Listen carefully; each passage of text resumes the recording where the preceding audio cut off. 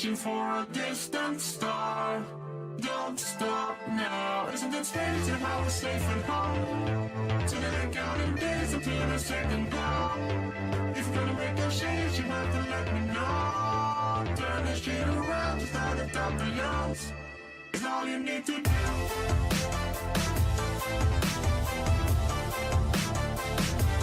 It's all you need to do.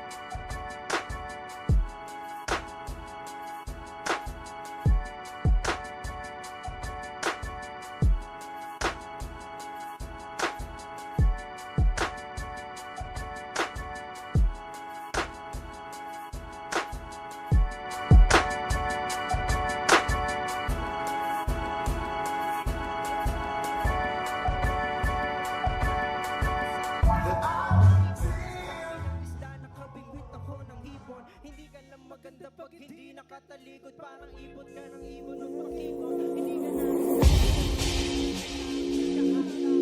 puro puto ka sa akin. Kalayo-layo pero kahit ubod ka ng pangit sa akin. Mas nakakawin ka pa kapag natutok ka magayin. Hindi ka man kapiling, ikaw lang ang kapiling ko. Kahit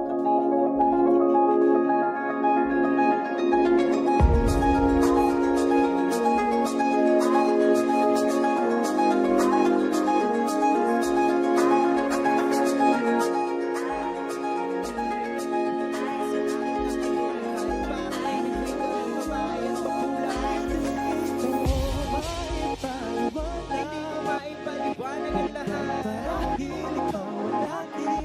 hinahanap. Ikaw ang lagi hinahanap sa pag-isip ko. Ikaw ang nasa isip.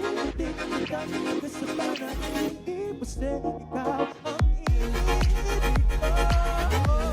Ngunit hindi ko maipaliwanag. Hindi ko maipaliwanag ang lahat. Marahil ikaw ang laging hinahanap. Ikaw ang lagi hinahanap sa pag-isip ko. Ikaw ang nasa isip. Hindi kita sa panaginip. Kasi ikaw ang iniibig ko.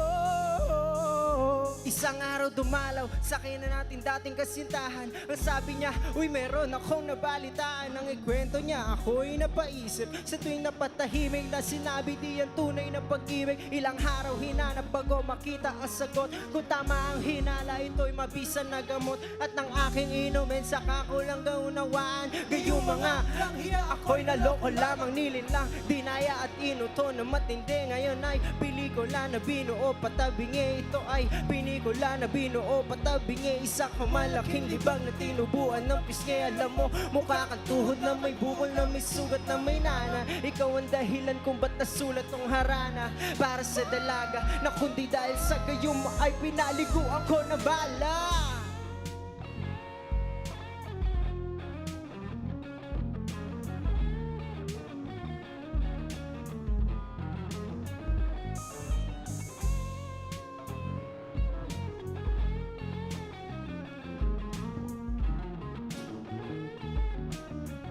Hindi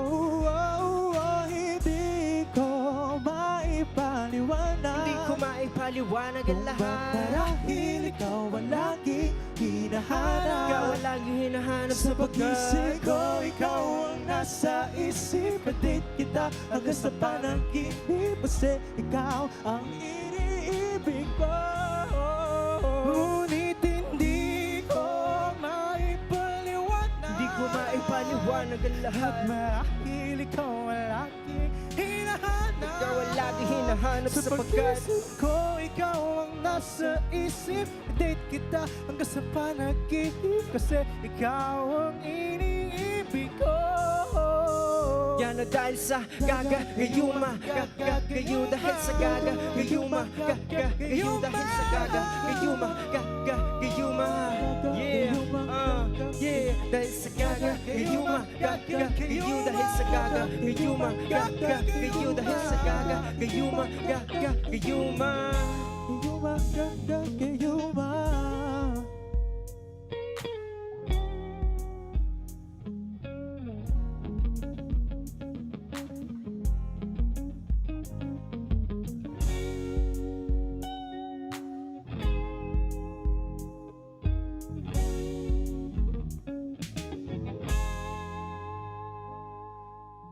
MPL, okay pa ba kayo dyan? Once again, we are Sacred Bread and we're down to our last song. Original namin to. Sana magustuhan nyo.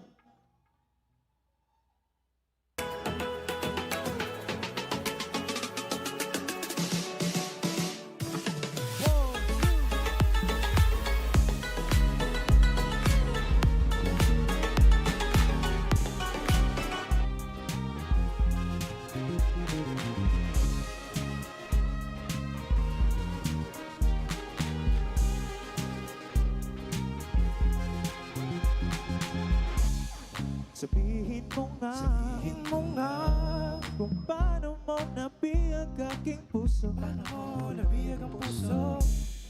Isang sulyap lang, tumigil lang pag-ikot ng mundo. Hindi naman ang kalain, hindi ba na ang hahanapin sa araw-araw magising? Hindi mo lang, gabi-gabi sa panaginip. Ikaw lang ang nakakapiling, wala nang akong hahanapin. Ikaw lang ang sinta, ang hinahanap sa baby na wala na kang hanapin pa. Ikaw lang sinta, oh sinta. Oh, ikaw lang na. Wala na, hanapin pa. Ikaw lang,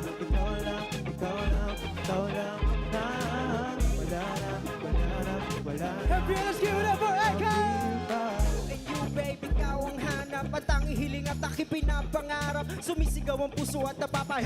Parang nababaliw na yata ako, take away. Para kang diwata, nagkakandara pa. Isang ngiti mo lang ang lahat ng yata. Para kang ribisco, ang sarap ng piling mo. Ikaw na nga, mahal. Ikaw lamang, o sinta, ang hinahanap sa tuwing na wala na nahanapin pa.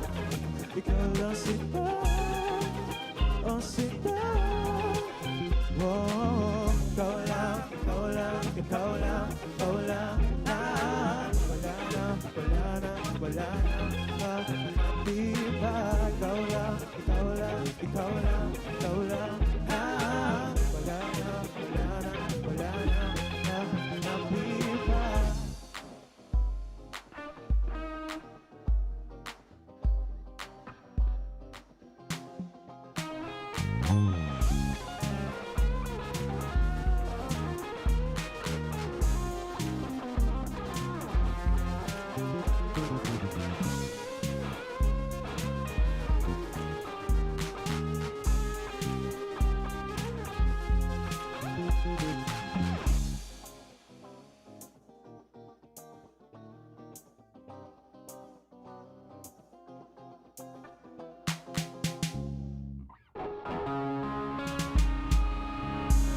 Thank you, FPL, we are Sacred Red!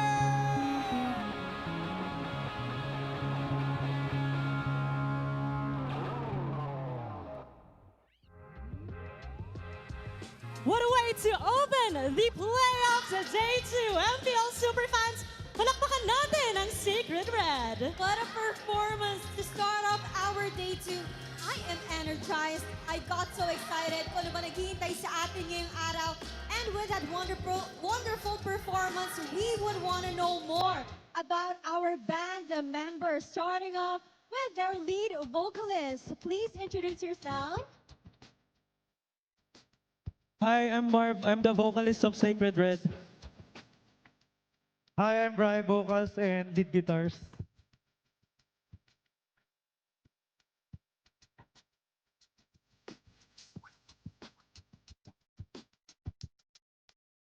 I'm sorry, no mic ko. My name's Ino. I'm the drummer of Sacred Red. And what a way to open Day 2 of MPL Philippines. And guys, kamusta naman ang pag-perform sa harap ng MPL Philippines crowd?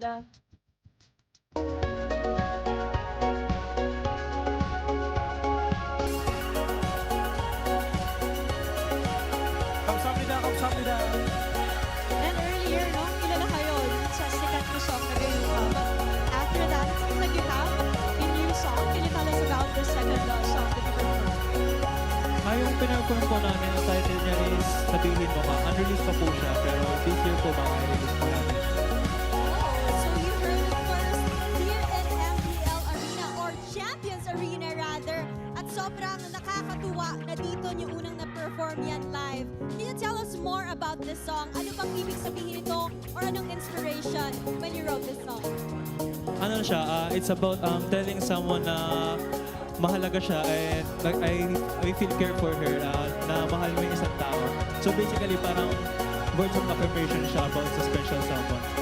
To be loved like that. And I'm sure a lot of FPL fans can relate. But please guys, can you tell us where we can follow you and stream your music? You can follow us on all social media platforms. Username po namin is Sacred Red Music and you can stream our songs Sacred Red on all digital streaming platforms.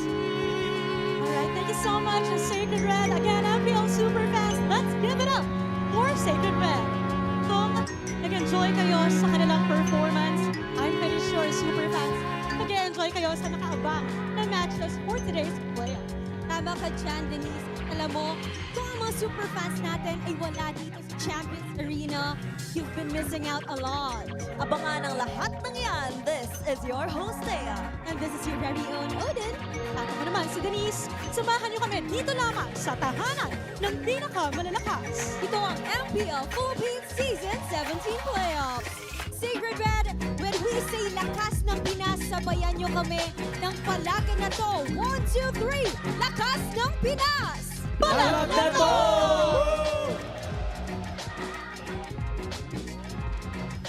And that is exactly what we are going to do, ipapalag natin for the second straight day dahil nagsimula tayo sa Standout 6 in San Juan Arena to now the Final 4 in Phil Oil. We are your broadcasters para sa araw na ito. This is MPL Philippines Season 17 Playoffs. The Filipino broadcast represents me, Hans Galleria, Burrito, and of course, Joshi Cakes. And over at the English panel, we'll be taking care of business on the English broadcast. My name is Leo Hill with the dashing Rockhard and the beautiful Brigida. And that is the 6. We're also having Renmar and Wolf that you'll be seeing later on. So make sure to tune in sa lahat ng kanilang mga sasabihin. And of course, MPL Philippines is monitored and supervised by the Games and Amusement Board.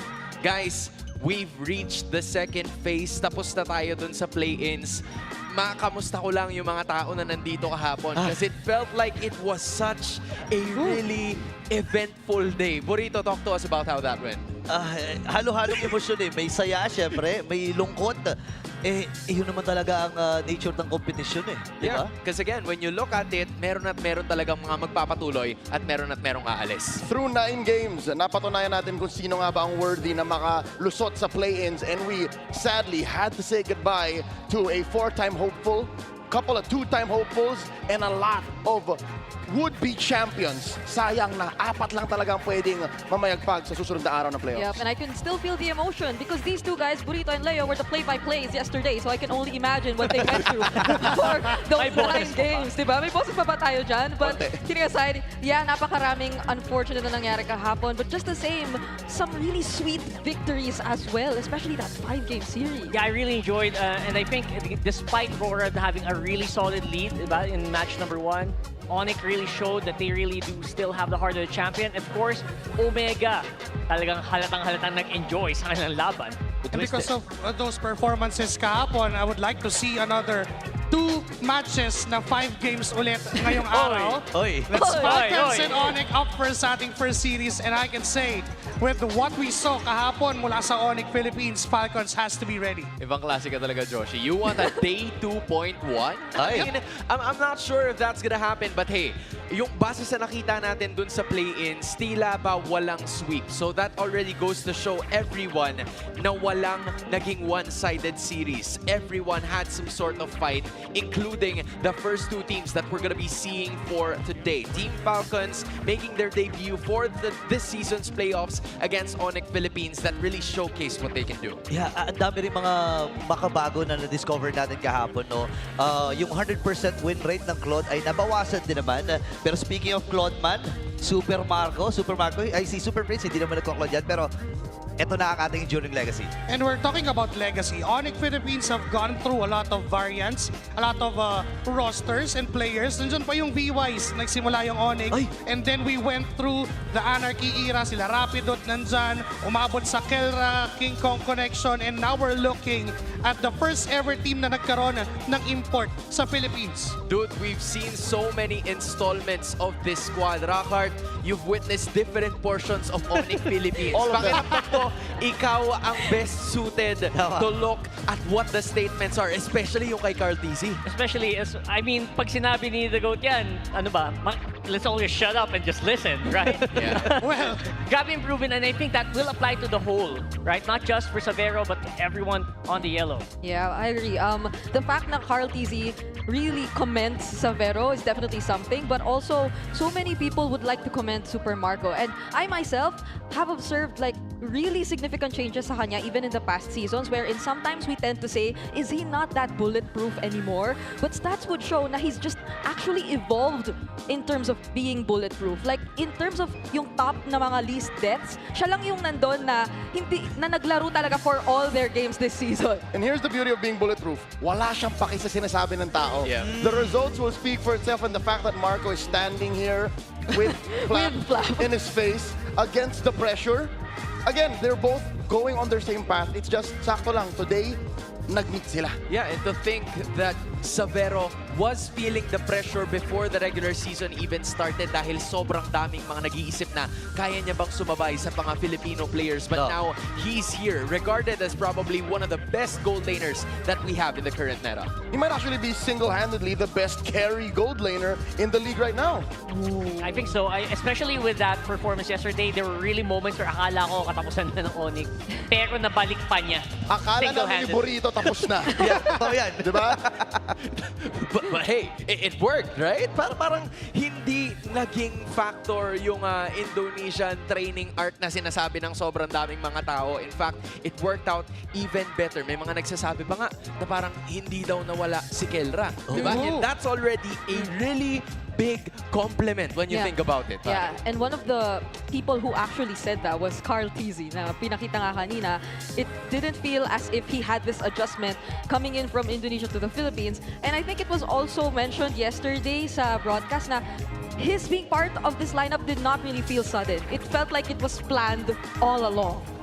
But then, there is one interview na sinabi ni Marco, wala siyang pakialam sa pagiging #1 gold lane.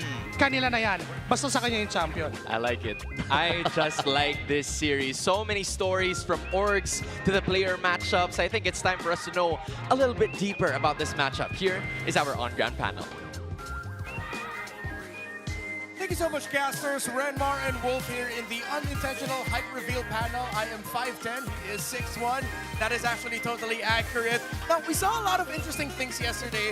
Admittedly, medyo nag-crash out ako minsan in the English broadcast because there were some things that we saw yesterday that were a little bit unfavorable. Are there specific things that you saw yesterday you do not want to see today? As an interesting question kasi ito ay hindi naman ibig sabihin na pangit siya na nangyari because the util versus util battle na pinag-participate ni King Kong, maganda naman yung naging resulta para sa kanilang team, but I would want to see him on Assassins once again. And maybe this time up against Kyle, that would be such a great treat for us. So yun yung gusto ko mangyari. So we're already here. Let's talk about the real cooling tactics by Infinix GT50 Pro. Let's start off with, actually, what do you want to start off with in terms of our K2Vs? I guess yung overall dito para sa dalawang teams as they are now semi-entering into the arena, ang expect dito is yung last pick na EXP. And I'm not saying because mali itong hero pool nila whatsoever, but mainly because I want to see teams try to outlane their XP lane matchup. And then syempre, etong para sa ONIC Philippines, alam na sa Team Falcons, I mean, kailangan nilang pigilan at mag-watch out dun sa 5v5 na ginagawa palagi ng ONIC right after the post-turtle or post-lord. Sa mga neutral objectives, they always like to 5v5. Now, for ONIC Philippines, and this is interesting kasi di ba usually sila yung nag-invade. I think hindi sila pwedeng basta-basta mag-ganon laban sa Falcons because Falcons are really good at invading the jungler. So if they keep yung first 1.5 minute na in their favor, at least makapag-even man lang sila and they keep their jungle, I think that would be better for ONIC. But if not, pwede kang mag-expect ng mga ayaw natin, which is yung snowbally type of games. We know when it comes to the lane-to-lane matchup, EXP and gold lane, I feel like this is going to be a little bit closer than maybe a lot of people expect. We know Flap, we know Kurt, we know their tendencies, we know how aggressive they can be. But there's a part of me thinking that if there's one role that is actually going to be very pressuring here, it's not the gold, it's the roam. It's the battle between Master Ogwen and Brusco. Two different schools of thought when it comes to roaming. Siyempre, marunong naman sila mag-catch at maging sustain parehas. But alam natin kapag pamato na ang gustong ilabas ng ONIC Philippines, pati na rin itong Falcons, they will stick to what works. With Ogwen, the way that they control the early game, the map, and the river is through sustain and tanky heroes. Whereas in Brusco, alam naman yung catch-type heroes niya, pwede nating abangan. Well, we can feel it. You can see a preview of our super fans. Wolf, I'm just going to do a quick vibe check here. Is the Super Fam ready? They're ready. Is the Falcons Nest ready? MPL Arena, are you ready? It looks like our teams are about set and good to go. Is it time? It's time. Let's welcome our teams.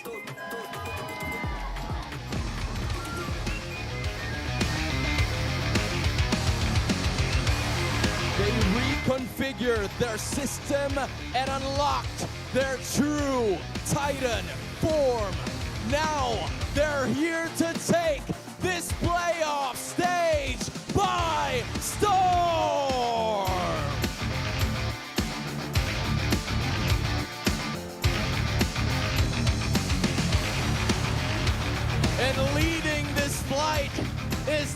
Filipino cannon. Flex those muscles as you complete your mission. Green Falcons soaring higher than the skies. Flap and Team Falcons!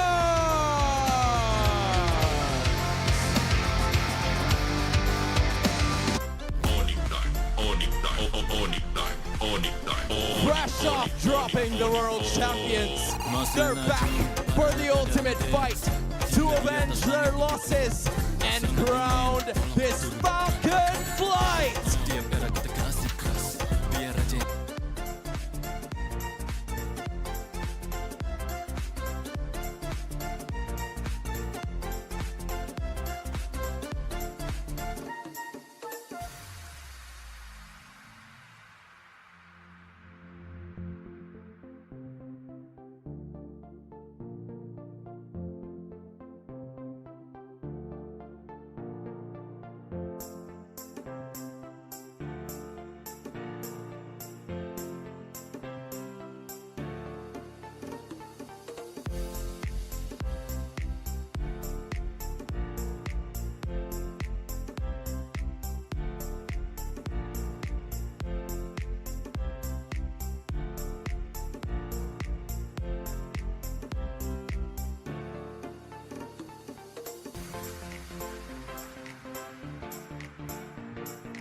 ONIC Philippines.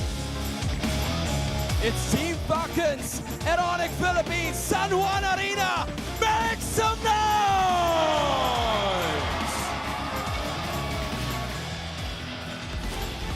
This is Team Falcons Philippines debut in the San Juan Arena. Frida, talk to us about one of the 2 times in MPL PH. One of the 2 titles in MPL Philippines. Team Falcons, it was already really highlighted in our Keys to Victory. There's so much that has to be done just so ONIC coming off from that win yesterday and are not able to complete and fulfill that momentum, especially in terms of their jungle rotations. We definitely have to eye out Super Prince and Brusco and how they could go toe-to-toe against their mid-duo. Rockhard, what's the verdict on Super Fam's performance yesterday? Yo, you know what? If you're talking momentum, these guys have got it in spades after a victory like that. Sweeping it against the current reigning world champions, they seem to be the favorites in this one. I don't know if the desk agrees with me. About 90% of that momentum is on Clayton. It's on Tavero. Yeah, it is. It is. I must say that I never expected that it would come to a point wherein I would really have to consider and decide myself between these 2 gold laners as to who I would really consider to be one of the best here in the top 4 teams. Seems to be the case, right? I mean, right now, the gold lane is the biggest contest. Again, it's not just about the wins, it's about who is on top, who is the head honcho in the gold. Take a good look at these stats. Again, 11 heroes atop Falcons. ONIC is definitely more diverse. Let's listen to the smart 5G ping test before the match begins. Game, kanya-kanya na to. Maglalaro talaga ako. Ay, Janine Verdin, pumunta ka dito, mag-ML lang Janine Verdin Band at Sacred Red Band. Super saya ako kasi nalo kami. Tsaka nabigyan namin ng sobrang gandang laban yung mga fans. Best of 5 series na nalaro namin lahat. Excited ako sa next season ng Aurora kasi sobrang lakas sila kahapon. Iba yung form nila. Parang M7 form sila. Good game sa Aurora. First day ng playoffs, super saya and nakaka-excite. Sana punong-puno yung crowd para ganahan ako lalo. Yung palag ko sa ONIC, gagalingan namin, inaral, yun yung advantage namin sa ONIC, guys. Inaral namin sila kagabi. Umabot kami, hanggang oras yun? Hanggang alas 3 kami nagplano. Ganun kami katindi. Tagal niyan. Pinagplanuhan namin ng matindi. Kaya gagalingan namin mamaya, guys. Let's go. Guys, thank you nga pala sa mga sumama sa Super Fan City Parade namin. Mahal na mahal ko kayo. And I will win. All right, let's memento this. Let's attack it backwards. FlapDZ said they spent up until 3 a.m. studying ONIC Philippines' performance last night. Yeah, and I'm hoping that's not all ONIC has to show, because I'm pretty sure that they were really pushed to their limits yesterday up against Aurora just to secure that win. But now going up against Falcons, who they themselves said they reviewed that 5-game series, they should have something new in their pockets. That's a lot of pressure on the ONIC, right? Like bringing out something that Falcons have not seen yet. Can you take this team by surprise with a veteran coaching staff like this? And to start it off, besides the, guitarist of Sacred Red sharing a little bit of other thoughts, even when Aurora's down, the teams talk about the M7 World Champions. Despite them falling, I think it's them doing Falcons a favor. Hear me out. They pushed ONIC to the limit. Now all the more Falcons know that it's on Savero. You beat down the gold lane, and again, any threat of a comeback is done. Yeah, it might be very glaring, right? It might be very glaring where the point of weakness is for ONIC, because despite the win, they were not invincible. They were very far from invincible in a lot of those games. In the first 12 minutes, you could have sworn Aurora were sending them home. Yeah, and I think this is something that will also mainly apply when it comes to the draft battle that we might see later on. Because why you saw a team push to their limits, but you study them up until 3 a.m. And I can only imagine how Coach Moody is planning to strategize all about this. Yeah, and strategy can only take so far, but for Falcons, they are gonna bring it with their X Factor. Prime Flap. Or Prime Flap Easy right now here for the M2 World Champs and the M5 Finals MVP, by the way, who really tore up the game with phenomenal game win losses, really high average kills for an XP laner, to be honest.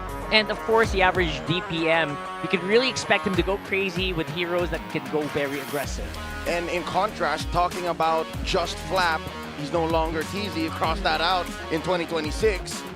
He seems to just be playing a solid state XP laner. If he wants to explode, sure. Yeah. Good on the Sora, great on the Arlott and Phovis, undefeated. Yeah, it's like a mix of both of his primes in a sense, where it's been really those explosive XP laners on top of, or either those Uranus type, Thamus type, Khalid type XP laners, which we tend to see. But I think it's really fitting for FlapTZ nonetheless because of the demands of this current matchup. It's him thriving in XP laners that can just really disrupt and help in those really invade type early rotations, which you expect to see going up against a lineup like ONIC, who, by the way, I'm wondering if they plan to change things a bit too, because Baksha doesn't seem to be working yesterday. Yep, they just overall struggle with Baksha in Season 17, but if it comes down to it, put it on King Kong. That's what works. More than a 75% win rate. Rockhart, we're going to broken walls. Yeah. Our real cool tactics mentioned XP laners might be coming in late. Yeah. Is that the way you see the draft going? I mean, it's a lot easier to actually cut earlier, so I think I would expect XP laners to actually arrive a lot quicker. Although in terms of drafting, I don't really want to give it too much, except for maybe a Phobius or, the very reliable Arlott for them. So that's going to be up for the grabs here. Let's go into the draft phase. That Arlott reminds me of a certain combo they did way back in the regular season, which took the top seed by shock, which was the Arlott Kalea Guinevere in their lineup for Falcons. Interesting for me, the team that would actually like to pick the Baksha bans it out right away. I think the swing on the Suyo Harley has just changed. Plus Leomord. We'll talk more about that later. First bans for Falcons. Fanny, Zushin, and Phovius. Pop quiz. They banned their own undefeated hero. There's ONIC taking out the Marcel. That's an Ogwin special. There's so many open heroes to start with. So many open heroes. Kalea, the aforementioned Guinevere. Yeah. Falcons are a Guinevere 1, Claude 1 team 2. I would like to see that. Especially if we go to number 2 and 3 for Falcons. Kalea Guinevere is so scary. Like, those heroes can really go crazy, except I don't know if I want to see Kyle on the Guinevere on game 1. Just because I don't know if that's going to be as aggressive or if it's going to be like as good in the late game, which is really how ONIC comes back these games. Maybe if we were in grass. Grass. Yeah. Better surprise factor. Yep, we're in walls. You can afford to be simple. You can afford to just go Leomord too. Yeah, I would have been okay with a Claude Prio too, but just knowing how Savero can't even utilize the Moskov, I don't feel like they'd be putting too much Prio on that. Instead, they go for the Valentina, which in a way also limits what you could potentially decide to go for as ONIC. You wouldn't really consider the likes of the Leomord as much anymore. There goes the Kalea Claude. Oh, you know what this means, right? You know what this means. I have a very good feeling that King Kong could opt for Gwyn, but Again, you already have Flap on the other side. I feel like you are already preempting picks like the Arlot. Although I would maybe secure the Arlot first compared to the Kalea, as compared to the Guinevere, right? Depending on what combo they want to run. Yeah, I don't... Well, that's the Kirkitek, so there might be a chance. But based on the heroes that they were picking yesterday, it's more of like a stable XP lane rather than one that goes for the big types of setups for Kirk. Yeah, Terizla for Kirk, right? Okay, there goes the Guinevere Arlot. So, they denied it from... Wow!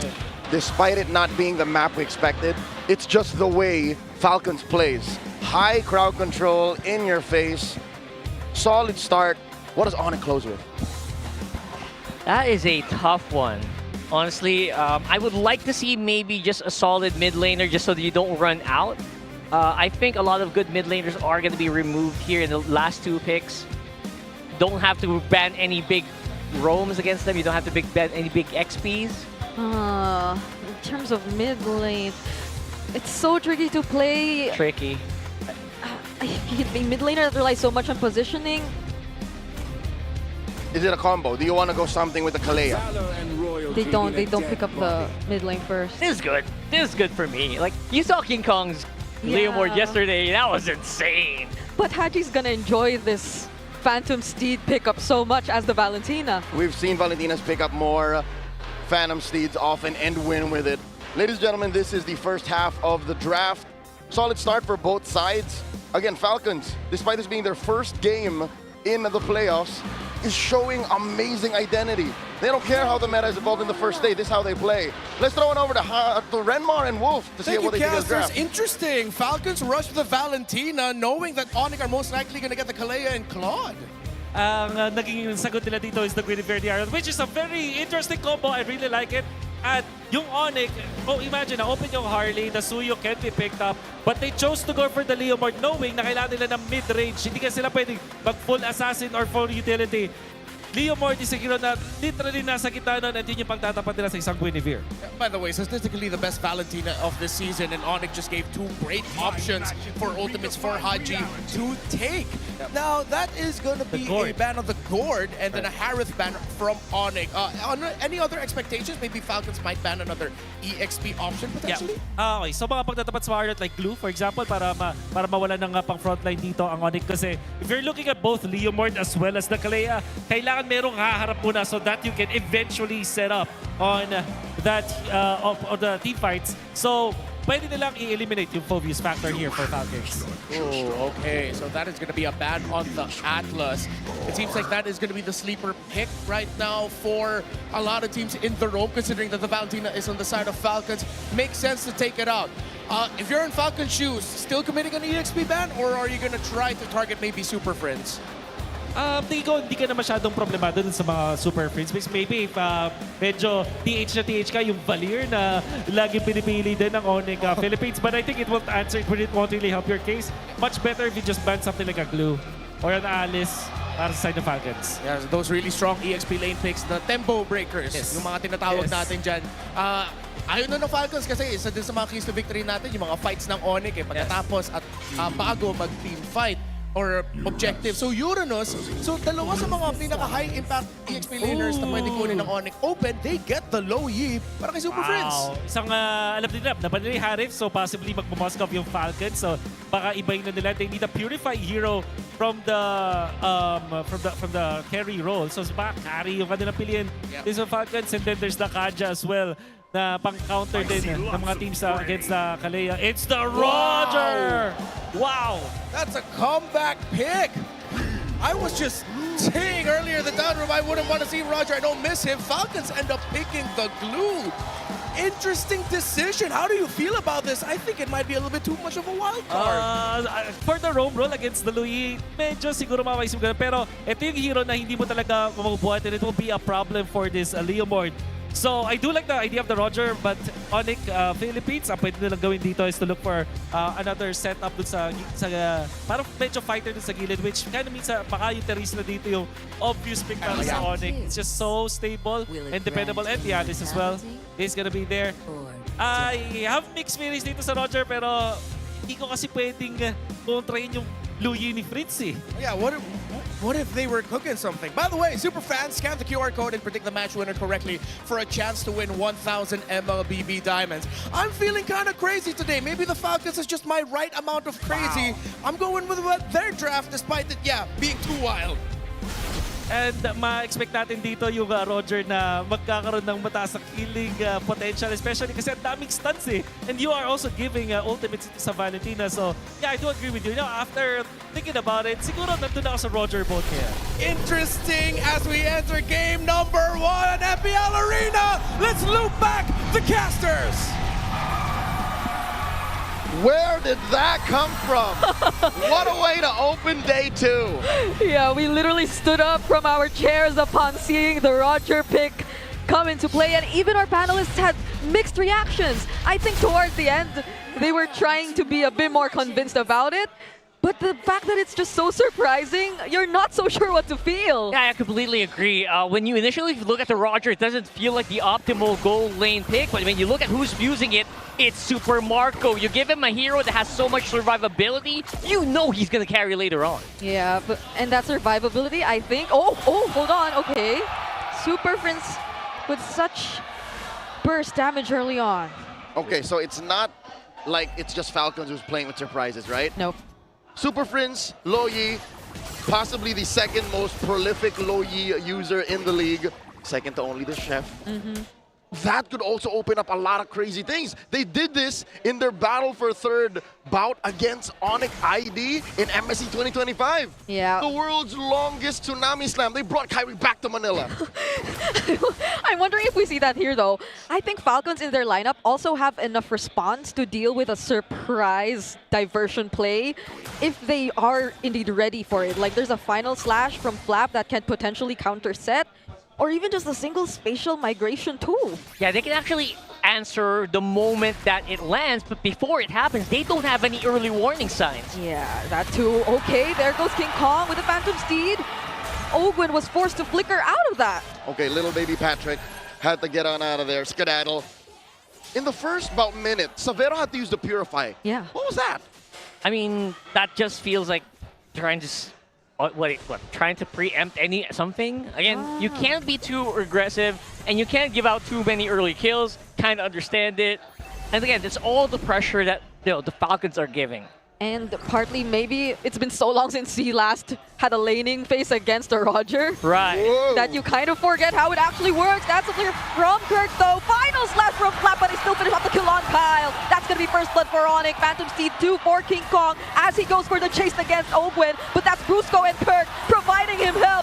That's a terrify from Haji. Does Ogwin get away? He actually does, and steals away the Phantom Steed himself. He's going to use it to run away now. Flap will be here to help, but the fight keeps going, and they no longer want to continue. They wasted so much time, but they're only delaying the inevitable. The Super Fans don't give up. What? Flap doesn't want to stop another final slash. Ogwin and Kyle too for the re-engage. Kyle is finally here, has the retribution still, but Kirk is zoning him out so well, and Ogwin's too low to even fight back. Now Marco's here. This should trigger the passive. Low members of ONIC, they have regened up to more than half health. Kyle's low. Yeah, I can't believe the turtle was actually reset after that. Another Phantom Steed coming in from King Kong. Duality for Flap, and they secured the turtle with a kill. I don't know what was going on there, but Falcons really did not want to let go of that turtle. Want to keep fighting as well. And they keep fighting. There goes a setup from Kyle, but he immediately gets away. Owen finds a target, but I don't think they have enough to finish this off. That's just ONIC constantly invading Falcons after that objective. Only in MLBB do you see Patrick mounting Sakura, but regardless, Falcons have overextended. For more than a minute, they were forcing what clearly was not theirs. That's exactly what I mean. Yeah. It is so weird that Falcons are doing this. You see that goal lead? That's just from missing out on minion waves. That was a huge lead built up because you overstayed. You went in one by one by one. What's up with that? It is something already explicitly mentioned in the keys to victory. Watch out for ONIC's 5-man post objective. And that's exactly what they did. I can't believe they actually kept that going, even though there were multiple soft resets on that objective. But here comes a diversion play. Kyle seems to have sensed it. Ogwin now all alone up against 3 members of ONIC. He will be tanky enough to withstand the damage, though, but he gets brought back in multiple times, even with the Phantom Steed. Yeah, there's just not much you can do here at this point. You are completely at disadvantage. Falcons really have to recalibrate. They have to reset their minds here because they feel like maybe they're on top. They're absolutely not. Almost 2,000 for ONIC, and it's only going to grow. I was about to say the only real silver lining for Falcons was the gold lane, but even Marco's gap. Marco's down by more than half an XP bar, and I don't even know where the gold is right now. 2,000 just off of a few kills and one turtle? Yeah, I completely understand because Super Marco actually tried to help out on the bottom side of the map. He tried to assist on that first turtle, and I think the damage it did to their economy is just compounding over time. Okay, himself is down 300. Yeah. Not bad, but that doesn't change the fact that Falcons as a whole is bleeding. Yeah, and more so, I think it's more on the jungle. Kyle is already behind by 1,000 almost. Savero using the Blazing Duet just to get away. Still has a Purify, but the counter sit from Kirk! Flap gets punished right here. King Kong trying to fight back too. But Falcons have already lost one, and that's their EXP laner. It's just optimal usage of the Tsunami Slam. Use it whenever you can, put pressure, and they're giving it. Was that a flicker from Kirk as Falcons still try to fight this? Haji nearby. King Kong still wins out the retry battle, but then they find a kill on Brusco. Kirk now must run away, doesn't have the flicker anymore as he gets caught in the spatial migration, in the grab, and that's the trade for Team Falcons. That's exactly what they wanted to do. Have Haji a Tsunami Slam, and look at that. Just don't want to stop. They find one more. This isn't a shutdown just yet, but King Kong gets back to safety. Flap's definitely been doing arm day. With a single final slash, he was able to pull the weight of an undead knight and his horse. But again, this does not change the fact that Falcons are down so much gold. This is about 1,000 spread across the board. Let's look at the items. Yeah, they're getting started onto their combos, but again, the items will have a lot of catching up to do, especially with Radiant Armor already active on Kirk. That shuts down pretty much a lot of damage, especially from Haji, especially from Kyle and Ogwin. Yeah, I guess at this point, Falcons just really have to find that combo because Super Marco has his Sky Piercer already. So it's probably them also looking at Super Marco to just be that guy to, even though we're kind of late into the game, just snowball out of his mind and be the real main carry. Which ain't impossible just yet. Their damage profile is there. If anything, the real challenge is going to be taking down Kirk. Yeah. Kirk, when he does scale up to being an unstoppable juggernaut, will be the one to stop those Sky Piercer stacks. But now, there was some sign of hope for all the Falcons. Half of the arena comes alive. Top lane, they tried to force Savero out. Maybe they should keep doing that. Yeah. Keep doing it and just make sure that Savero can't pull off anything crazy. Force him maybe into a Winter Crown. Maybe just give him so much pressure that he bows to it instead of being it. Okay. Turtle spawns in 15 seconds, but as of the moment, it's still ONIC completely in control, especially of the Riverside. Look at the damage they've already dealt towards Haji. That's a yellow ube. That's a yellow ube. I love that. They're just sticking together. What's worse than micro? Just micro en masse. Yeah, and it's so easy to do, especially have a Lu Yi on your lineup, right? It's so easy to reposition whenever you want. Ogwin, though, the glue advantage is very apparent here. You can just go in. Oh! Can't really do anything else. And they were able to land that Tsunami Slam on Kyle! And he gets bursted down too!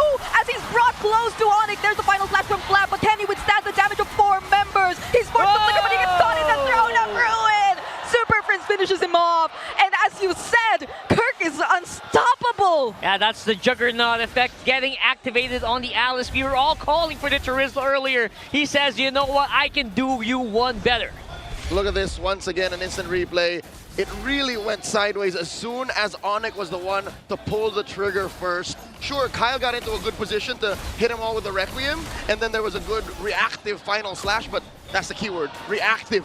This lineup from Falcons would be just so much better if they were the ones teeing up Marco to start cleaning up. And I want to give them the benefit of the doubt that, you know what, they're just ramping up, they're warming up in the air. I can see Super Marco already has pretty good itemization, so I don't blame... Oh, wait! Ogwin? They're actually going for him first! Spatial migration lands on one, but they're too tanky! Blazing do it too as a response, but it's not gonna be enough! Ogwin gets taken down, and Kyle barely escapes that too! Now they're on to Flap.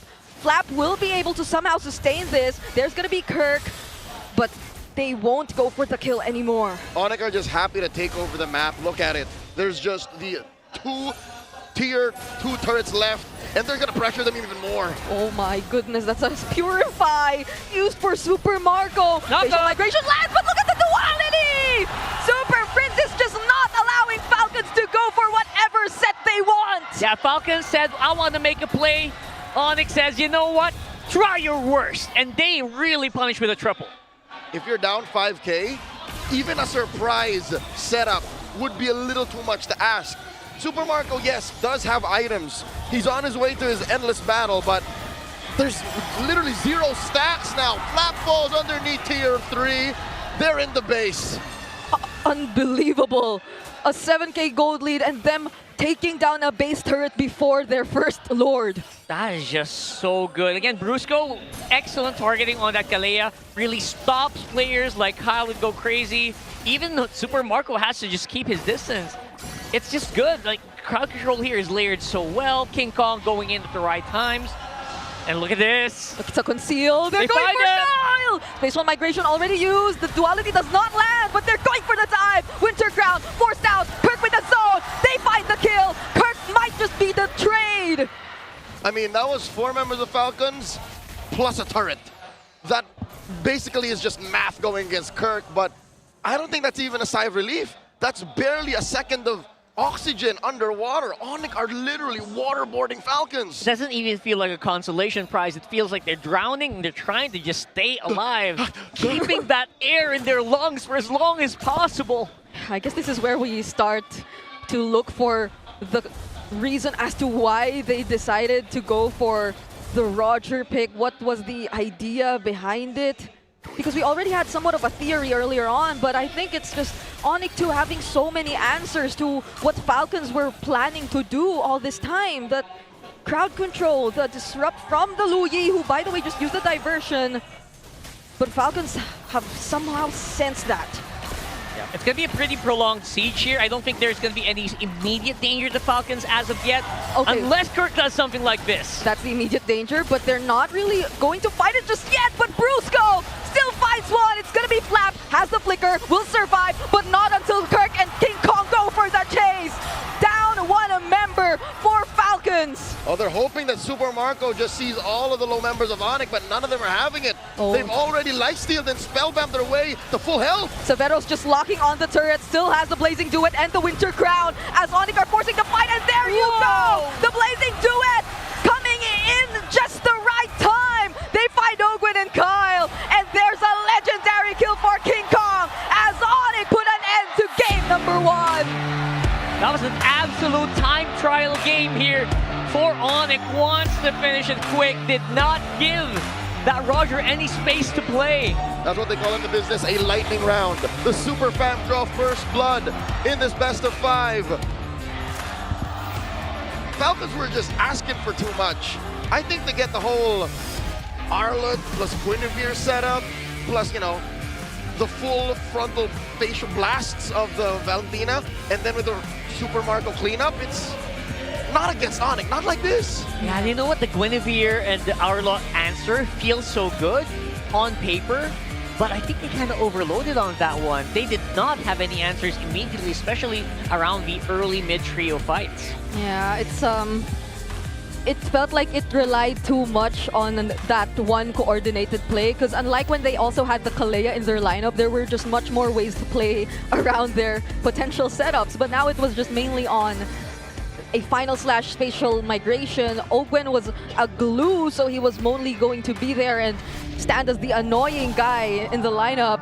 So who was the guy who actually denied them of all that? It's gotta be Super Prince as our MVP. Yeah, Super Prince's MVP here is so key. He just basically is provided so many, you know, transport services. And transport service actually paid off here. Making sure that Super Marco can't actually walk out too much without fear of someone being in a bush somewhere. Yeah. That's already like a big mental tax onto our gold laners for Falcons. Super Prince basically made the bad worse the second he got diversion. I saw as early as the second turtle within inches of diversion just so that they can pressure the backline and deny any comebacks from Falcons. We'll see in the highlights once more how well Super Prince played. I have a question to post. I'm curious, without this sequence right here, without the forced, prolonged early game delay of that first turtle, would this have gone a little different for Falcons? I'm thinking there might have been a chance because you don't immediately get to see Kyle and Flap shut down, which are the two main key players, at least for Turtle 1. They're the starters. They're the starters, but at the same time, you just see it in terms of the mid control even before that skirmish happened. Super Prince was just having the upper hand against Haji. Haji could barely really close in against the members of ONIC, and I think that's another layer to the problem. Super Prince was never a target for Falcons. They never had the means to really get past the front lines of ONIC Philippines, and so Prince was just too free to either use the duality to stop their crowd control setups or just deal the damage you never expected to come from him as the Luhi. Yeah, now I don't know if that's an active decision by Falcons to not target Super Prince, or is it just Super Prince's positioning, right? Those are two things that can kind of just go hand in hand. You know what? Putting myself in Falcons' place, I think it's fair to say yes, because it was clear, even after that failed attempt in the bottom half of the map, they started dying Severo. Remember that? Where they, again, came up short. But what if that worked? What if they were able to give Super Marco a little bit of an advantage, farm him out until he's ready to, again, get stacks on that Sky Piercer? I think it was very clear that even with that failed engagement down bottom, they said, no, we do not abort mission, we continue. We already picked the Roger, this is the only way. Yeah, I'm pretty sure. Yeah, they picked their poison and they were losing, but they had to lean into it anyway. Yeah. They didn't have a choice. And if only that didn't happen, I guess another thing that could probably convince us that it could have worked otherwise was the fact that you saw the early Purify forced out from Severo. So that meant to say that laning was probably going a bit well for Super Marco on the Roger. It's just that on the other parts of the map, things were not working out for Falcons. Wow, not working out is a little bit of a, understatement. That's sugarcoating. That was a train wreck. I gotta admit, it looked like a train wreck because they were going in one by one. We call that in the Philippines an audition. And yeah, they weren't really getting anything done. So that was very painful to watch. This actually, it felt like it could have ended at 10 minutes, honestly. It nearly did. So that's a little bit of a tip of the hat to Falcons' efforts. Yeah. But still, looking at the stats here, and of course, the item that they were able to conjure up, Marco was still at least able to build 3 items. Yeah. Asterisk, since Sky Piercer is technically half an item. Yeah. Overall, he's the only one who really had any semblance of play. Maybe only second to Haji. I mean, that's not bad. I mean, considering like how hard they had, how tough they had it in that game. Whoa. Wow, very, very high pressure game for sure. Yeah, because I think it's also so tricky to point out and call for who goes in first. Because again, we sort of felt the disconnect actually happened throughout the game. And even whenever there were objective fights, weirdly enough, it was very uncharacteristic to see Falcons feel very hesitant to play the objectives in this game. Could this be San Juan jitters? San Juan jitters? Again, they admitted they spent up until 3 a.m. studying ONIC Philippines.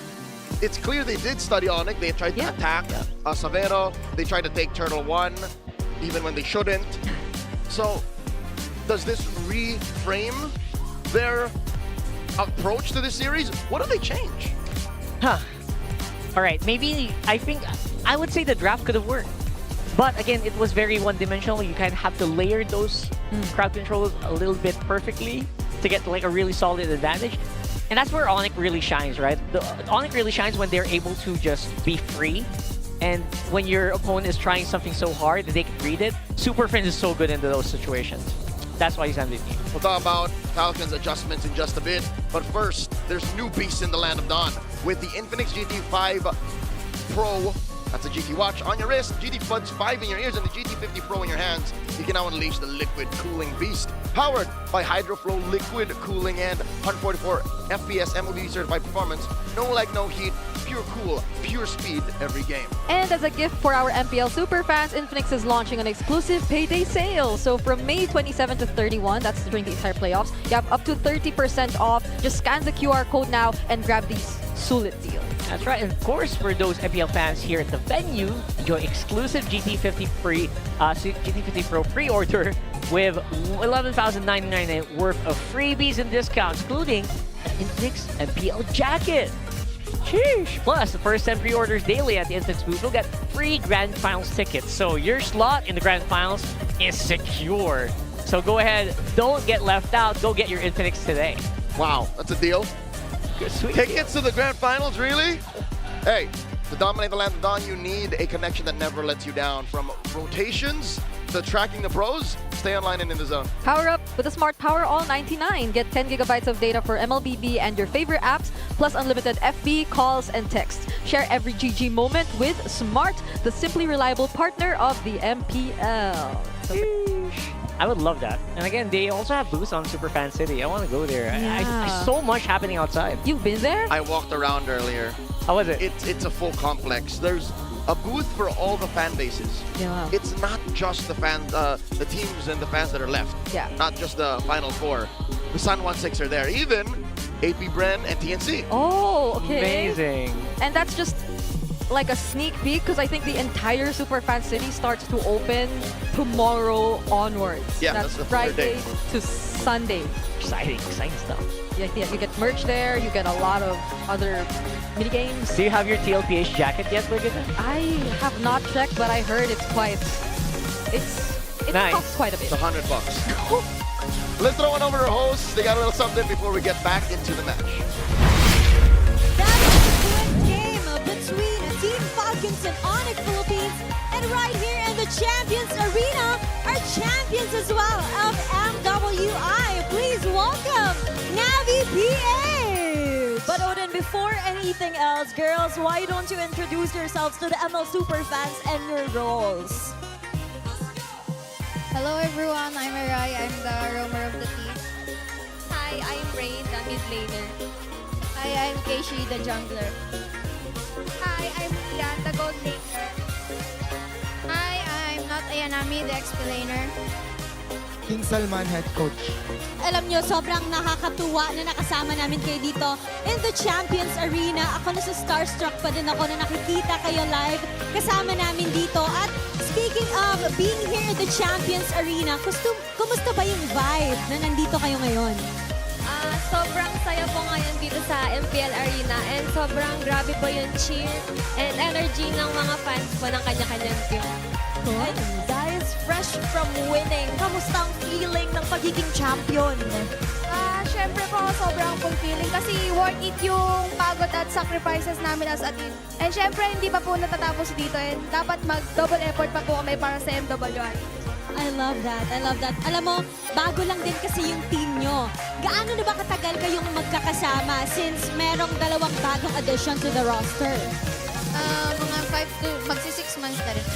Magsi-6 months pa lang at nag-champion kayo agad and road to Paris na kayo in a few months. No, nakakatuwa lang din na talagang ipinakita nyo kung gaano kayo kalakas dominating yung run nyo from the regular season to the grand finals.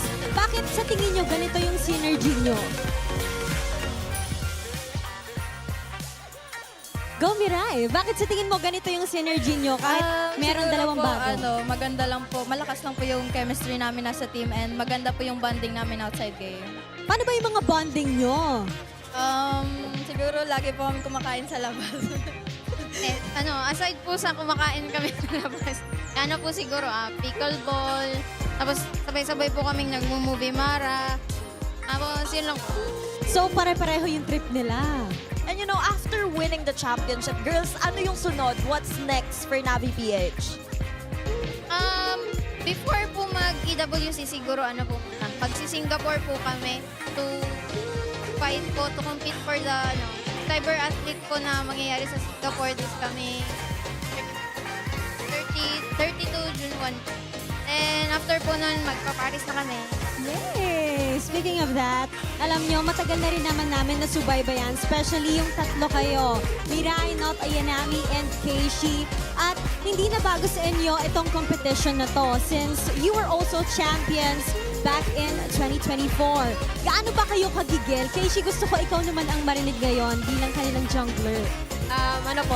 Ngayon, sobrang gigil namin kasi naranasan na namin yung both extremes. Tapos naranasan namin mag-champion, naranasan namin matalo. Kaya sobrang gigil kami ngayon i-reclaim yung crown. Alam mo, ngayon pa lang sobrang proud na kami sa inyo. And speaking of gigil, paano ba yung preparation ng isang gigil na team, guys? Ano yung mga hinahanda nyo going forward?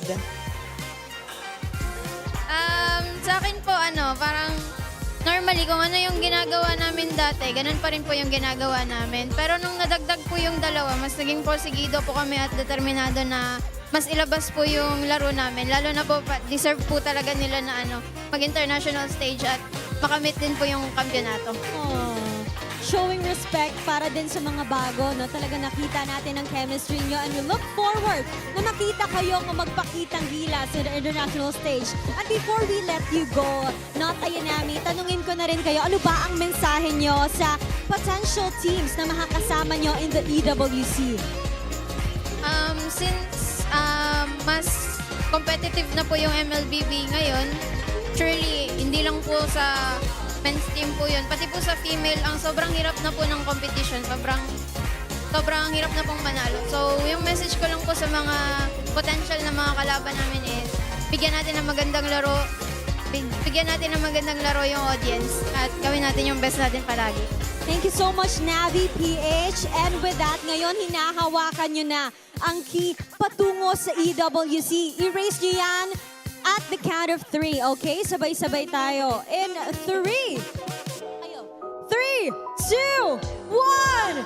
This is Navi PH! Truly proving na hindi lang sa Pilipinas na guys ang malakas, also the women in MLBBO din.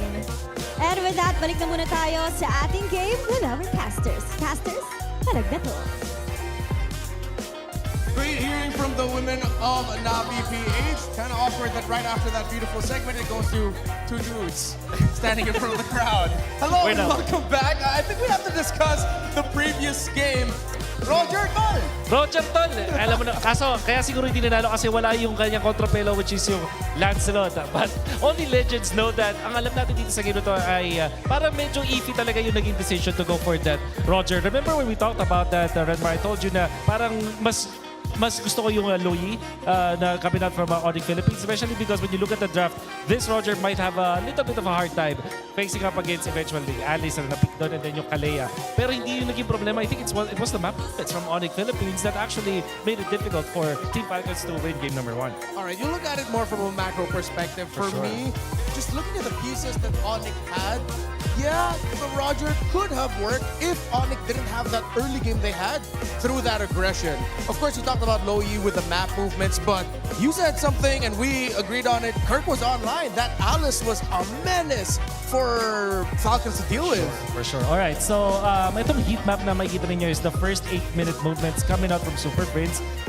Just to be clear lang din, yung mapulang part is kung saan siya nagsistay palalo. Pero kailangan yung sundan is yung galaw niya mismo. Look at how blue the map looks like yung sa river side. Kasi alam nila na nakokontrol nila yung river. This is, para alam mo yung perfect game para sa isang mid laner. Kung paano ka magkakaroon ng influence. Talagang pininturahan niya ng kulay blue or if dilaw man yung sa kulay ng ONIC, yung mismong river dito sa ating game. Which meant na hindi nakaikot itong si Roger. And even si Flap actually had a little bit of a difficult time in this game. Just because of the fact na hindi siya makahuli, kinailangan nilang parang makahanap ng mga creative na angles that eventually got punished. Yeah. Parang ang ganda eh. Parang makikita mo yung magandang huli, pero walang follow-up. That's why nasira yung tempo ng Falcons because of what Prince was able to achieve. Yeah, and that's the painful thing to watch with the last one, wherein you could see the creative angles, but just looking at how we understand the top meta picks of the game, the strategies that you want to pull off in team fights, ONIC just built such a disgusting box around themselves and around the map that the condition for Falcons was very, well, step-by-step conditional. How are they going to get to step B if they can barely get to step A? How do they get to position if the Loyi is actually there marking your movements. Brusco did great man marking on Falcons as well. So are there any other things that you want to point out from the previous game that maybe we missed out on? I think yung position camera of King Kong, I think madaming beses na kinikriticize din sa King Kong, si King Kong sa kanyang pag-control ng mga neutral objectives. But in this particular game, except that one turtle na natalo sila beforehand, but overall, the neutral objective control coming out from the jungler of ONIC Philippines is actually commendable. So, kailangan din natin siya commend for Savero. Parang, ano nga eh, ramdam natin yung pagiging batak na batak sa gold lane itong si Savero ngayon. Yeah. Do you think that maybe they locked in too much with getting their combo? Because that's an awkward thing that we saw in yesterday's drafts, wherein a team that wants to rush a very specific idea gets punished just by some of the best meta picks. Falcons look like they just saw one thing. We saw the Arnold, we saw the Gwyn, and then, hey, I think we can use the Roger we've been preparing. Yeah, alam mo, Redmar, sobrang nasabak ko yung statement ko, which is, ang sagot ko, yes. Masyado nga sila nag-rely doon. I think ang napansin natin dito with Falcons, they want to go for this Guinevere plus the Arnold, which made a lot of sense naman at na-pull up naman yung nila yun before. But yeah, eventually parang sobrang reliant nila na 1+1 yung kasama nila every time na magkakaroon sila ng teamfight. Whereas itong ONIC Philippines, they can start with just the Kalea plus the Leomord. Eventually dadating si Kirk. Minsan nauna si Kirk tapos mag-follow up dito si Leomord. So yes, itong Falcons, yung game mo 1 nila was so combo dependent na yung team ONIC Philippines, all they had to do is to wait for someone na malapit and then they can take down anyone. Again, revisiting the draft, Falcons rushed the Valentina, gave the Claude and Kalea. I'm all right with it, but then in comes the Guinevere and Arlot, and as we have been discussing, the problems with going for combos right away. Do you think Falcons should try to show up with another unique idea that they prepared for this, or do they have to rush and get back to the basics because you don't want to go to match point against ONIC? Oh, siguro mas leaning ako dun sa pangalawa, which is kumunin mo na yung mga nag-work, yung meta heroes. Mainly because gusto mo makascore muna dito at mahanap yung momentum mo because you're not as hot, I guess, as ONIC. Remember, ONIC just have played 5 games already yesterday. Ito yung first time na makikita natin ng Falcons. So, it would be better to, parang ano mo na, parang pinapainit mo pa lang yung diesel engine mo if you are Falcons. Yeah, so Onyx on the blue side, they get the Baksha, Valentina, and the Phobius out. While the Freya and Fanny are the priorities here for Falcons. Do you think Falcons would be... You're not going to first pick Claude if you're ONIC. So, you think Super Marco and Falcons are just going to rush it? First pick para kay Super Marco, I can like it. Especially kung open yung Harley tsaka yung Leomord na together and the Guinevere, which happens to be the case. Yeah. So, it will be ONIC first pick. Alam mo, pwede yung Claude first pick eh. I can see it. Especially yung basta open yung Leomord plus Harley together. I think that's okay. So you think ONIC, they should first pick it now, like get the Claude, or do you mean like for later in the red one too? They will go for the Marcel. Okay. They have a lot of options kaya para kay Savero eventually. So you go Gwyn para dito sa Falcons kung sakali. Pero minsan kasi pinipili na nila yung Suyu sa ganito. So Suyu plus Harith, for example, up against this Marcel para meron kang true damage option to eventually take out etong Marcel. All right, so the Marcel gone, Valentina's gone too. Well, ONIC have really ticked their conditions for going for this Marcel first. Yep. You mentioned the Gwyn. I agree with that. I like the. I think Claude should be a must here. It's tough to play the Harith into a Marcel, and usually you can expect that the Marcel Harith are going to be paired together. Maybe later the Granger if they want the burst. Suyo, Harley, Leomord, all those open as well. Hilda Rush. Okay. I've been kind of here and there about Hilda first phase priorities. Yeah. But at the same time, flexible pa rin naman yan at both Flap as well as Ogwen can play this. And medyo dinidissuade nila na mag-assassin itong si King Kong ng ONIC Philippines side. However, meron pa rin nung Suyu, like sila yung pwedeng gumawa ng Suyu as plus Harith, which I think has no drawback dito sa first phase. Lalo na alam nila na reveal na yung Claude and Claude versus Harith is a matchup na parang I would say pretty even in the laning stage. Tapos sobrang daling i-activate. And then of course, meron kang true damage against this Hilda. It's going to be Leomord pa rin. Interesting. Yung Zushin Marcel is not the best synergistic hero mid lane duo. Yeah. but they will still pick it up. Lalo na may Claude pang dive dun sa Zushin. I'm curious what ONIC really wants to play with this. Yeah, it seems like ONIC just went for individually strong lane domination, but then together awkwardly weird. Oo, di ba? Parang ano lang, malakas na talaga sila. Huwag mo na isipin yung combo, huwag mo na isipin yung synergy. Individually, malakas na talaga sila mag-lane. I guess yun yung idea dito para sa ONIC. Now, Falcons, they have a choice to go for Gwyn, which they pair up with Claude typically. Pero kung may Hilda, baka mag-suyo na lang din sila dito up against the Leomord. I think I'm a little bit more for the Suyo because the Guinevere against the Marcel, her entries get messed up. So, yeah, the Suyo comes out. Okay, I don't know how you feel about this, but I think the Hilda needs to just get locked into Rome already because putting it in the XP,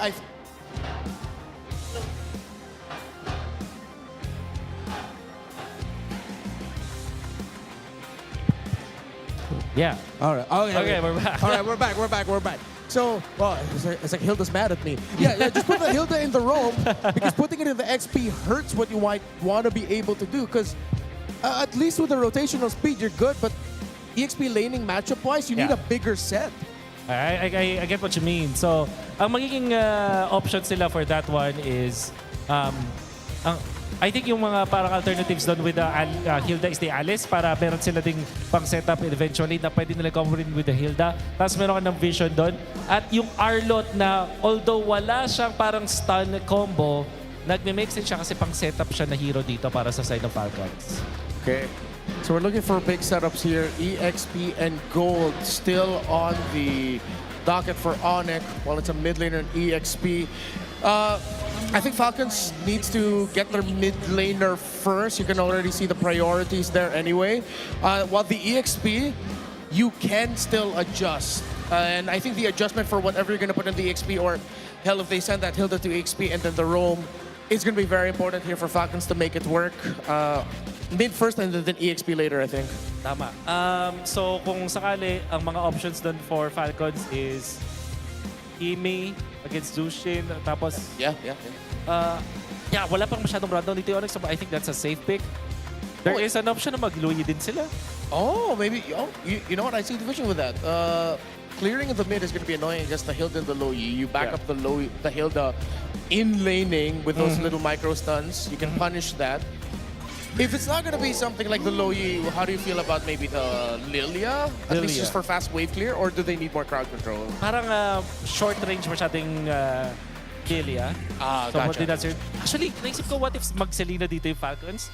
Mewan ko kung naalala niyo pa ang Selena ni Haji. Parang may faint memory ako na nilalaro naman niya yung hero na yon. Feel ko may asim pa eh. Yeah, and meron ka ng spotter, meron ka ng Hilda, so that could be a good pick. And also, it forces some reactions para sa ONIC na kailangan natin ng isang frontliner na para tatake dun sa mga pana na yon.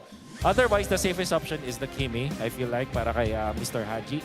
Okay, to go with the Teresa, you think the Sora has a spot here for the Falcons lineup? Usually you want to play the Sora against a Leomord, but the Marcel might make the pick either true damage source or talagang massive chunks of damage para hindi makapag-sustain yung Yi Sun-shin, Claude, and this Leomord. So baka hindi na sila mag-Kimi. Farsa might be on the table para sa Falcons. Para talagang masakit at may pangtunaw ka na damage. There's an option of the Lunox. Sa ngayon, and they will indeed go for the Farsa. Makes a total sense here. Falcons have drafted the Renmar, yung pinaka, sabi nating meta na lineup sa atin ngayon. Whereas ONIC going for the Pakita and the Yi Sun-shin makes it so spicy. So pick your poison na lang dito para sa dalawang teams natin. Yeah, it's a wild card. Pakito doesn't have the win yet, but the Yi Sun-shin of Severo stands undefeated so far this season. Are we finally going to see a loss on that Yi Sun-shin, or is he just going to prove just how good he is with that hero? Real quick, who are you siding with? Just name a team. No, you just say ONIC. I'll say ONIC dito. Pakito and Yi Sun-shin looks crafty. Yeah, I'm running with the ONIC here too. Let's toss you back on over to the casters. Casters, let's go! 6 for 6 is the pressure. Clayton Severo gold laner on that Yi Sun-shin. Now could he go 7 for 7? Ah, man. You know what? One word that was brought up so much in that panel was reach.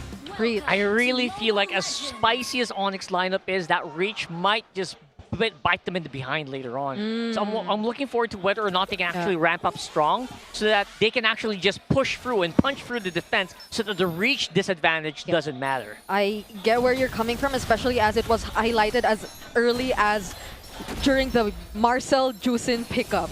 There is little to no hero synergy you could really expect from these two when it comes to the mid lane, but individually, and I think that's something that they kept going through the entirety of their draft, is like individually their heroes are terrifying to look at, especially in terms of the laning. Just look at where Kirk currently is already, and how Savero is. How is Savero actually managing it? I was about to take back what I was saying. Okay. I think Falcons took that as a clear sign that maybe Marco can start asserting himself. In comes Brusco. Flicker out of nowhere. Well, just when you thought, you know what, he could actually assert himself, here comes a reminder that, you know what, it's really scary. There's a reason why Marcel is usually first pick in a lot of these games. It's like a backflip out of nowhere. It's like, hey, nice to meet you. Backflip. But I guess it won't really be that much of issue for ONIC, especially if they're able to maintain like the amount of pressure they're doing right now, at least. Okay. Oh my God, Savero! No! He crumbled under the pressure. We were saying pressure too much. Did we jinx it? Not the start you need. Absolutely not, man. Savero losing it out, and again, giving a small advantage. Super Marco, one of the statistically really high placing gold laners in the league. You don't do that. Hey, you give Super Marco an inch, he'll take a mile. Falcons are pushing the advantage. Look, they're going for the Lord. Or rather, Turtle. Ogwen gets bursted down. No. Uses the flicker. Now it's going to be Flap as the target. There's the Throne of Ruin, though, as the counter set together with a fettered airstrike. King Kong now very low. They're trying to go for the chase. Flap is going to look for it as much as he can, but he lacks the damage and the follow-up, but he survived. Now it's Falcons taking the objective, and Super Marco finishing off the kill. Oh my goodness, Falcons are out for revenge there. There's red in their eyes right now. It's so hard to actually fight, especially right now. It feels like ONIC doesn't have to fight uphill for this. Oh, Kirk cannot get away from this. 3 members of Falcons on him right there. Okay, this seems to be a contest. In the first game, something very similar happened, but ONIC ended up with like 1,000, 1,500. Now Falcons got almost 3 in the first 3 minutes. And that's not even like a full-on 1 minute of a fight. They just got it through sheer force, advantage on the objectives and on the jungles. This was less ONIC making a mistake and Falcons just playing well. Yeah, they were the ones really forcing out. Even that one flicker that we saw used from, these 2 mid laners are going at it! In the mid lane, Super Frizz will be winning it out, but Haji actually flickers out to safety. Now it's Brusco who might be in danger. Golden Aura will be saving him there. Now Kirk to provide the help. Ogwen looking like he is going to be in a dangerous spot, but the bushes in the region will help him survive yet again. It's a very nice submarino that we're seeing here. Falcons tagging in, tagging out. Am I watching wrestling here? Salik Imam needs to be studied. Close call there for Kirk. The machine is oiled up and ready to go. You see how close he was to dying? He was literally picking a fight with a fresh prince. Oh man, the fresh prince here. Yeah, look at their heart rates at this point. Ogwen's just chilling. He's chilling, he's fine. He's at 70 heartbeats per minute and he's just running around like, I just need a bush, I just need a bush. Yeah, but ONIC are feeling it right now. They're just so pressured. And Marco. speaking of the pressure, Savero nearly gets taken out right there once again. Ogwen here to provide some help. All right, they're just using Super Marco as a trap over and over again here, it feels like it. And now they're going to get a little bit more here, a little bit of an extra on the bottom side of the map. Turtle number 2 going up to Falcons with very little to contest because that's a stroke of genius. They rope a dope ONIC with just 2 members. That was all Marco and Ogwen. And everything's happened so fast. Falcons, after that objective, have already secured their first turret in less than 5 minutes as well. It's Falcons just adapting so well to how ONIC have been revealing their rotations so far, wherein you know that Kirk is likely to keep rotating out, and they just took advantage of that time and time again. Yeah, that's a big adaptation. You're using macro instead, and now it's a switcheroo again, Super Friends. Oh, that's a Crimson Beacon in, but a response from Flap, not enough to save Haji right there, though. Golden R gets dodged by everyone as they get brought back under the turret. Ogwen running away, but they take the kill on Haji, and no, Flap will be able to escape. Yeah, as I was saying, man, there's a really big switch up here that's being done by Falcons. Pure macro dominance. They know that ONIC wants to brawl. They know that they know they're scrappy, but you know what?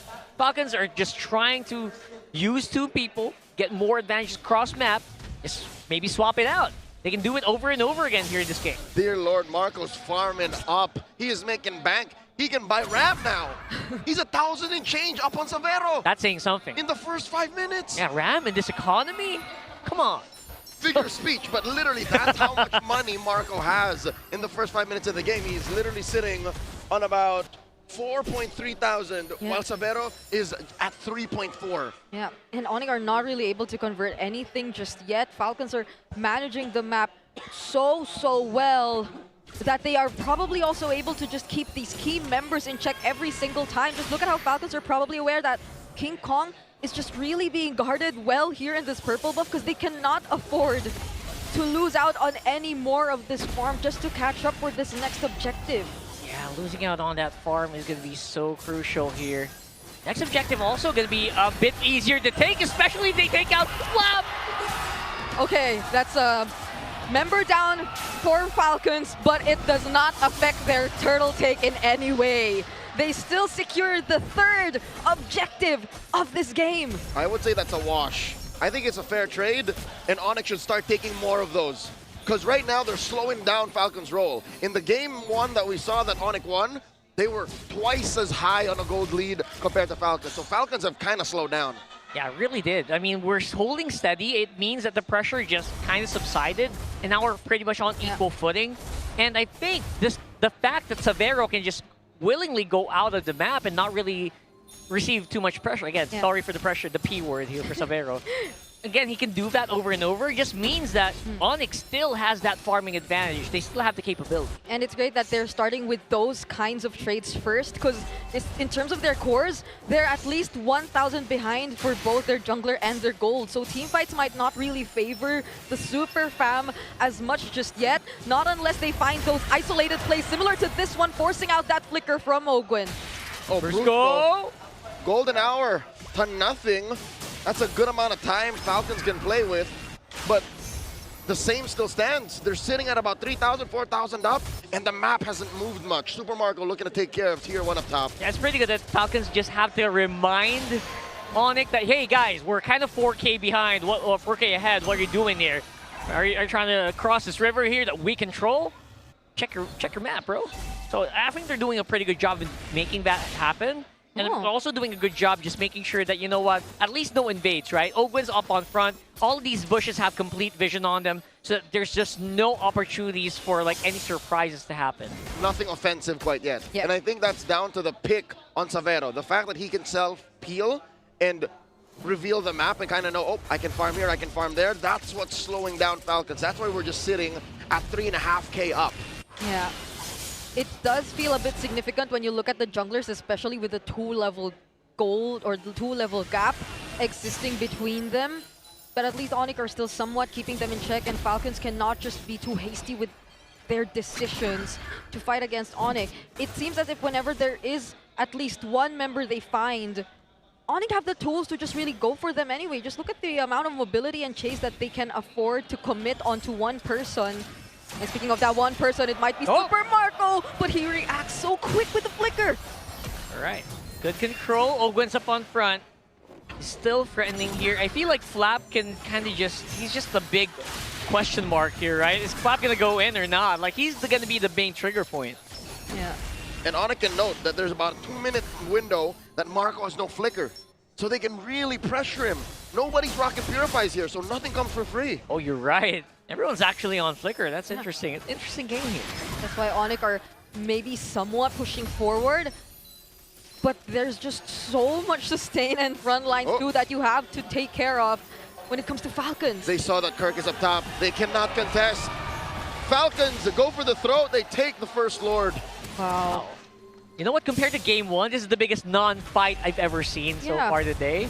It feels like they just don't want to give anything. They don't want to do anything on the map. Like giving away Turtle, giving away the first Lord. Whoa, whoa, whoa, whoa! Could Kirk actually take out Haji? It seems like if he only had a bit more time, then he could have. One more knockout strike denied by the Falcons! That's Kyle's first stack. That is a long haul play. That's a Martel type-ish on Falcons right now. Yo, I gotta just salute Kirk there. You gotta do something. You gotta try something there. Instead of just going down to 4 members of Falcons, you just came out a little bit too short near on the very end. That was a 3-season arc that Falcons played on. Look, we're taking Lord, we're giving you Kirk. Oh, we're giving you Haji. Psych! Not really. Not to mention the first stack on Kyle. So Falcons, despite being stuck at about 3,000, 4,000 up, are still a macro-centric team. They will not allow ONIC to pressure them into playing a different way. Kyle! Okay, it's gonna be Kyle now as the target. Platinum snap! And now they have enough to take him out. That's what we were talking about. Them, if they find a target, they're definitely gonna run them down. It's nice that they're showing that they have a lot of kill potential still, right? You can't just roll us over. You can't just go wherever you want. You can, anyone here can get taken out, even Suyo. You know what? It looks like ONIC picked up a little bit of something from Aurora yesterday. We're talking about Macrora versus Micronics. How about some Macronics? They're literally moving around the map to feign these fake pickoffs, and then suddenly, oof, the real target was Kyle all along. He got his first stack about a minute ago. Now he's down to half. He's at 30, 70? Yeah. So that's fine, no, right? 6, oh! 7, oh! Uh-oh, Severo! Fortunately had the flicker to get out of that. Now it's Ogun who might be in danger, but he's just too quick. He's so hard to chase. That's the Blazing Duet coming in from Super Marco, but he gets knocked up. Now has to go back to the BMI.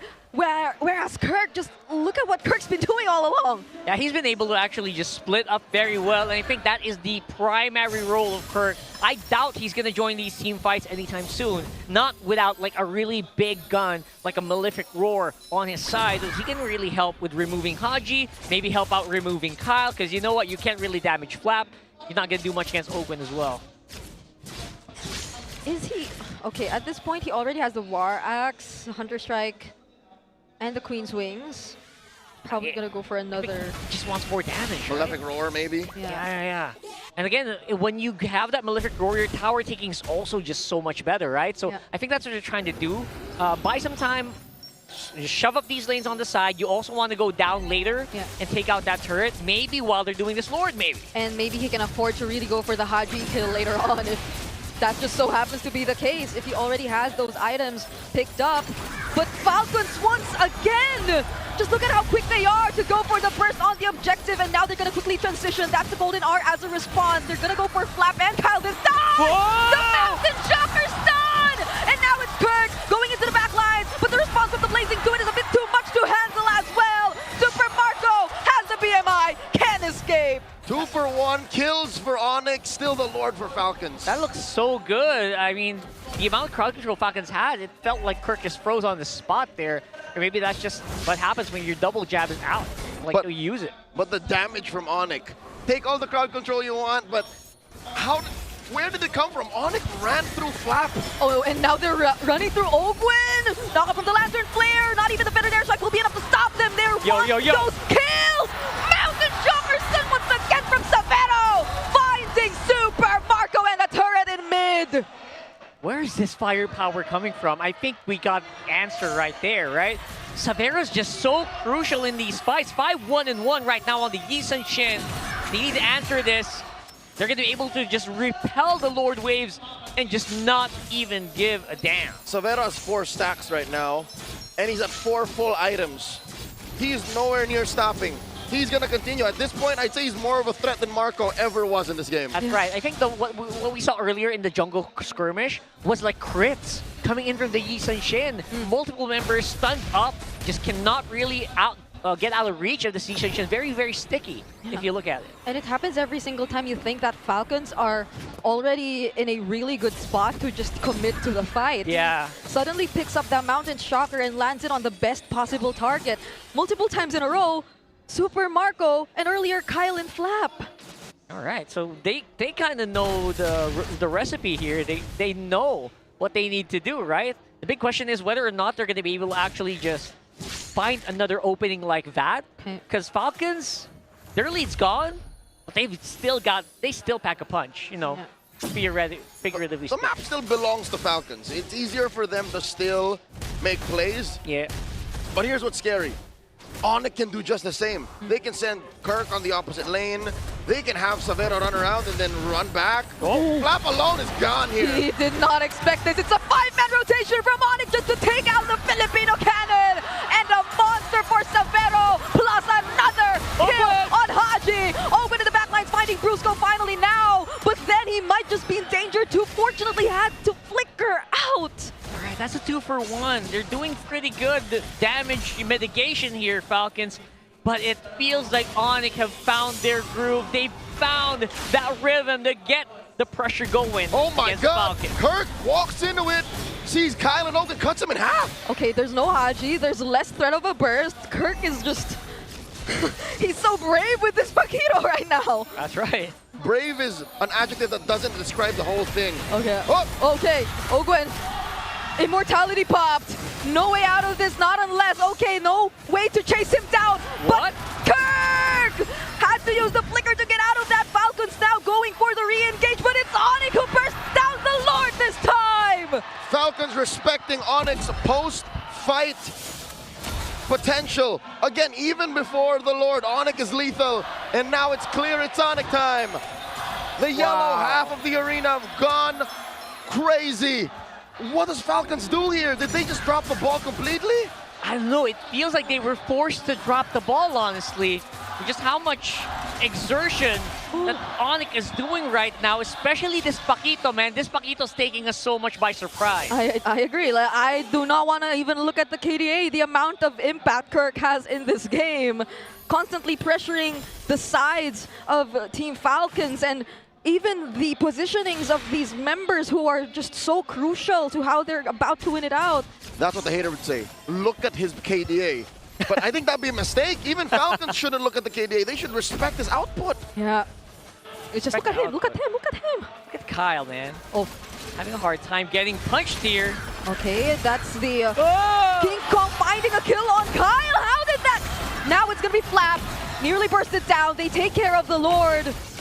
But that's about it for now. Brusco going in for the dives. They just really want to take out as much base turrets as they can with another wave coming in mid. But even before it arrives, they already complete the job. This is 4v5. Yep. Kyle's nowhere to be found. Flying Clouds already utilized. Better airstrike just to clear out the wave. Super Marco.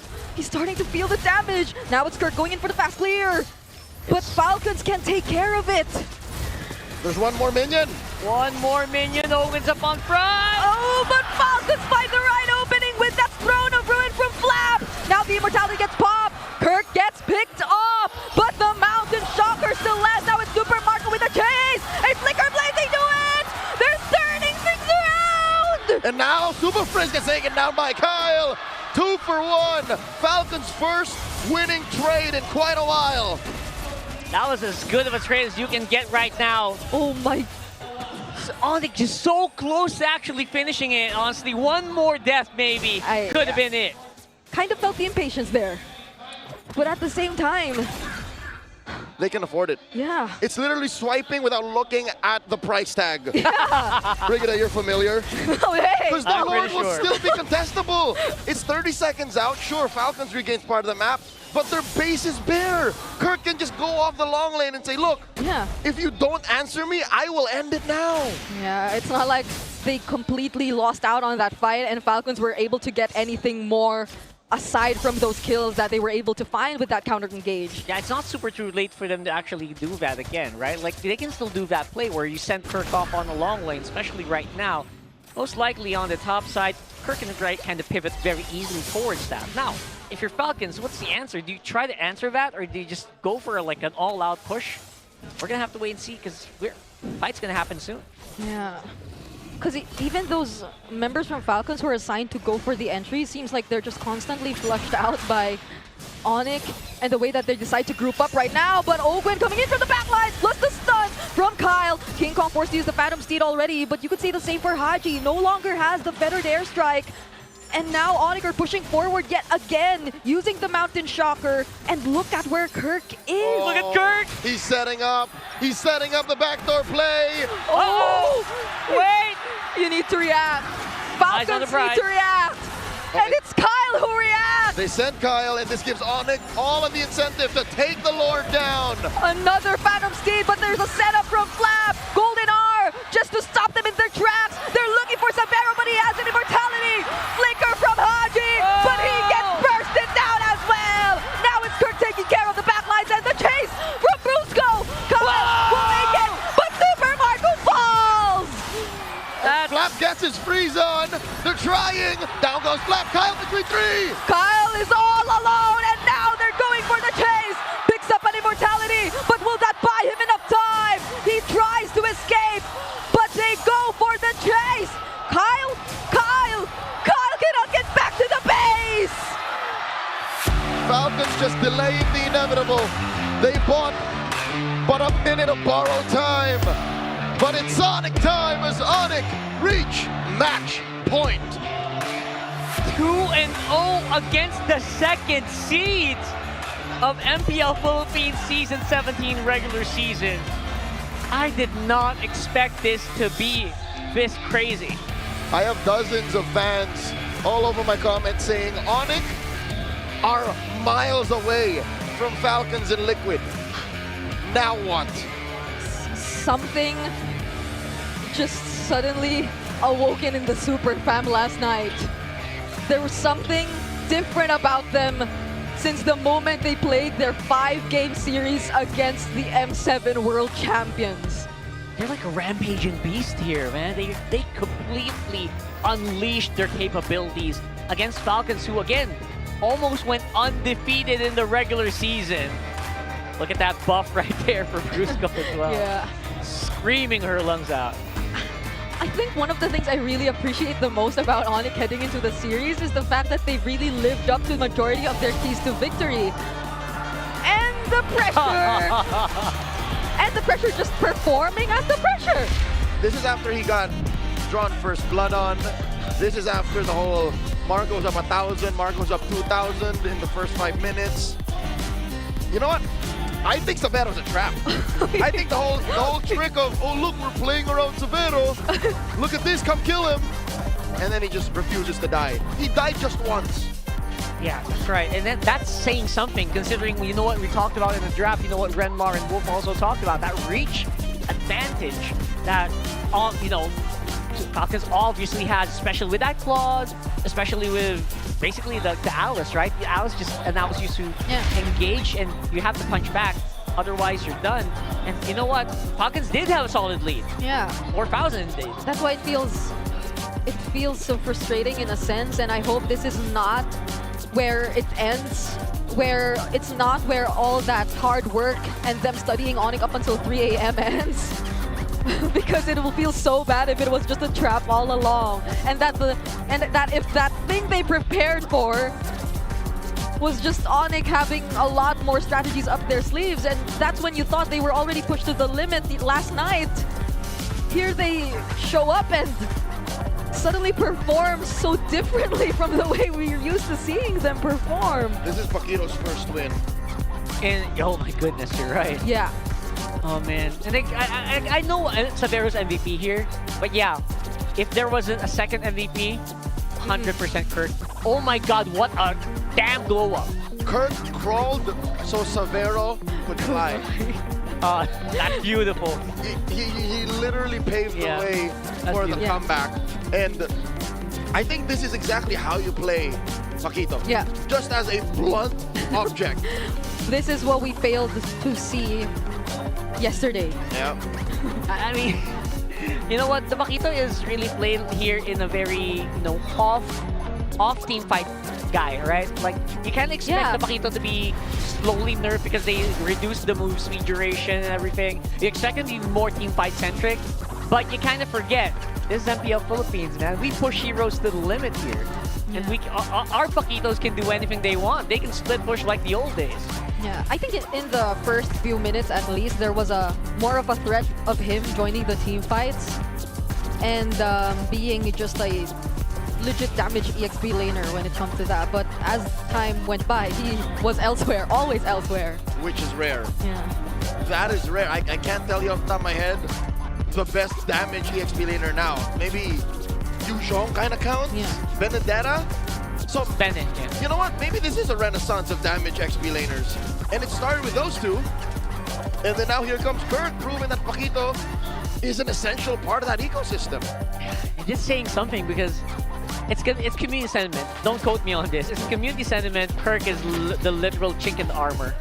Right? That's what a lot of people say about ONIC every time they play. I'm not saying it. People are saying it. I'm just reading comments. But you know what? Here comes Kirk proving him wrong. Here comes Kirk proving, hey, you know what? The team can depend on me when push comes to shove. Here's a different type of XP laner that he can actually pull off.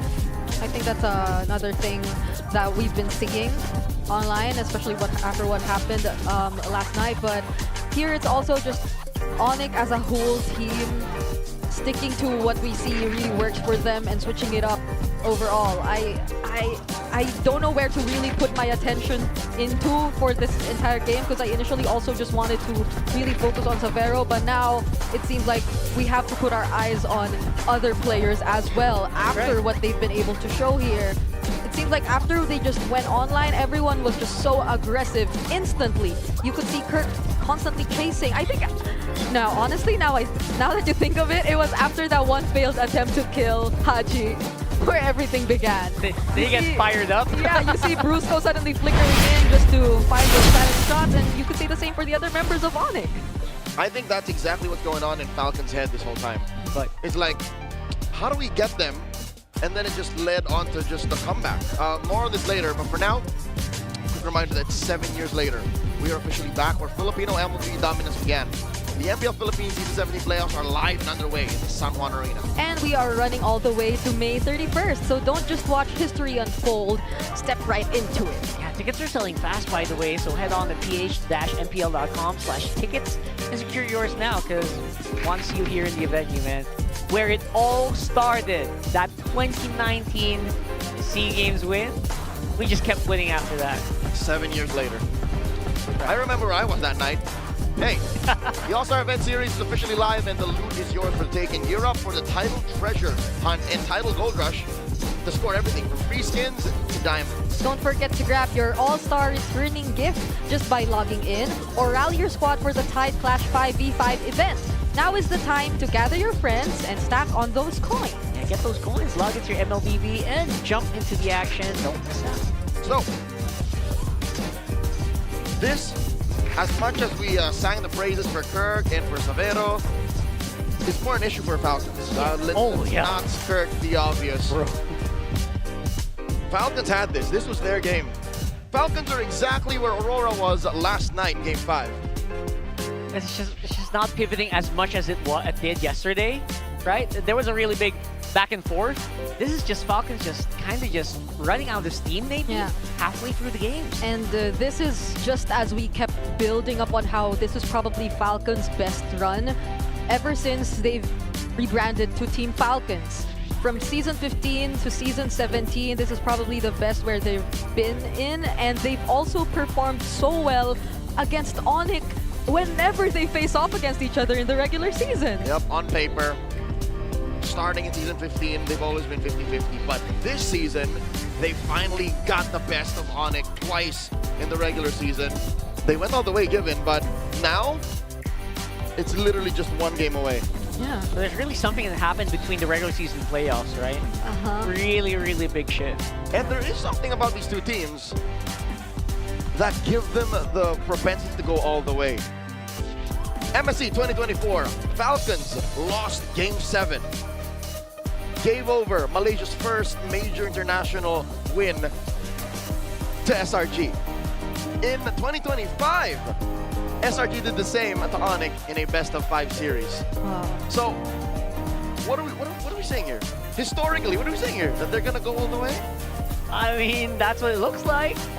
And I think that what it's saying here is both of them also just want to reach MSC again And to make that comeback, to make that revenge arc. Yeah, to find that revenge, which I think we're all looking forward to see if ever who gets to be the representatives of their respective regions as well. And another trip down history, we see multiple second versus third seeds fight against each other in the upper bracket, but so far it's always been 50-50 if it's ONIC being part of that matchup and them being in third seed. So it's a 2-2 record for them whenever they go up against the second seed. So you just really can't tell. Like, historically speaking, ONIC being in this position isn't something entirely new to them. Nor are they exactly scared to be here. Yeah. Again, they've already suffered a loss against Liquid and got swept then. Now they're literally in the driver's seat. They're chill. They're in a Tesla driver's seat with their feet up, hands up, saying, yep, no, this just one more, we're cruising through. Falcons have not figured out how to deal with this. It's gonna be rough, right? Falcons. I haven't seen Falcons like this in a long time. After that 3 a.m. study session. What did they do? I'm curious. I know. Did Yisun Shin show up in the 3-hour session? Because it didn't show up yesterday, but today it's gone 7 for 7. I can't help but think of that one interview wherein I think one of the players from Falcons said that to get past their team, you have to get past Coach Moody. And so I feel like it's such a crucial role for their drafting to really step up. Did they sneak the Yisun Shin past Coach Moody, past Coach Brent, past Coach Ducky? Or I don't know, like even the Roger pick, was it something that they planned to use against ONIC all along, or like what was the entire idea? Because Falcons and their drafting here in the series at least feels a bit different. I think Roger is an entirely different issue. They cooked too much for that, man. They cooked too much. It got charred in the oven. They put chocolate in their spaghetti. I mean, it sounds good, right? Like chocolate and spaghetti are two good things, but they're like, this seems like this should work. Oh, yeah. And then they find out one of them is lactose intolerant. Like, yeah. Super Marco on a marksman that not only has iframes, but also has a purifier. Like, how do you lock that down? And then we saw in the game, I don't even remember a single good play of the Roger. I'm sorry, man. That's what it is. I really thought that was gonna help, like the iframes plus the bulletproof. But that was just dogpiled on the fact that the rest of the team kind of played sloppy, punished hard by ONIC. But game 2, it's a whole different story again. They played too slow. They didn't finish fast enough. They allowed Macronics to come through. But for now, we're gonna get some time off to try and talk to some super fans. We got our lovely hosts with them now. It's Team Falcons versus ONIC Philippines. And here in the Champions Arena, walang basta-basta magpapatalo. Kaya naman nandito tayo sa Falcons Nest. Falcons Nest, ano ba ang palag nyo sa kanila? May flop, easy kami! Woo! Ayan, nagpakita ng biceps. Kung may flop talaga tayo dito, pakita nyo naman kung gaano kalakas si flop. Paano ba yung cheer natin dito sa Falcons Nest? Let's go, Falcons! Let's go, Falcons! Let's go, Falcons! Mainit pa rin dito sa Falcons Nest at sure ako na hindi lang basta susuko ang Team Falcons. Denise, may palag ba ang Sonics dyan? Well, Odin, I don't know about you, but we're sitting pretty comfortably here because Sonics, what time is it? And as you can see, the Sonics are up 2-0. At Sonics, tatapusin naman natin! And as we say, O-N-I-C!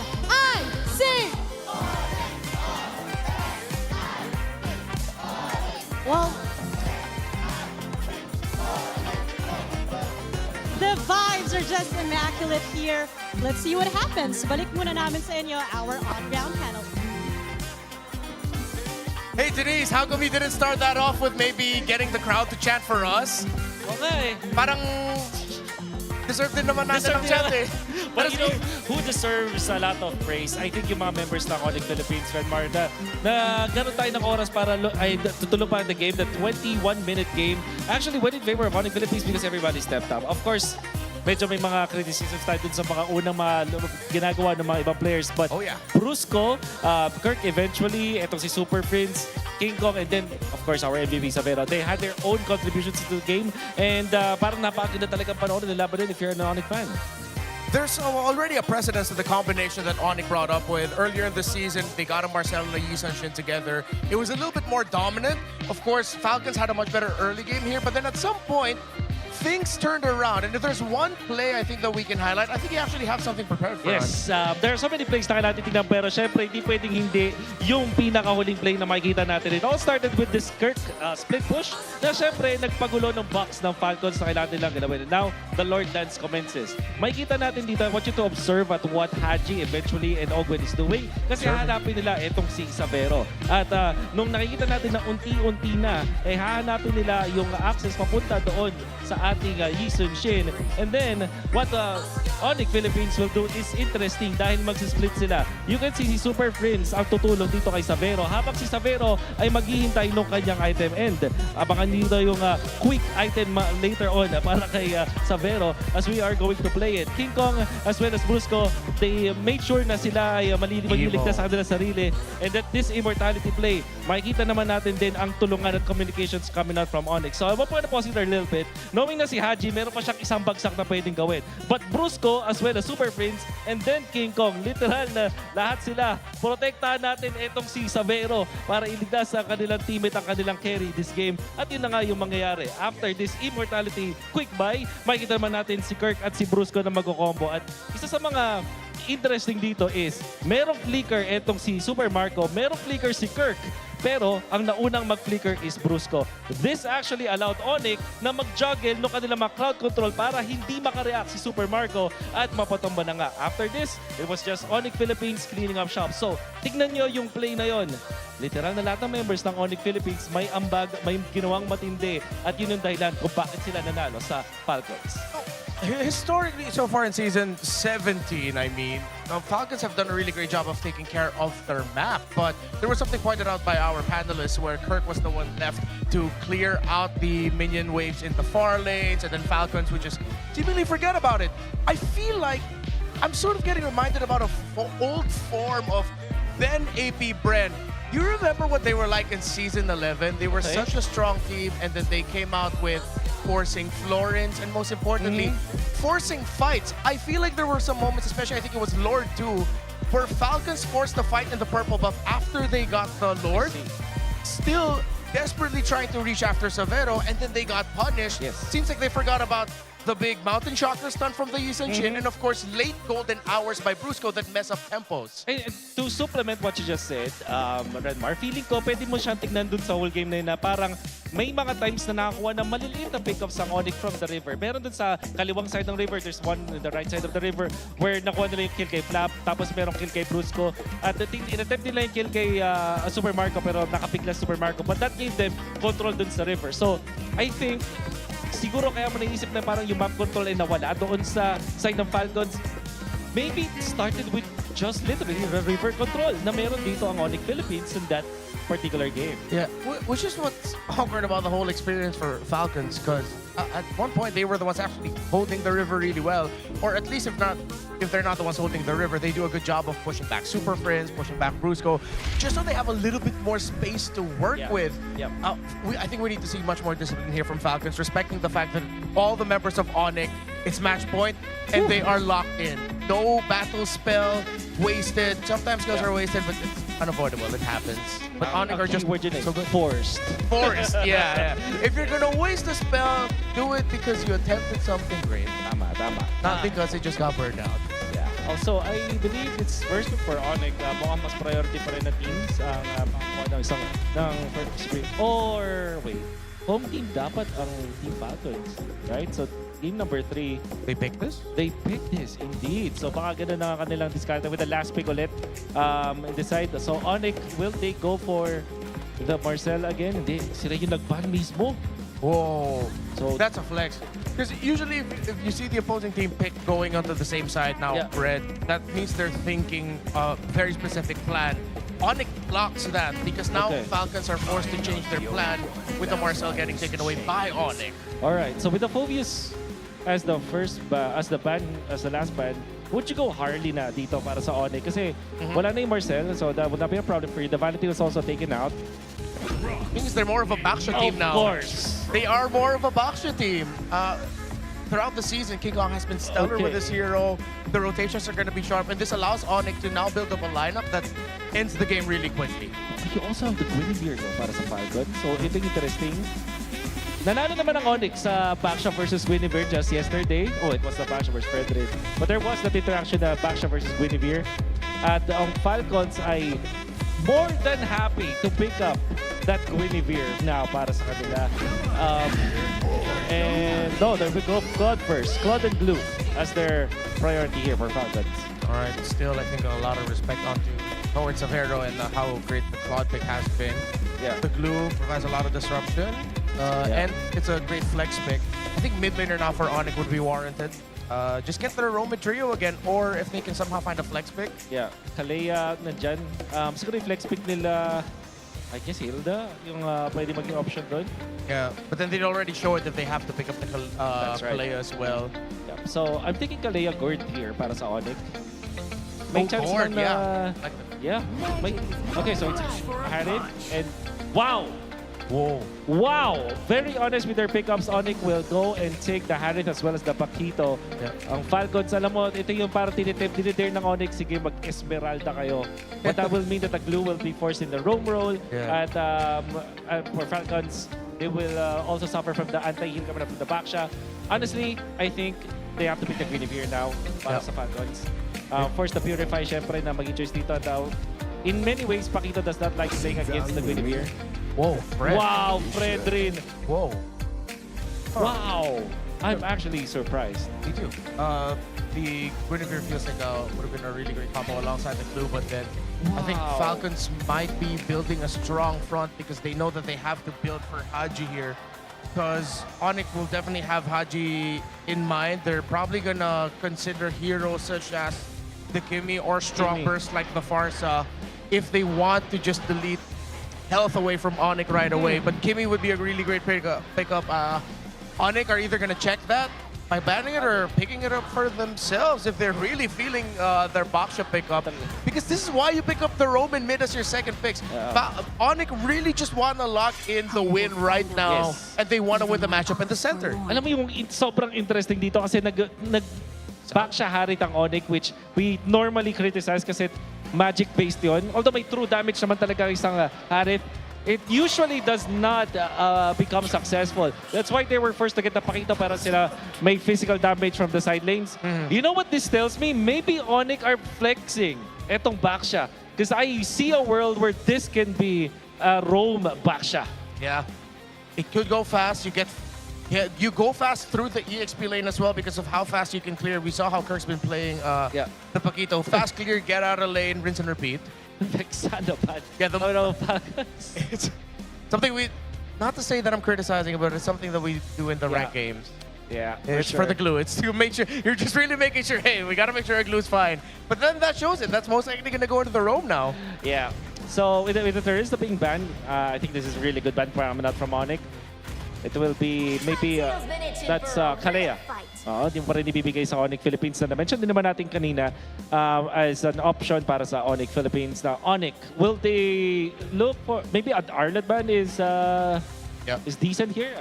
Kahit anong mangyari, ang Fredrin Arlot ay sobrang reliable pa rin. They only have one Purify.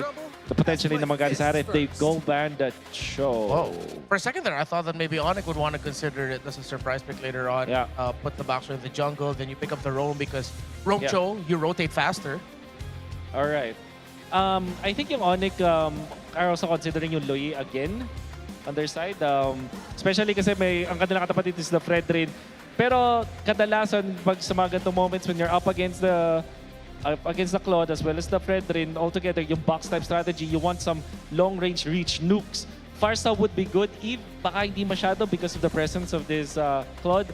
So dun papasok yung realm na meron silang consideration dun sa isang Lui. So I believe that ONIC Philippines might consider that hero as well. Oh, the low Yi showing up again. I would be okay with that. I think ONIC. Sword pa rin. Okay, they still go for the. Oh, that's board. Falcons, sorry. So that is Falcons that will pick up the Board. All right. Pretty standard pick, actually. Or Kozerat. They have the dive. I think the Roblox still can. You know what? What if, ano naman, si Prince naman yung bigyan nila ng masayang hero dito. What if we get na Selena is for ONIC Philippines? Well, would solve a lot of their rotations in the tempo. That would be annoying for the glue to deal with. Yeah. Thinking a little bit more maybe in the realms of the Valir and the Lilia. Backstand range, but... Okay, so it's Kalido. Makikita natin dito, it's going to be backshot para kay King Kong and the Lilia. Alright. Against the glue. Perfect na sagot dyan. Oh, Flap, huwag ka nang mahiya. Mag-Arlot ka na. Yeah, just... It covers a lot of ground. Yeah. And you need that extra bit of damage coming in from the Arlot just to mess up ONIC. You're playing a lot of pressure on your Roman mid to really bridge for the Claude. Yeah, you need an EXP that deals damage. Kasi ano ka na dito nag-friend rin ka na. So you cannot only depend on the Claude alone. Siguro kung gusto nilang mag-all-in doon kay Super Marco, if they want this glue to be in the EXP, isang room suggestion ko dito would be the Gourd, the Gatot Kacha, para may konting defense dito up against ONIC kung sakaling mag-full dive ang ONIC. Otherwise, I think yung Arlot is such a solid pick here for Falcons. See if they're gonna lock in that Arlot. Is it gonna be damaged? The glue go roam or EXP? And of course, it's the Arlot. Close up the draft, and before we head in, are we gonna see a number 4 or is this gonna be ONIC sweeping it? Yeah, Falcons are bringing us the throwback sa M5. So yes, mukhang gusto ko makita ang utility jungler role nito para sa kay Kyle. So I'm feeling though, as a Falcons guy, ONIC might be closing the deal here, but let's ask the super fans. Super fam! It's ONIC sweeping the series! Falcons Nest is Falcons forcing game number 4! Let's see what happens, casters! Let's go! ONIC Philippines are hell-bent on making this Paquito work. That seems to be the story of this opener for day number 2 in the playoffs. Falcons are at the edge of dropping to the lower bracket. Yeah, and it's the first time we're seeing a utility jungle for King Kong in this series.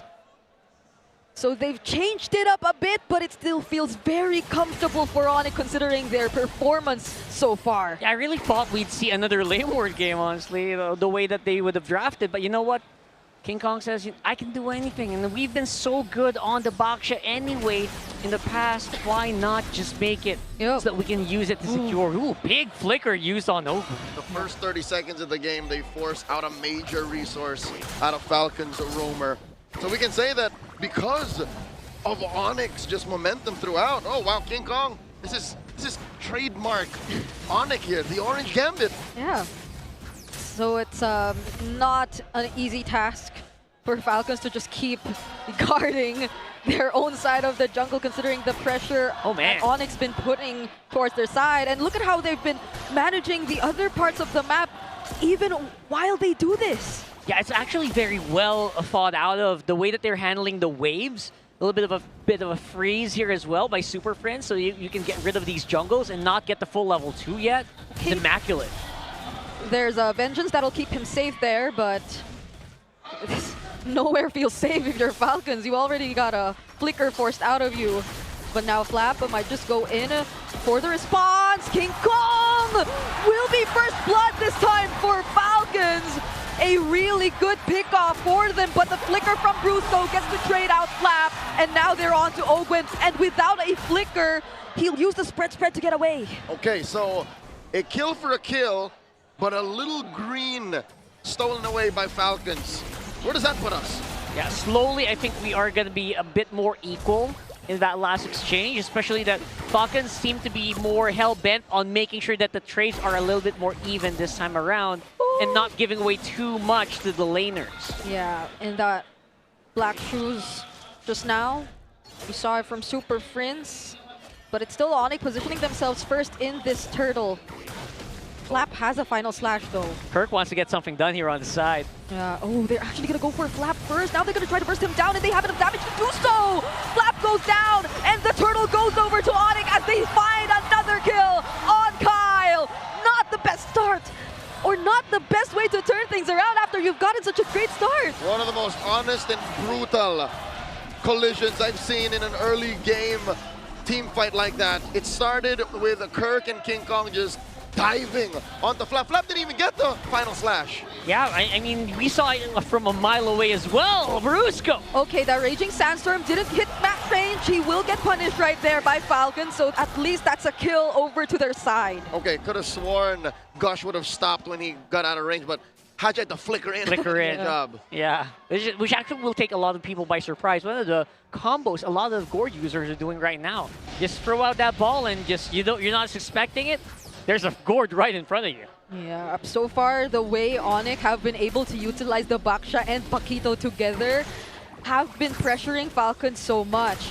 You already somewhat expect the mid-duo to do the same, but the fact that both Kirk and King Kong too have their own way of putting together this combo of such fast-rotating and burst-type fighters, they're actually really finding so many ways to deal with what Falcons want to do. Okay, Marco and Severo just dueling. Falcons actually send Ogwin up to make sure that nothing goes wrong with Super Marco's early game ramp up. Looking at the items so far and the lead, again, this is palpable. 1,000 is real. Yeah, very palpable, and I think at this point, especially if you have a Harif and a Lilia, you're going to feel it a little bit more. Whoa, Severo actually taking on Super Marco and Ogwin all alone. Nearly got to take him out, but there was a follow-up from King Kong. He used the retribution right there, but it was all worth it. Drive-by takedown. 187 from King Kong. They're up almost 2,000 gold. Falcons are suffocating all across the map. Yeah, that was a little ring by, hey, is my delivery ready? Is my order ready yet? I'm going to just pick it up and go to the turtle. Whatever we felt for Falcons in game number 1 seems to hold true right now. That's a final stat from Flap, Appraiser's Wrath. But Kyle, he seems like such a squishy target for ONIC. Now there goes the grab. They find King Kong, but that's King Kong. What can they do? Now Kirk trying to find Flap. Flap's in trouble. Flap slowed down, but uses the Vengeance plus the flicker. Still survives, but barely. Another retribution kill by King Kong. And he might live. Oh, Yeah. Hut does finish the job here, but it's all in vain. It's a consolation prize. ONIC are happy with how deep they've forced Falcon to go. I can't believe we've seen 2 retribution kills in a row. That's right, King Kong is really utilizing the shield unity to get into position, just to get some of that damage in. And honestly, that could have been a kill already. That could have been reserved for this turtle. But right now, because King Kong's not here, it's going to be a Falcon's turtle. A little bit of a consolation prize, but honestly, it's not much. Yeah, multiple times he just went for that drive-by. And that's a turret over to ONIC. Again, it's only been 5 minutes, but you could feel their presence all across the map.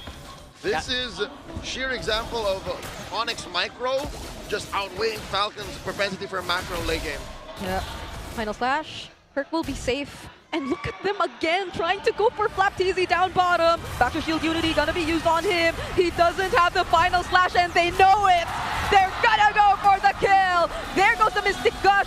Brusco isn't really able to cancel it out, but he still puts up an effort. Haji already very low. Now it's Ogwin all alone, isolated, up against 4. Does seem tanky enough. There goes the energy eruption. And they're taking so long just to find that kill. Fortunately, Falcons are able to withstand it, and they find one.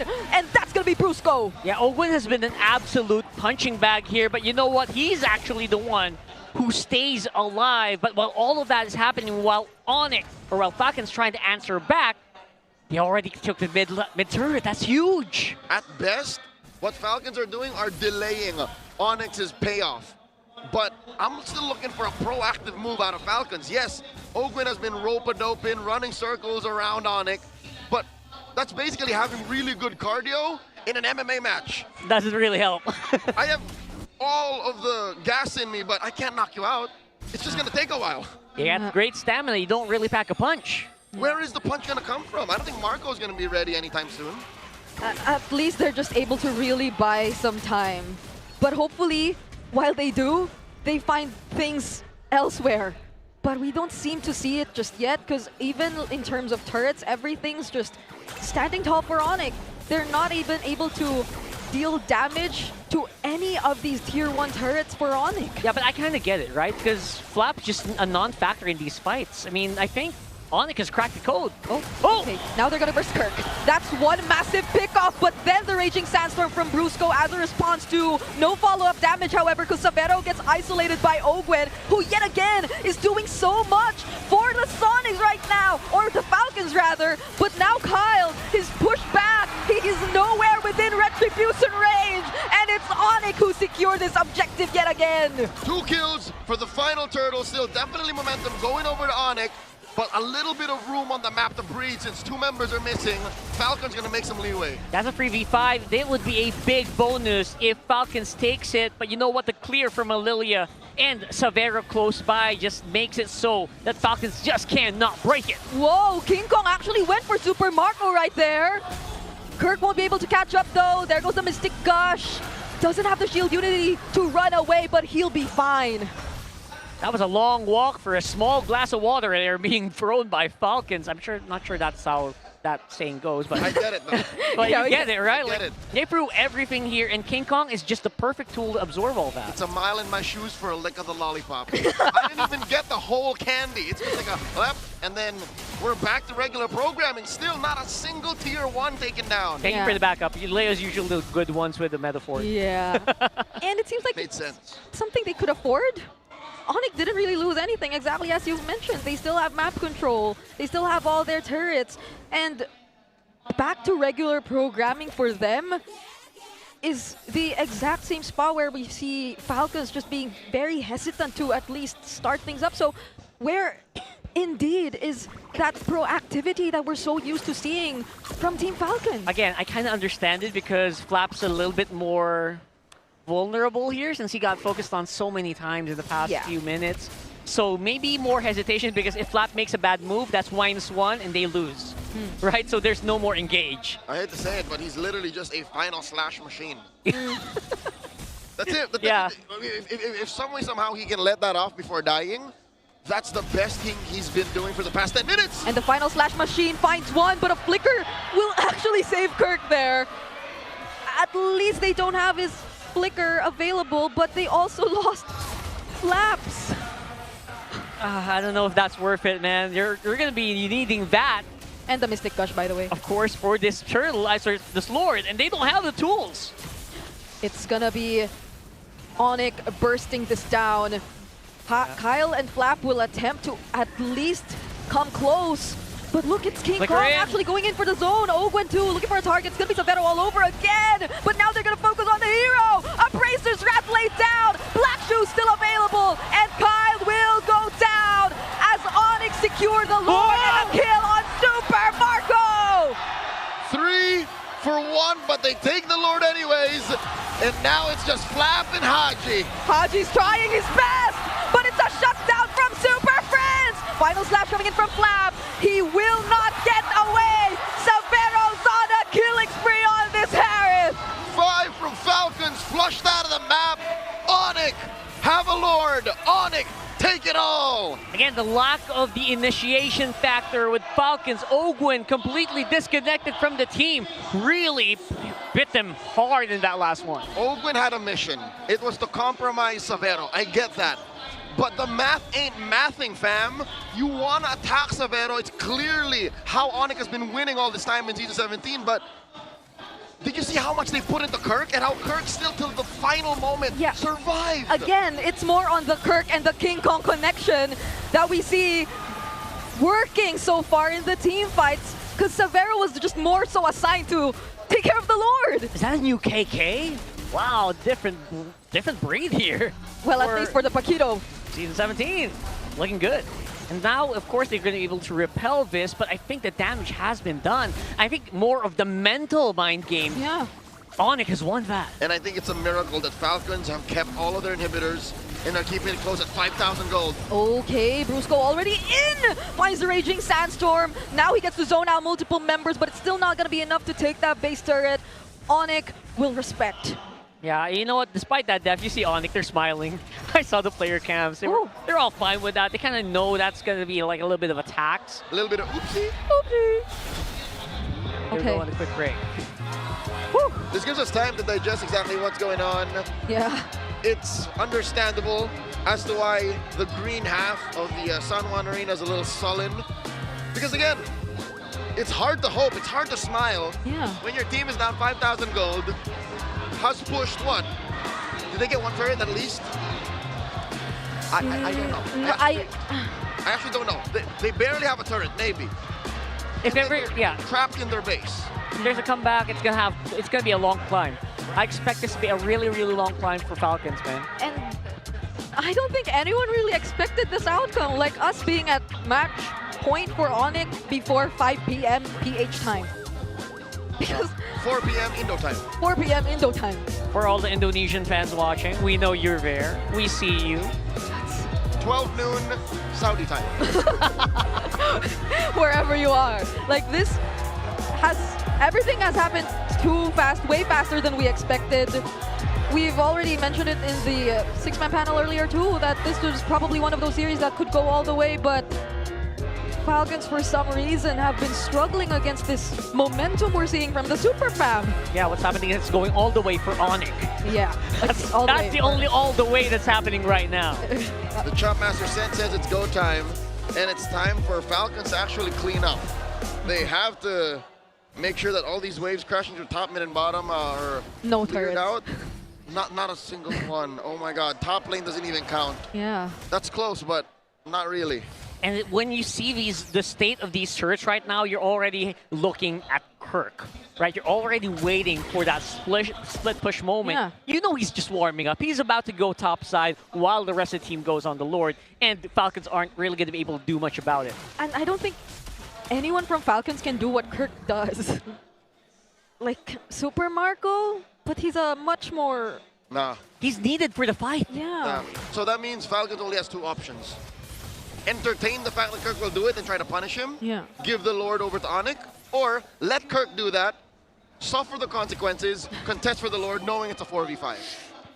And the timing of that is very difficult. It's going to be very tight if they try to contest. Yeah. I don't know. If you make the wrong decision at the wrong time, it's over. Yeah, it's pretty much over. So the Falcons really need to make a call right now. They see where King Kong and Brusco are. They also probably have an idea of where Kirk is going to go. It's a far lane push first. But, okay, King Kong seems to have something different in mind. Oh, he touches the stun from the Dauntless Strike. Now it's going to be Flap that they're going to try and target. Vengeance already used. Severo finally committing the Salmon Force. They get out of range. And now Falcons might try to look for an opening. Okay, did ONIC flub the engage? Is this a window of opportunity for Falcons? They're chasing Brusco out, and they still did not get the push on top. Yeah, the only thing they got there was the flicker. Other than that, it's pretty much a very healthy Falcons. They also risked dying there. But it's still a flicker. And they lost nothing apart from the Tortoise Basan. Yo, they're blitzing. Okay. Where's King Kong? Where's Kong? King Kong? Oh, he finds a target.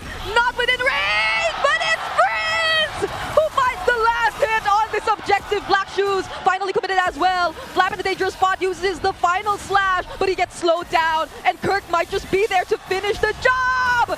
Taking him down. Ogwin looking like the next target, does find the grab, but will it be enough? Kyle trying to provide some help, but it seems it's just gonna convert into 2 pickups for the side of Falcons. And Ogwin, try as he may, will not finish off Severo. The heartbreak in San Juan Arena, that could have been Falcons' first Lord. Yeah, I can see it from the green side, man. Everyone's just flabbergasted. How could this happen? Yeah, because they were already able to hold down King Kong. But why is it so that Super Prince... Hold up, did Kyle not retreat? No, that's a funny thing. King Kong was not in range, but it didn't matter. Super Prince got it, and Kyle was walking away while that was happening. Oh, something we definitely have to revisit later on if that is indeed going to be the game-winning push. Kirk forcing out the flicker from Haji, also nearly bursting him down. Falcons still have a Lord to take care of, but ONIC seem to be taking it slow. Falcons are clearing out well. Look at Kirk. Yep. Kyle's already really low right now. That's the Zaman Force already used for Savero. Final Slash gets caught, but he's just able to dash out to safety. Flap is nowhere to be found. No Final Slash is available for Falcons. What could be the turnaround play? Not even the Mystic Gush might suffice. They even touch the Appraiser's Wrath, and Super Prince finds Kyle. This just seems like ONIC slowly crawling towards victory, and that is what they will secure. This is the Super Fam walking their way towards the upper bracket finals. ONIC Philippines have clipped Falcons' wings, sending them to the lower bracket. Not a single soul could have told you this was going to happen. Not like this. Not in a sweep. From an ONIC that was fighting back from really big deficits in day number 1. They look like they're out to play. They're out for blood here, sweeping the 2nd seed of the regular season. Half of the arena, or maybe even the entire arena, might just be at a loss for words. Even the side of the Super Fam probably never expected this to be the final score. From VIP to legend, I don't think anyone bought tickets saying, oh yeah, this is definitely going to be a fast one. It's way too early. I mean, Brigitte pointed out, time check, way too early. Yeah, we're not even past 5 o'clock PH time. 5 o'clock Eastern Central in the morning. It's a 12-hour difference. Thank you to the North Americans out there who are watching. I got you guys. We know it's late. This is a coping mechanism. I'm sorry, guys. I don't know where it went wrong. It's clear. I can tell you. I can pinpoint where, but for now, let's go on over to the stage. Let's see how ONIC is feeling for the post-match interview. Sonics, what time is it? Walang pahinga, Denise, and now No breaks and no rest for ONIC. They gave us a 3-0 win. We did ask the Sonics earlier, should we end this? And they did end it quick. You had a really long series yesterday, but now you ended it in a 3-0 sweep. We've discussed your recent legacy battle. What separates you from Team Falcons? Nagpahinga po muna kami after ng laban din. I guess it's because we had a bit rest. Kami nag-prepare sa kanila. Pinanood namin yung mga regular. And we just really prepared against them. We watched our regular season matches against them. Bilis ng panahon. Everything happened so fast. Preparations, yes. King Kong. Yes, a lot of preparations. Now you King Kong. Going back to the regular season. Going back to the regular season. Natuo kayo ng Falcons, if you remember correctly. But Yeah, they had a 2-0 record against you in terms of series. at least in this match. And now, at least in this match, what was the biggest factor so you could get this win against them? Analyst po namin. Let's have our analyst to answer that. Para sa akin, For me, it's... yung unang nangyari, minanifest ko na bubugbugin. First, I manifested that I will beat them up. Second, siguro, I guess, yung mga need namin aralin sa, what we need to study sapat siguro. about Falcons more in terms of the patch. Eng manifestation. And eng manifestations as well. And manifestation and story continues even in this fight of Falcons and ONIC. And speaking of better performance, Denise Kirk, grabe yung in-improve. You've improved so much from the regular season and coming into the playoffs. If we ask you what's the difference of the regular season Kirk and the playoffs Kirk, what did you say? Mas kalmado ako ngayon. I think I'm much calmer now and nung last playoff. compared to the regular season and last playoffs. The calm and the pressure. Speaking of calm, the calm and the pressure. You're going to face either TLPH or Smart Omega. If you get a chance to choose, who would you pick? TLPH or Omega? Liquid. Oh, okay, Liquid. Instant answer, very quick. They want to face Liquid. At inaabangan ng lahat yan. And of course, abangan din natin. Everyone's looking forward to that, but also let's Brusco, I wanna ask, what's your look forward message to Brusco's message Gusto na agad makalaban to the fans. TLPH. Ang dapat natin abangan. What else should we look out for ONIC in the upcoming match? Tsaka anong dapat natin abangan? Ang message ko sa fans namin, My message to the fans is thank you for supporting us. Thank you so much. And yung abangan niyo bukas, And bibigyan namin kayo ng magandang laban. we will give you a good fight tomorrow. Give it up for ONIC Philippines! You may now bow. And you may now take your walk of victory. Grabing performance yung pinakita ng ONIC, Denise. Coming from a 5-game yesterday, now they delivered us sweeps. I can't wait. Kung ano nga ba ang dapat nating makita bukas sa third day ng playoffs. And you know, grabe yung bilis rin ng games, and we'll find out how that game actually happened as we throw it back to our casters. Casters, palag na to. It seems like the whole manifestation shtick has caught on. It's not just Omega anymore. Everyone's doing it. Nets has had a different kind of impact this season. Not just to the teams, to the fans, to everyone in general. Okay. Yeah. All right, Super Prince. By the way, quick story time. Kyle did retreat. Oh, Super Prince. So it was just off of cooldown. It's just off cooldown. So literally he just planted the right shadow energy and blew it up right when both retries came off. Yeah, I replayed it. It was so clutch. And King Kong was so far away as well, by the way. Yeah, So the retribution on King Kong might have gone elsewhere. That was literally all on Kyle that Super Prince just got the better of. Yeah, because he was stunned. There were 2 members of Falcons blocking his way. So this is probably a huge percentage of why Super Prince got the MVP. I think this was this was not the moment. Yeah, it was a bit more later. Yeah. This is I think the last one. It's gonna be the last one. But yeah, Severo has also been tearing it up, by the way, alongside Super Prince. I gotta say. You talk about Severo. Scary guy. I think it's true. We can't just chalk it up to theory anymore. Whatever tape Falcons watched, they have to check it's the right tape because this is a different ONIC. ONIC have unlocked a new playstyle. Using Severo as live bait.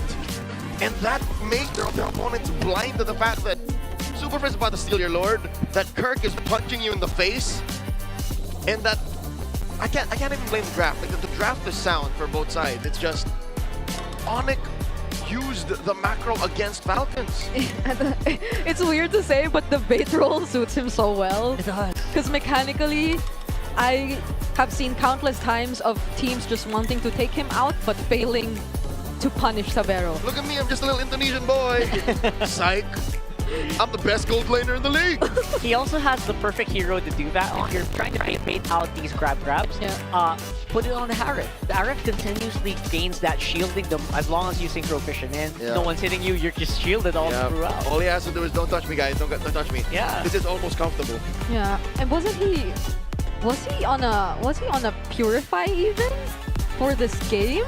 Yeah, he was on Purify. Yeah. So he didn't actually suffer too much, and it wasn't even completely threatened by the final slashes. Where were those? Yeah, I missed those in this game. I think they've done such a great job through the early King Kong Kirk movements to shut down Flap. This is where I guess the KDA slightly matters, because finding kills on Flap 7 times in this game and making sure it happens every single time before an actual team fight breaks out has influenced the outcome of this entire game. It makes sense though. It's these two that have been very vocal season 17. You ask King Kong, you ask Kirk, what's your mission for this season going into for the Super Family? Both will say in different words, but you know, the truth rings true. We want to win without Kelra. Yeah, I mean, again, a lot of people are saying it feels like Kelra never left, right? Yeah, come on. It feels, the same spirit is there. The carry factor is also kind of there, just not like quite off the roof. Might I say this? As a fallen Falcons fan, again, I am crying deep inside. But I'm impressed. I can't even say I'm sad because this might be better than Kelra. Whoa! He can carry. No way. I'm not saying Savero's better than Kelra. I'm just saying this form of ONIC is more dangerous. Yeah. Because, yes, you have the carry potential, but also, they can bait you out. It's like, look, beat him up. And then we kill you. All right, I can get behind that because if you remember games with Kelra and ONIC on it, all right, Kelra's gonna pop off. Yeah. But usually the rest of the team gets left behind. Not super far behind. It's just a little bit behind. It's clear that Kelra's a cut above. Yes, exactly. This in here, they're so level that they're elevating each other. And you're not sure who exactly is gonna pop off in each game. Like, it can be anyone, it can be these two guys, it can be this one guy. It can be anyone from ONIC. So am I capping when I say this might be better than Kelra? It's different. I'll tell you now, it's different. It's different. I love that. I love that hot take, though. It is a hot take. You guys have to agree or disagree.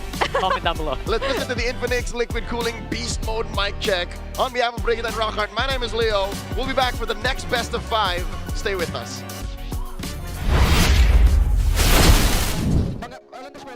Lord, burst. Patay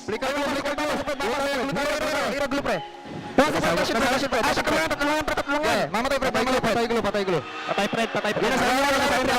No retry ako. Last hit pan. Nice.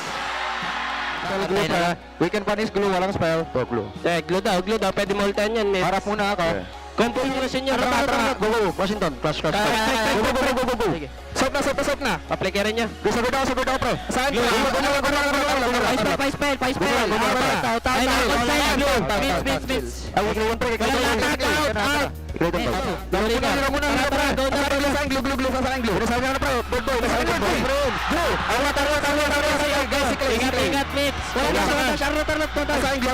Mag-isa ka dyan, Charlotte. Glue next, pre. Glue next. Euro. Wala HP cloud. Ito, clean cake ka. May wintro ko. Harap. Second skill glue. Kalma. Napiya mo yung cloud. Second skill glue ka. Ano? Cloud. Patayin niyo. Nice! Alright, we were watching the play there on our mic check on the big screen. It's Red and of course, obviously Kirk, King Kong, and Wolf. And we're gonna go straight to a play breakdown that Wolf wants to ask King Kong and Kirk exactly what happened here. Na-breakdown natin ito ng konti kanina, pero mas maganda kasi makakuha natin from the source. Kirk and King Kong, explain nyo naman yung split push play tapos nag-lead sa Lord Dance ninyo.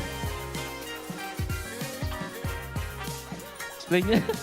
Sabi ni King Kong split push ko daw eh. Tapos ayun, naniwala lang ako. Tapos nag-dash na sila. Sabi ni Bruce ko, wala daw win of nature si Cloud, kaya plinigiran ko na eh. How about this one? Nung time na ginugo na si Sabero, paano nyo as a team? Sabi ni Sabero, may imo daw siya, hindi siya mamatay. Tiwala lang. Sabi niya talaga yan? Sabi niya yan, straight Tagalog. Hindi sa Indo, Tagalog mismo. Tagalog. Okay. And how about this one naman yung eventually si Brusco tsaka ikaw may flicker. Paano nyo nagawang hindi papamigay rin si Super Marco? Sabi ni Brusco, bulin lang namin. Wala daw kasi siyang nature, sabi ni King Kong. Ano masabi mo doon, King Kong? Ayan, tingnan ko. Plinigiran ko na kasi wala daw wind of nature. And then nagsisisigaw na si King Kong dyan. Actually, gusto ko tanongin dito si King eh. Sa mga games na mas nalalaro mo yung mga tank jungle, feeling mo ba nag-iiba yung approach mo sa chat calling or sa role mo in-game compared sa mga assassins mo? Pag assassin po, mas feeling ko mas makoms ako pag naka-assassin kasi kailangan kong i-connect sa tank tsaka mage ko yung mga gagawin ko kasi sila yung gagawa ng space para sa akin eh. Unlike pag ako yung naka-duty na jungle, parehas kami gumagawa ng space para sa X tsaka sa gold. So parang mas quiet kapag tank jungle, utility jungle, in a way? Yes po, opo. Is there anything else we wanted to bring up with the plays, Wolf? Yeah, siguro yung last na lang dito, sino ba ang typically nagde-decision sa inyo pag kailangan nang mag-split, slow push muna, pumwesto-pwesto. Sino ba ang pinuno ng ONIC Philippines?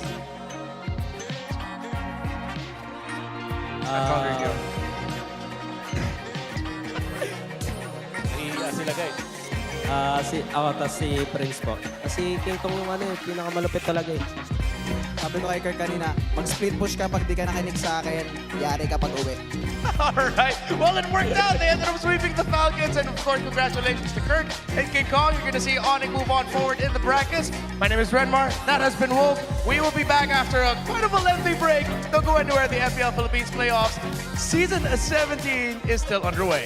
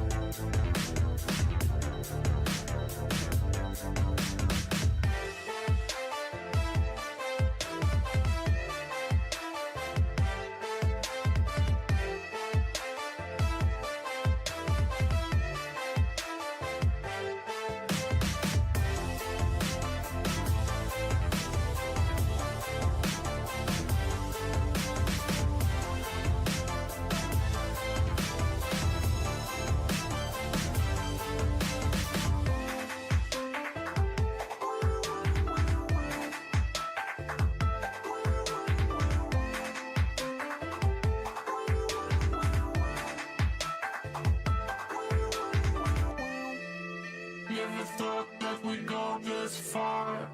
Don't stop now. Reaching for a distant star. Don't stop now. Isn't it strange how we're safe and home? Together counting days until the second call.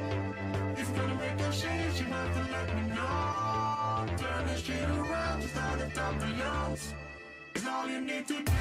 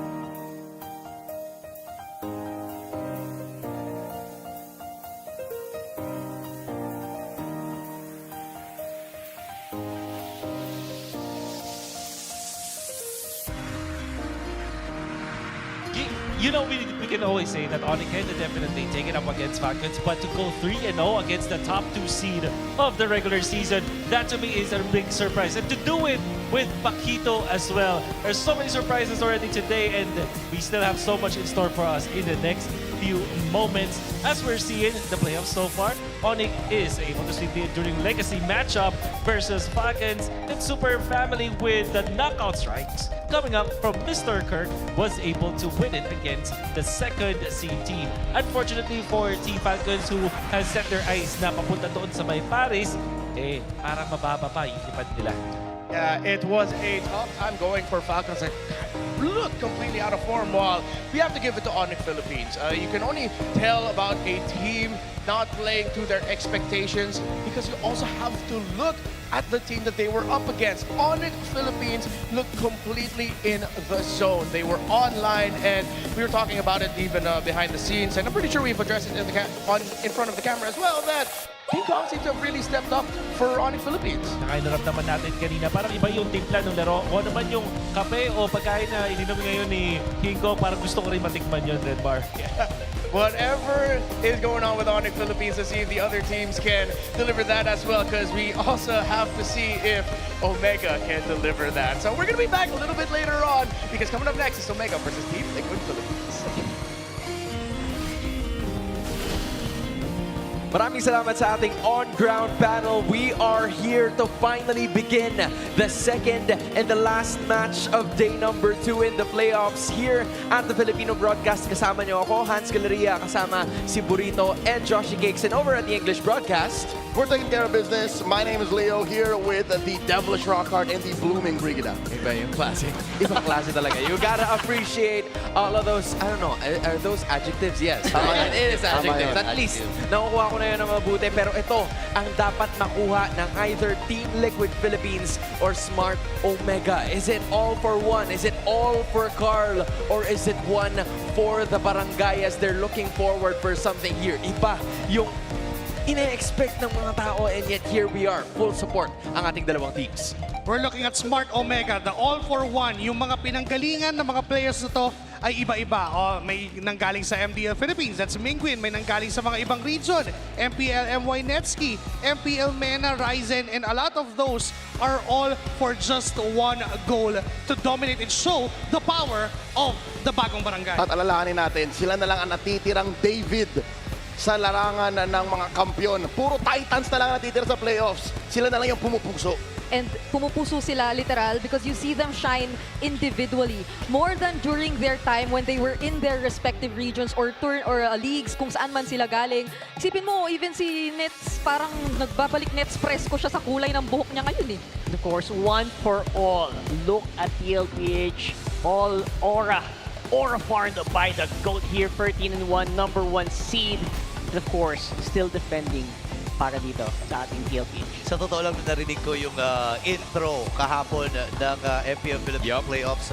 Nabanggit ni KRTZ na sa liga ng pinakamalalakas, siya ang pinakamalakas. Yung testamento pa lang na yun, yung statement pa lang yun, it defines kung ano nga ba ang Team Liquid Philippines sa paligid ni KRTZ. And guys, correct me if I'm wrong, wala pang nakakakumpleto ng 3 sunod-sunod na MPL PH championships. And I think that is what the GOAT and of course the rest of the cavalry are looking forward to do. You are looking at them right now, finally making their debut after missing it from day number 1 in the best way possible kasi laglagan yung naging ganap. And in fact, may nabanggit nga itong si Sanji doon sa isa sa mga pinakakilala at kapitapitagang podcast na napapanood natin na hindi lang to basta 4 horsemen of the apocalypse. This is 1 GOAT and 4 of the others added on to it. Honestly, for me, it's like, okay, may 4 horsemen talaga dito sa TLPH, pero alam mo yung hiniherald nila yung talagang tagapagdala ng buong liga. So para sa mga Marvel fans, si Apocalypse, si Carl. Yun na nga yun. Siya yung pinaka rurok. Wow, rurok! That's a Tagalog word. We'll take it. Thank you. I guess this just puts more weight into the kind of role Carl actually has when it comes to the team. Na even earlier in the series when we were talking about the gold lane matchup, we put so much weight into his opinions because he's time and time again proven what he's capable of. And now he's on the road to proving yet again another achievement na lahat tayo nakikitang sobrang hirap matamasa. Dude, these two used to be teammates. Nakikita natin, medyo zoom out yung MPL PH camera kasi dyan din nanggaling itong si Perks. And I think he's making Daddy JP proud with his performance this We season. used to see Perksiva with Team Liquid Philippines, but now he's with Smart Omega. Pinakita niya na kung ano yung mga natutunan niya. Pinakita niya na kung ano yung all those months of preparation na nandun lang siya watching from the sidelines. In-apply niya ngayon with Smart Omega and he's been successful with that all throughout the regular season. Malapit sa nobody expected sa ganitong performance from Smart Omega, but they delivered. Perksiva showed what he went through and what he learned nung time na nandun siya sa kupunan ng sabihin natin pinakamalalakas kasi top 1 nga yung pinanggalingan niya. It's also very apparent because if you look at the hero pool, again, yung performance is there on these very specific heroes that kind of, you learn from the best. And that JP definitely is one of the best for the roam. And you know what? Napamana ng maayos yung performance niya. Yeah, and in addition, it felt like the stats could probably favor JP, pero isa sa mga naging lamang ni Perksiva at that time was the hero pool. Yeah. There were at least 3 more heroes in that, and this might be the opportunity for him na mas taasan palalo yung master niya. Para siyang kung pupanda to si Master Shifu, pre, yun yung goal ni Perks ngayon. Legit. Actually, 4 yun. Meron siyang lamang na Kalea, Chip, Grok, at Guinevere. Lahat yun may panalo. So, ganun katindi yan. And naalala ko nga nung nasa amateur scene pa or nasa amateur days pa itong si Perks, talagang kilala na rin to sa pagiging flexible niya talaga sa mga heroes. Lalo na yung Cho, na isa sa mga talagang minamata sa kanya. Alam mo naman si Daddy JP, isa rin talaga sa mga magagaling na Cho user. Kaya nga nabansagan yung salitang Air JP dahil sa sipa na ginagawa niya, di ba? You know, this begs the question kasi all throughout regular season, we haven't seen Smart Omega gather a match win against Team Liquid Philippines. Yeah. Kaya ngayon, epekto na ba yung barang ni Barangay, men? Si Netsky, nakahapon, bukod sa nagpaalam siya dun sa kanyang huling nakalaban, nakita din natin na binarang niya in public. Depende kung si Carl TZ or si Teddy, pinangalanan niya yung dalawa, which is something that he doesn't usually do. Yeah, actually even ONIC ay medyo nakakasunod na eh. Maging sila ay nag-manifest na rin. Kanina, no? Kanina lang, nabanggit nila yon. And medyo umepek ata, so let's see if that will be the same case right now for Netsky. Tol, hindi ko alam kung napanood yung interview, pero sabi ni Netsky, si Carl kasi parang medyo mahirap siyang barangin. Lakas kasi talaga eh. Pero siguro si Teddy, sabi niya siguro si Teddy baka pwedeng barangin. But that Netsky versus Teddy matchup might be the lead that Netsky has in terms of experience, but Team Liquid Philippines has all experience with all of them. But with that, let's go back to the on-ground panel. Thank you, casters. We're not going to skirt around it any longer. We have to look at the real cooling tactics by Infinix GT50 Pro. Wolf, say something smart. Oh, well, I will say something not smart, which is to not be engeng in this particular matchup. Because we do know na kapag katapat mo si Netsky, kailangan talaga magpatawas ka para hindi ka mabarang sa kanyang ginagawa. But kidding aside, I think in this matchup, basta hindi lang sila magkaroon ng kahit anong mga random decisions along the way, this will be good for them. Now, for the side of Team Liquid, they have to pressure the mid lane and they have to force Ryzen into slow rotations. Lalo na kapag nahawakan ni Ryzen yung Leo board na hindi pa sila masyadong nagpapapanalo. In fact, isang beses pa lang nananalo itong si Ryzen with the Leo board in the past few weeks. And ito naman para sa Omega, feeling ko familiar sa ito, Renmar. Pakinggan niyong maigi.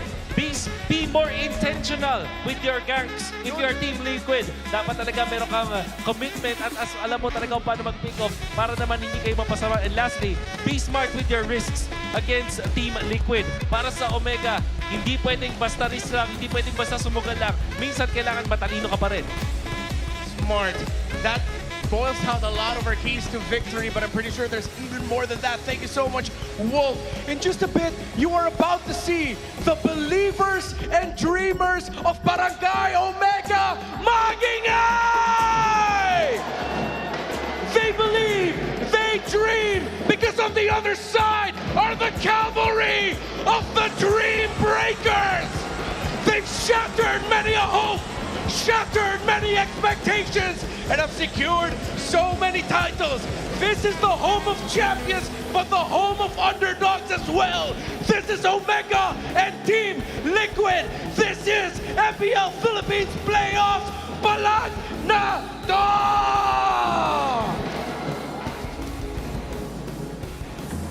Let's go, Liquid!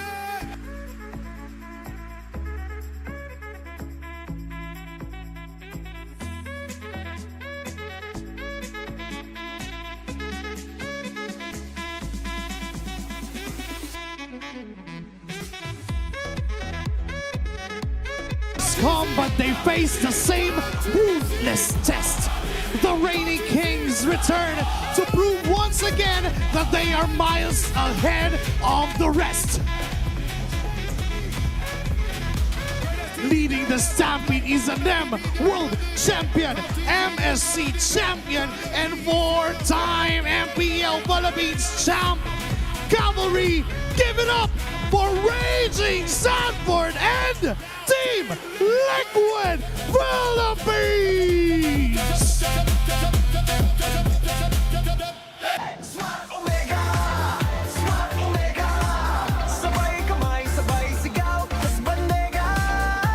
Misfits noon, nire-respeto na ngayon. Handa na silang babagsakin ang mga kampiyon!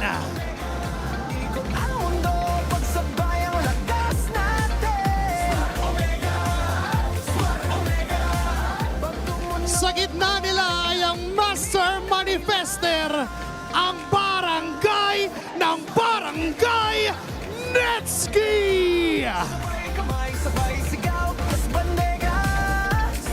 Barangay! Magingay para sa inyong Smart Omega!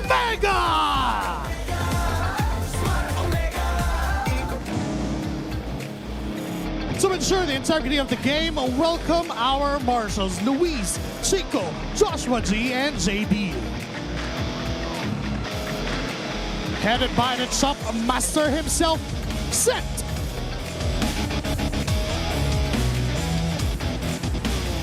Our head coaches are Coach Snap for Team Liquid Philippines and Coach WARGA for Smart Omega.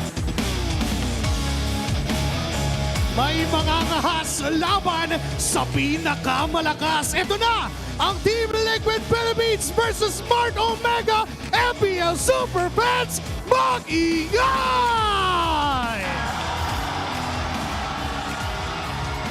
This is Team Liquid's debut in the San Juan Arena. For those who are uninformed, why exactly is he called the Raging Sanford?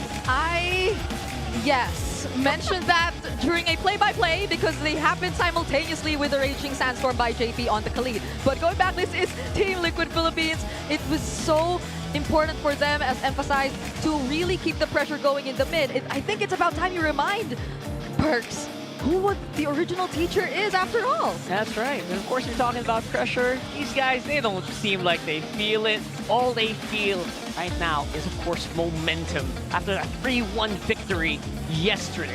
It's so easy to say that Smart Omega are just happy to be here, that they're in a David versus Goliath matchup that they're so used to, but I'll tell you now, when they came in, after last night's emphatic victory, even against the Aura Farming champions, I'd say this is the best Barangay has looked all these years. Again, 4 years ago was when they went all the way from the same spot that they're in right now, all the way to the grand finals. I don't even think it affects them in any way negatively. To think that they are the David in this matchup, to think that they are the only team who's left alongside all these titans. You know what?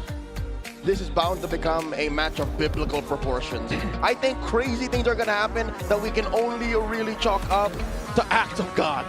Yeah, and you can only guess what's gonna happen next. Let's listen to how they prepared for this matchup via the Smart 5G ping test. Keep your eyes and ears open. Masabi ko sa laban namin si Twisted Minds. Masaya kasi natalo ko yung dati kong team. Masaya ako kasi nakalaban ko yung mga dati kong team. Yun, nanalo ko din sa kanila. Ayun, message ko sa TLPH, which is former team ko din. Good luck sa atin guys, and namimiss ko na kayo. Sana makaisa kami. Gagalingan namin ngayong araw na to. And ngayong season 17 playoffs. Road to ano to? Road to Paris. Guys, good luck sa Liquid! Playoffs sa Carlo. Tahanan ba naman ang pinakamalakas? Siya daw ang pinakamalakas. Kahit madami nangyari ngayon, hindi tayo papadista, okay? Pero yun, grabe no. Grabe mo nangyari pa yun. Grabe yung ONIC.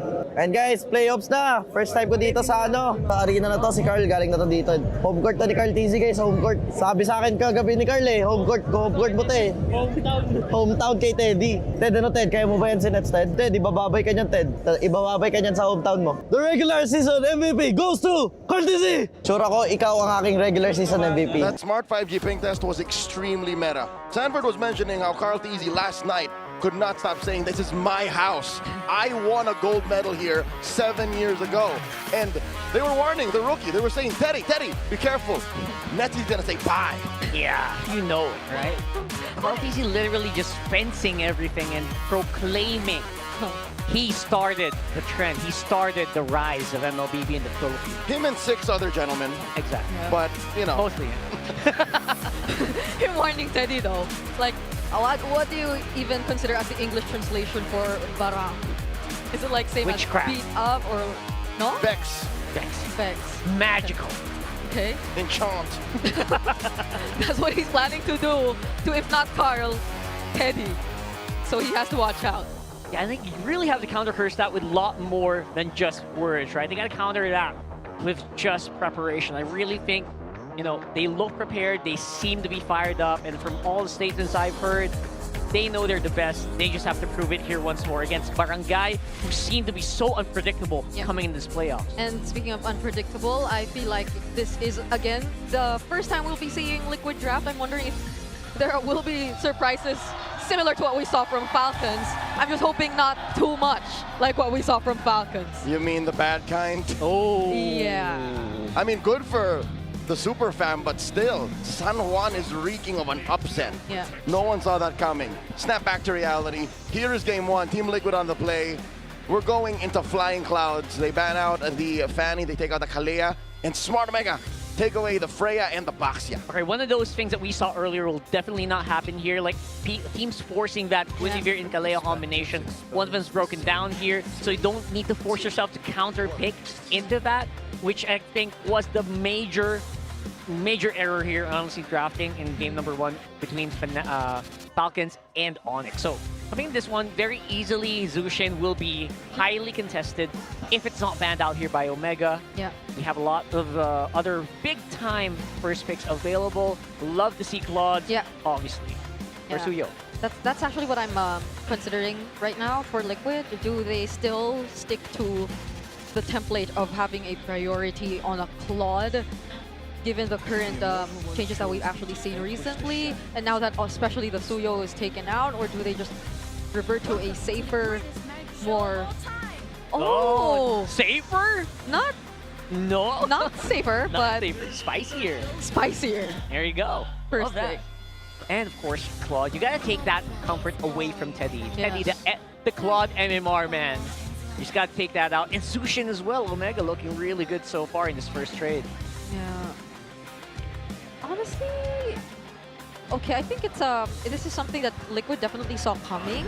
Like, they had a priority on the Harriet for a reason, and that makes room for the Phobios to come in. Beautiful. Just probably not the Harriet. So unlikely, right? Like, you have a lot of opening. You have an option to go for Moscow later on as well. Yeah, so they go most of that definitely can be countered or considered earlier or later. Eve early on is very uncharacteristic. It is, but also it's because they've been closing off drafts with it, but it's their #1 hero. Yeah. Picked 14 times, won countless times with it, but the answer from Smart Omega to close out the draft is the Leomord, which again, in hindsight, isn't exactly statistically a good hero for Ryzen. But it's what they need for now. This is the first half of the draft. Real quick thoughts. Statistically, Leomord has actually been winning in playoffs no matter who uses it. So there you go. okay, I might go for a Liquid so far in the first 3 picks here. Let's hear from Wolf and Renmar. Well, pretty interesting run of the draft so far. Yeah, we are analyzing right here from the crowd. So, Wolf, anything that you want to start off with the Claude and Harley trade going this way? Yeah, I'm actually very surprised that this happened, and also surprised because Mima was actually inaaura na tayo dito. Yeah. So in stage, pero what I do want to see from Omega is attacking hero from the side of for James. Like somewhere along the lines of the analyst, I doubt it will be picked up. You know what I'm really scared about is that they gave away the full views to TLPH, and I think that is somehow a mistake. Yeah, if there's one pick that maybe they could put in the room for Perk Ziva that could help handle what the Phobias could do here, considering that you're up against the Eve, I think they'd want to consider picking up the high loss for themselves if it's available, just so that you have a very solid front that helps supplement what your team wants to do, while at the same time stopping any potential aggression or tempering any aggression coming in from Sanford. Yeah, and well, in that scenario, they banned the Khalid as well as the Kaja, which is in a way played by JP in an aggressive manner, in a way that they will always go for the plays. So I like that you pointed that out. At the same time, for Omega, what is your frontliner? I think they're left with the Alice because there is no way to work. Sora is still available though, so that might be the last pick here for Omega. Yeah, called the high loss there. I think they take the trade and consider the Gatot Kacha here in the roam if they just want to have that solid, revitalized roamer that could help handle the high loss. Yeah. So now what okay, I think they picked it. Okay, it's a Gatot Kacha. As a graph, then I think they will want to go for somewhere like less of a Moskov or a Bruno. Yeah. The Clint can also be picked up here by TLPH. For burst damage, but I think the Moskov is the best because you apply so much pressure in the map with the Harley as well as the Moskov. Yeah, like the Moskov, open it up. If Omega are also going to be looking to play the map, then you have to have that sort of level too. You mentioned the Sora for Omega to close it out. Yeah, I think that's really good, and I think that's why they're taking quite some time here to lock in their Gold Laner pick, so they can think about it. Oh, how do you feel about this carry? Perfect answer to this Hylos, obviously. Now, the only thing, okay, so I was going to say that the Sora might struggle against the Phobias, but a Yuzong as the last pick, immediately picked up by Omega, tells me that this is Omega wanting to also win in the early stages of the match. There's a QR code on your screen, scan it and win a chance, or get a chance to win 1,000 MLBB diamonds. I think it's very stable for both in the draft. Not a lot of risks taken. You see the predictions. Honestly, this will boil down to the execution. Sure. Mid-trade and who gets Turtle 1. I'm still very scared for Omega because of these phobias, but with this last pick, Yuzhou, they kind of dampened it a little bit now. I also don't like their Leomord, so we'll see. TLPH seems like they have the easier recipe to taking this one. All right, Wolf and I will come back later on. It's time to pass it on over to our casters on the desk. Slightly worried as to how fast Smart Omega responded with that Yuzhong pick, putting in the hands of Big Game James. But I think what they're answering here is the carry, which is still looking back a better hero for Teddy than a Moskov. Interestingly enough, I mean, Wolf was also, Wolf and Remar going for the Moskov. Feels like it's great for cross map. They maybe want to go for that more of a death ball lineup, right? Yeah, and it's great if they just really want to punish this box for Liquid, which they seem to have built their lineup around in as early as their Eve pick in the first phase. So they pretty much know that this is going to be the idea of Liquid heading into this match. And it's great because they have a lot of ways to just access and disrupt the formations if they make use of their tools. Yeah, and using those tools will definitely go online later on. Again, it's all about pressuring Teddy here for Netsky. Use that aura for me, get that advantage. What? That's a flicker that Teddy committed just to fight Netsky head on, forcing out a flicker from Netsky as well. But he goes back in with the BMI. Nearly an outplay though. These two gold laners are really going at it. It is Netsky who goes home first, but I think that's just veteran wisdom. He knew that there was something fishy afoot. Carl Teasy would have shown up to take the gold crab anyways. That was insane. I have never seen a level 1 marksman versus marksman go like that. Crowd went nuts. I love it. Not in this meta, where they just play that aggressively. But yep, that's still 2 battle spells down for the gold laners. It's a really spicy start. It's a small thing I just have to explain, by the way. When you flicker, you got bonus armor, right? So he knows, especially if you're right on target. Yeah. And that is what makes Teddy a such a big threat. He's the one who knew that that mechanic is there, and he's the one who's like, I'll flicker forward, fight me. Yeah. Netsky flickered back. Took him off guard. That was huge. That was honestly huge there. And again, forcing the guy to go back TKO, like you always say, right? Whoop. Smart Omega, first to the scene, calls in Barbiel. They're still starting this. They really don't want Liquid to get inside, and that's going to be a successful turtle take for Ryzen. Sanford using the Infernal Pursuits. There goes the real world manipulation, but now they're pushing them out. They're fighting them even with that Black Dragon form activated, and now they're under the turret. Another Infernal Pursuit to keep him somewhat alive. That gets punished, though, by Ryzen. That was a decent trade, but Omega, they're not done yet! Oh, Carl TZ is not. With the help of JP, they still find another. Oh, this is going to be a bloodbath. 3-1 already, not even 3 minutes into the game. You can already tell who's getting advantages, though. The goal lead definitely going over to TL. JP gets taken out here by Ryzen, calling in Barbiel for good measure. Rockhart, ain't no TKOs here, just actual takedowns. Yeah, okay, Carl TZ still goes back in. Another fight. Wonder who got that Little Wanderer, but this is another fight forced out by Omega. They find the kill on Sanford. Carl TZ is yet to take his purple buff still because he sees a different target. He sees Mingwin, but it's not enough to take him down. Thank the Lord for Brave Smite. By that small percentage of HP, saved Mingwin. Again, that's how close this game is. They're hanging by threads, just not surviving by it. Again, just shows how much micro is also involved in these fights. Last night against Twisted Minds, Smart Omega was uncharacteristically, uncannily finding farm even when they were down on micro engagements. Here, they're going toe-to-toe against Liquid, the defending champions, going for the three-peat, going for the ticket to Paris. ONIC is waiting for them in the upper bracket finals. Omega's keeping it tight. Yeah, wherever you look at, even in as early as the first minute of the game, you see how Netsky decided to play that gold lane, and especially leading to that first turtle. I think our panelists highlighted how important it is to see who will win out in that first turtle fight. And you're kind of torn between deciding if it's Liquid who won the post fight or Omega who got the turtle, and were really the ones to force everything happen before they even took the advantage. Perceiva? Yeah, don't forget there's also a pre-turtle fight. Oh my goodness, look at James already below half HP. Carl TZ looking for the angle. There goes the AOG as well. Perfectly timed to ensure the retribution lands. And they get that kill onto Perceiva. Ryzen looking at the next target. Misses the dash. But the Crimson Beacon in from Mingwin saves him in exchange of his life. And the taunt on James plus the Petrify won't be enough to find a trade. For years, JP was flamed, bashed online for stealing Carl TZ's buffs, but now it is AOG that helped secure it. That is so interesting to see the way that these trades are going. Mingwin diving, throwing his body in front of 3 people just to save Ryzen. Putting so much emphasis onto their jungler getting that farm, but I think they made up more they could chew. They lost 2 in that trade. And I kind of understand this is one of like a few instances you really see Omega finally get to activate the Leomord early on. Ryzen is currently 2-0-1. They definitely do their best just to protect where he currently stands. Could this just be the diversion? Could this be a distraction? Because sure, it's Ryzen that they seemingly are protecting, but Netsky's also getting decent farm. They forced a flicker out of Sanji. Yeah, it's true. Netsky, no one's still trying to put attention to him. Sanji, no flicker! Will go down in the hands of Ryzen right here. JP will try to help, but he'll have to use the AOG to save himself too.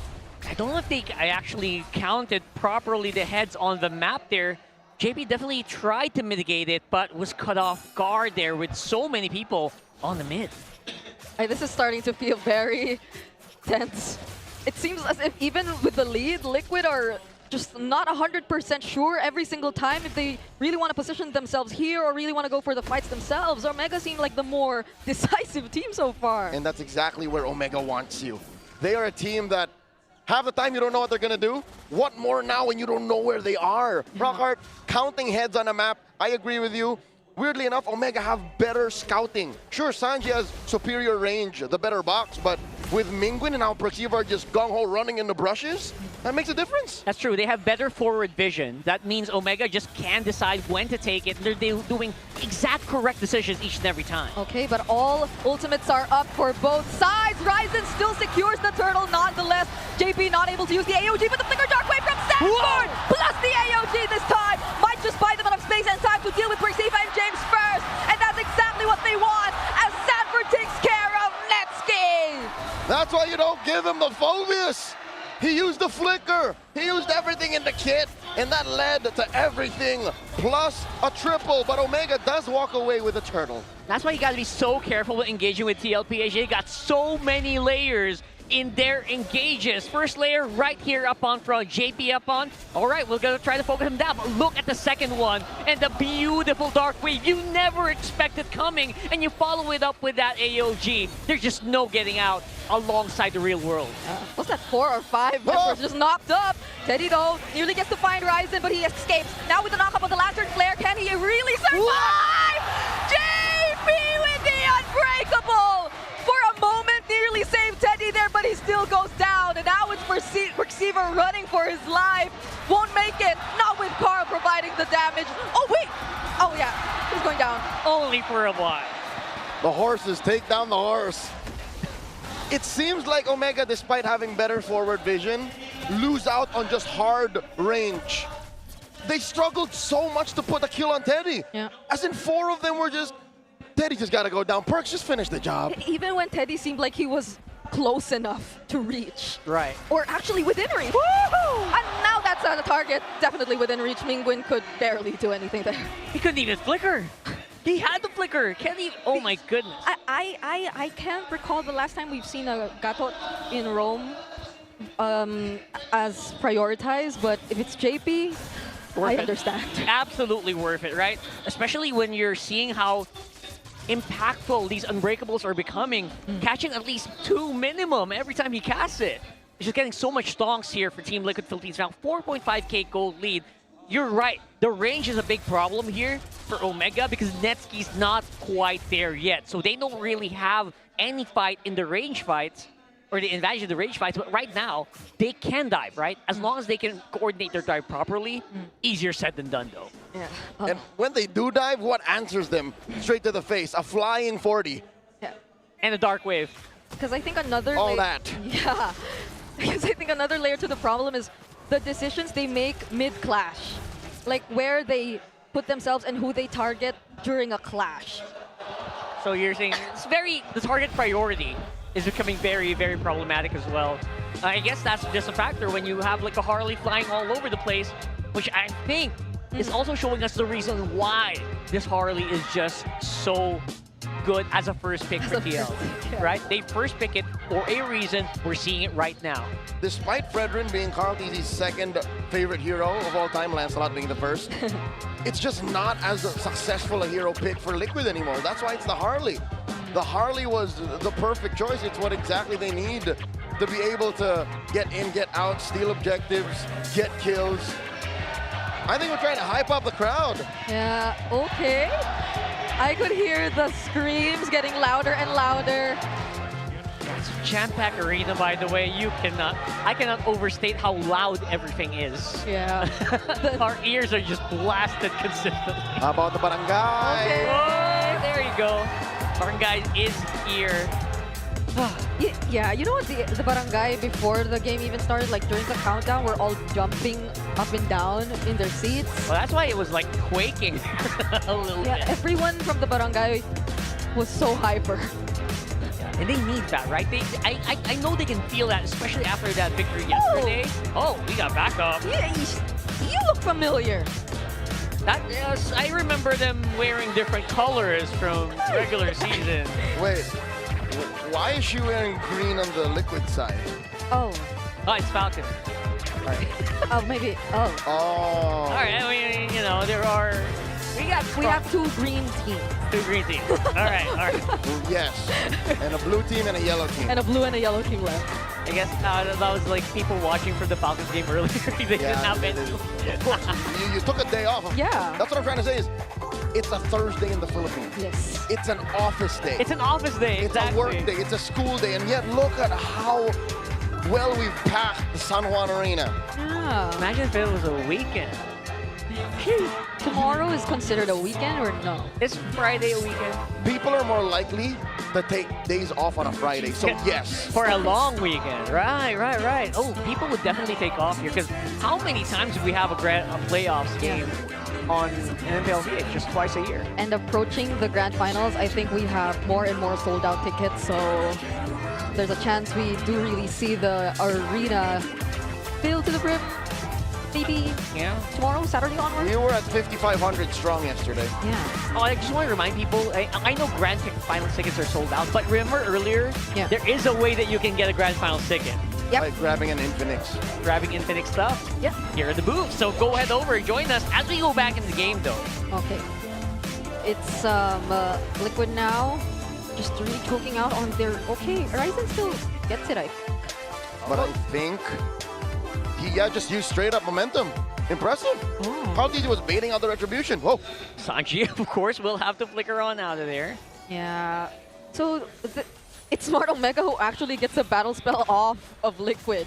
All right. Instead of Liquid actually getting the retribution. So this could still be an opening for Omega to actually fight if they really wanted to. But how decisive could they be? There goes the Glorious Pathway. Oh, not even the Glorious Pathway. That's the real-world manipulation. And the Infernal Pursuits from Sanford just taking care of the zoning as Carl TZ secures the objective. Now they find Teddy, though. They finally find some reach, even on Sanji. But Sanford and JP find Ryzen on the other side. It's a core trade, 2 for 1. And it seemingly looks like both teams just want a Delta split. But Sanford wants more. Another Flicker Dark Wave. Fortunately, Mingwin still has the Flicker, but JP with another AOG! The knockback and a mega kill for Sanford! I'm just calling it right now. This Phobius is going to be permabanned in this series after seeing all the chaos that is introducing in these team fights, especially since Omega's already so hell-bent on winning these fights anyway, foregoing the Lord, Can't associate the word chaos with them. But this Phobius is actually introducing a different kind of chaos that Omega could barely actually show us their own kind. Because even if they were earlier also trying to start out the fights, it was Liquid prepared to answer back with their own version. This is going to be a big answer. Look at this fight. Okay, that's multiple resources. Just really brought down, but a single unbreakable might just stop them in their tracks. The AOG landing, they once again find Teddy. Perxivo gets traded out though together with Ryzen. Oh, it's a trap. They force back Smart Omega. JP gets taken down, 2 for 2. That might have been one of the most heroic acts in MLBB I've ever seen. Agatot Kacha diving in on the 4 rampaging Smart Omega players. Yeah. They got 5 maybe, right? So, man, oh man. And you know what? That was actually pretty good. Yeah. TLPH got a decent chunk of gold on the Carl TZ because of that. Commendable for Omega that they, every time they commit on Teddy, now they actually find him. But I think they also gotta be careful of the aftermath. That after you do actually find Teddy, there's something that'll definitely come next from the Cavalry. Yep, nothing comes for free. And I'm throwing back to a team that's already waiting in the upper bracket finals. ONIC Philippines, they're playing the same way. They're using their gold laner as bait. Yeah. And maybe that's why, right? That's why they opted to go for carry instead of having the Moskov away from the team. Because you want that carry inside the team. You can use it as bait. It'll have some decent punchback if you kind of mess up your movements. And that's exactly what's happening here. 6,000 goal lead for TLPH. They're really maximizing the presence of this carry. Not necessarily using it for damage, but making sure that Omega have red in their eyes. Yeah, because I think that last team fight actually showed you how much they just really wanted to answer back to this carry. Now it's Perxiva down to half HP. Will have to regroup with his teammates. And going back, because earlier it was the, Glorious Pathway, Phantom Steed, even the Black Dragon form committed just to take that kill on Teddy. So now, things could be a bit different for Smart Omega. They might want to spread out these resources a bit more. OMG sends Mingwin to take care of that wave in mid. Almost actually gets a few hits on that turret. They're holding the Y brush. Lord Dance started up.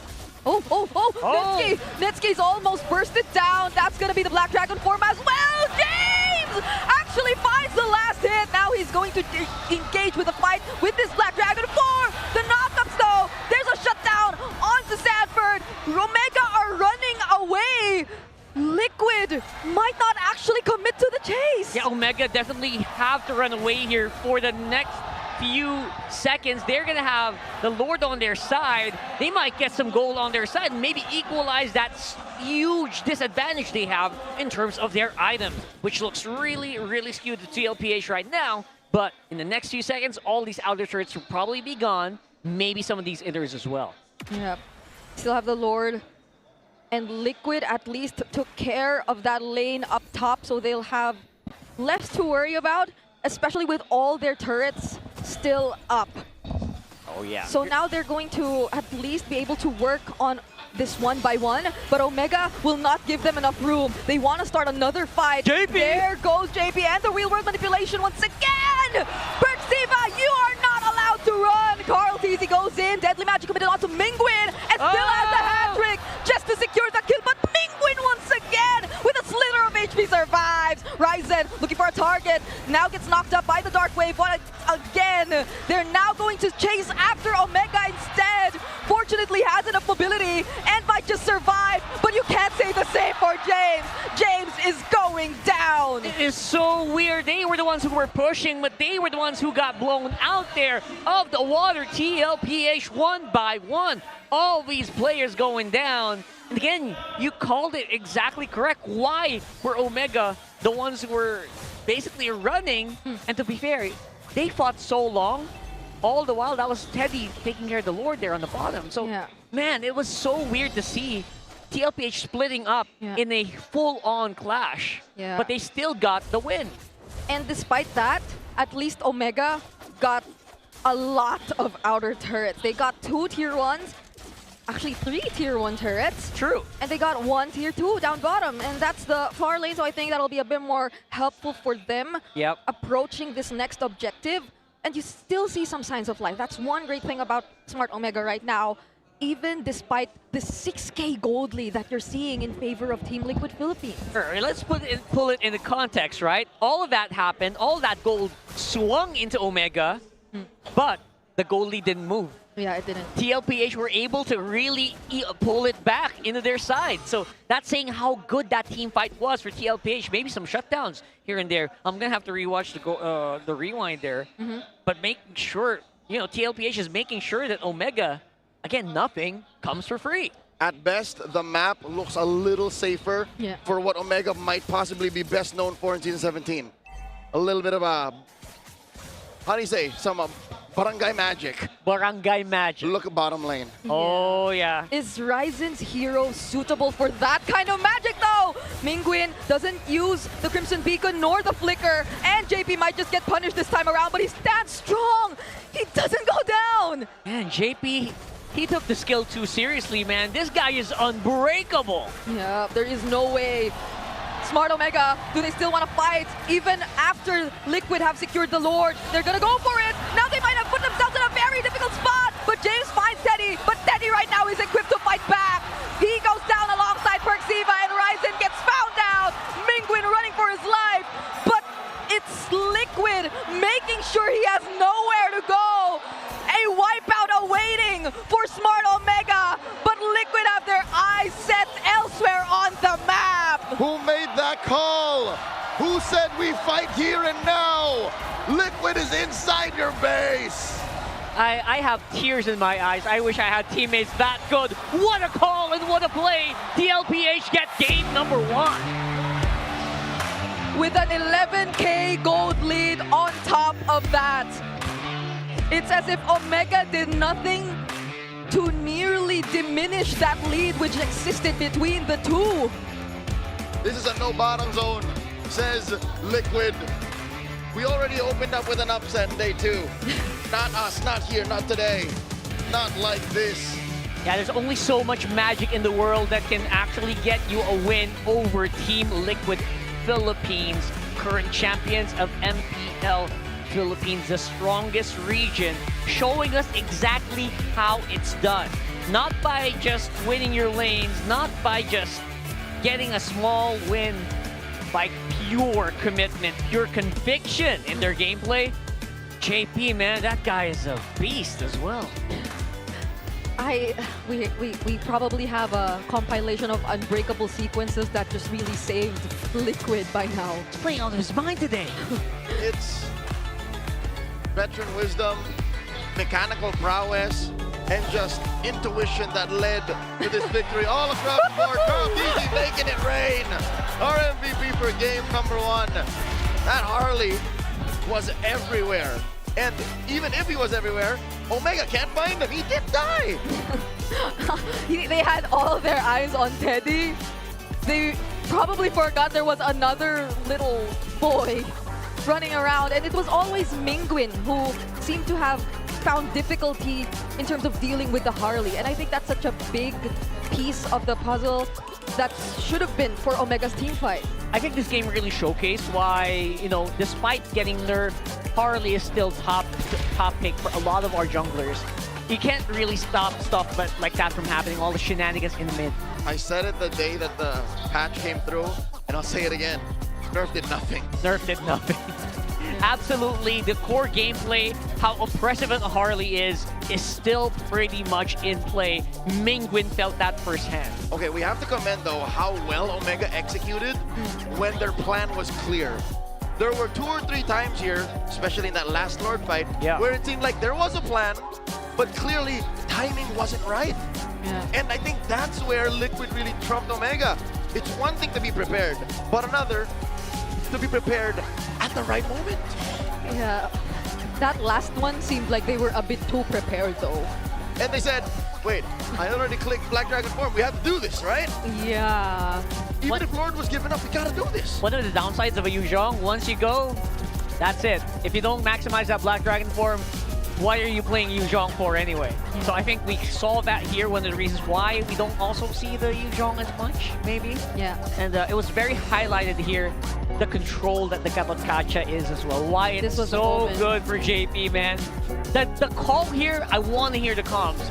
If Derek, if you can hear us, man, just replay that one for us. It's just a matter of time, because if ever it does get to that point, a mic check would be yeah, if they win, please include that in the mic check. That's a big request from us. Them or Liquid social media? Whoever goes first. First. 18 minutes all it took for Omega to fold and Liquid to start calling the shots here. Drawing first blood in this best of 5. I like that MP the King's legacy remains. Even if he fell last night, Marksman, Leo Mord, Marksman Suyo seems to be the norm now. Yeah, and the buff helps so much. I think especially applied to specific heroes, similar like to the Leomord, to the Suyo. And I agree. Like, despite what we saw, especially in the first few minutes, Omega, they were nearly unstoppable. Like, they were making Liquid feel very hesitant to move around the map. It's just that I feel like even it was also on Omega to hand over Liquid that confidence again. Like they too, off their decisions, it was the reason why Liquid regained their confidence. So Liquid did Liquid. Or rather, no, Omega did Omega. Yeah. So they were gonna win, but also it was onto them to give Liquid the win. Yeah. I agree. This is not just Liquid doing Liquid things. They had to adjust to Omega, but just the same, it seems like Omega overshot. Yeah, I mean, despite what looked like a really good draft here for Omega, right? Like, I think they got everything they wanted in that draft. Yeah. I have to agree, like, this is just Team Liquid. Again, maybe what you guys mentioned earlier, where it's like, you know, we just used, there was a clear strategy in mind where they used Teddy and Fake. Maybe that was just one thing that Omega didn't really completely account for coming in this game, right? It was very difficult to actually counter that because you can't also ignore a carry. You ignore a carry, you just go down. It's just simple math. Omega got honey potted. You know what that means? Perfect term.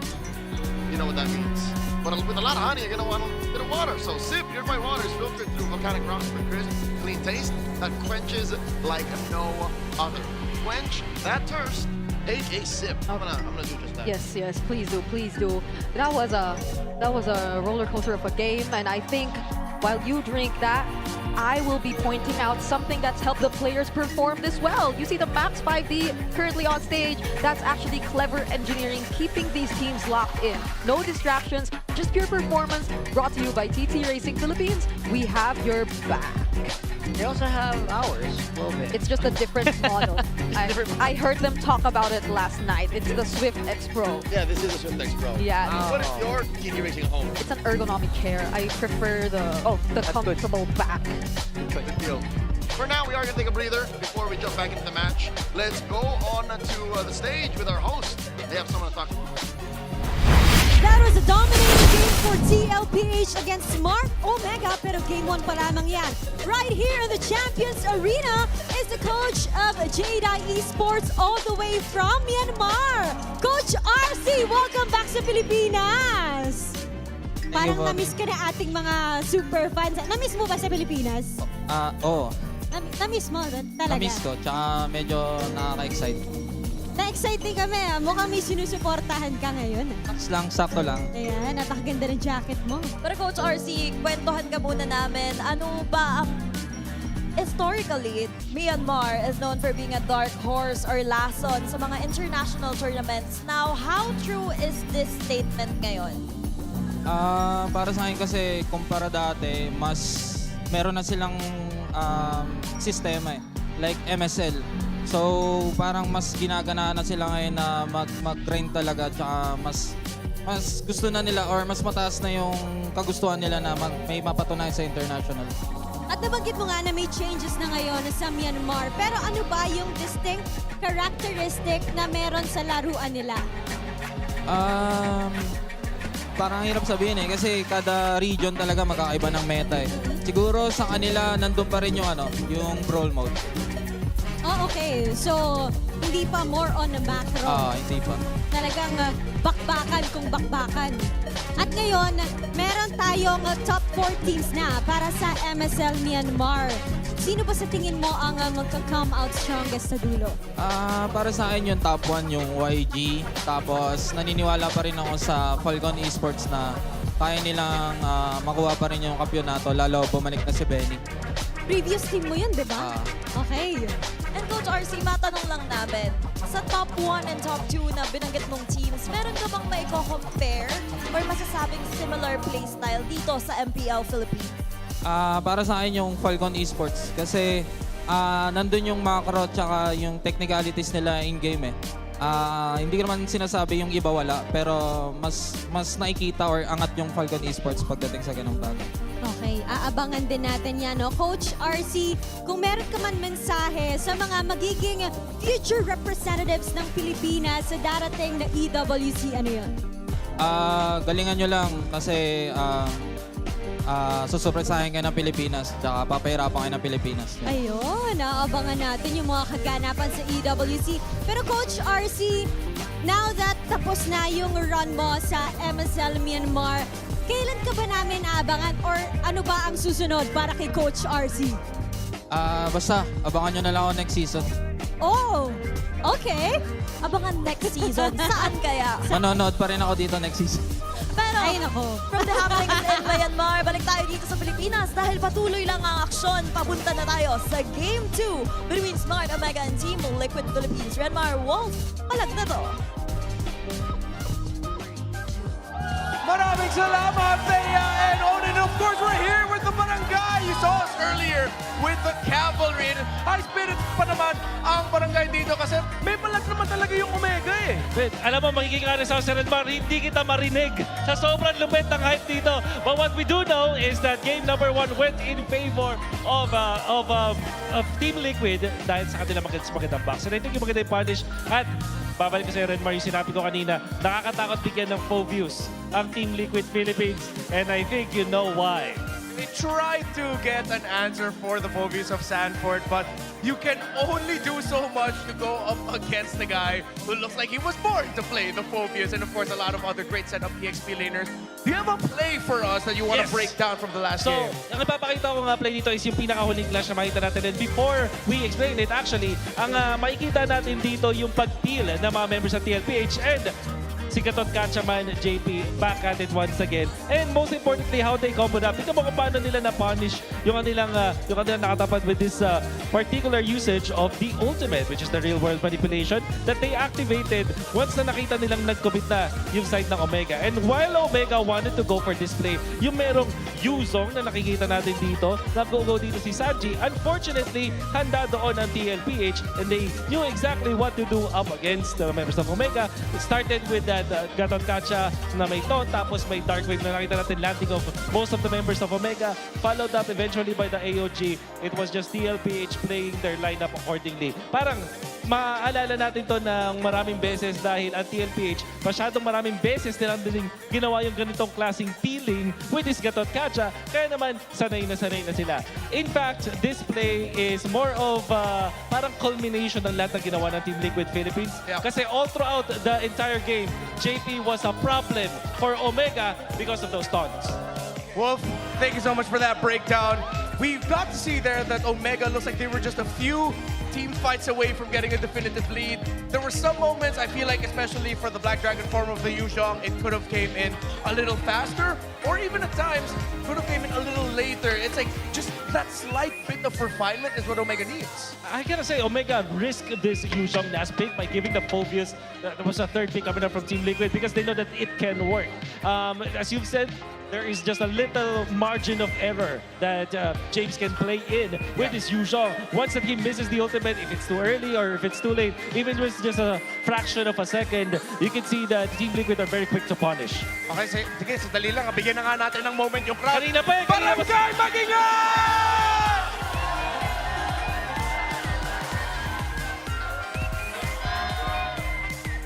Ang saya? Sa tingin nyo, ilang games para manalo ang Omega? Ilang games para manalo Omega? Sigo. Lahat. Omega in 5? Hanggang game 5, para na Omega.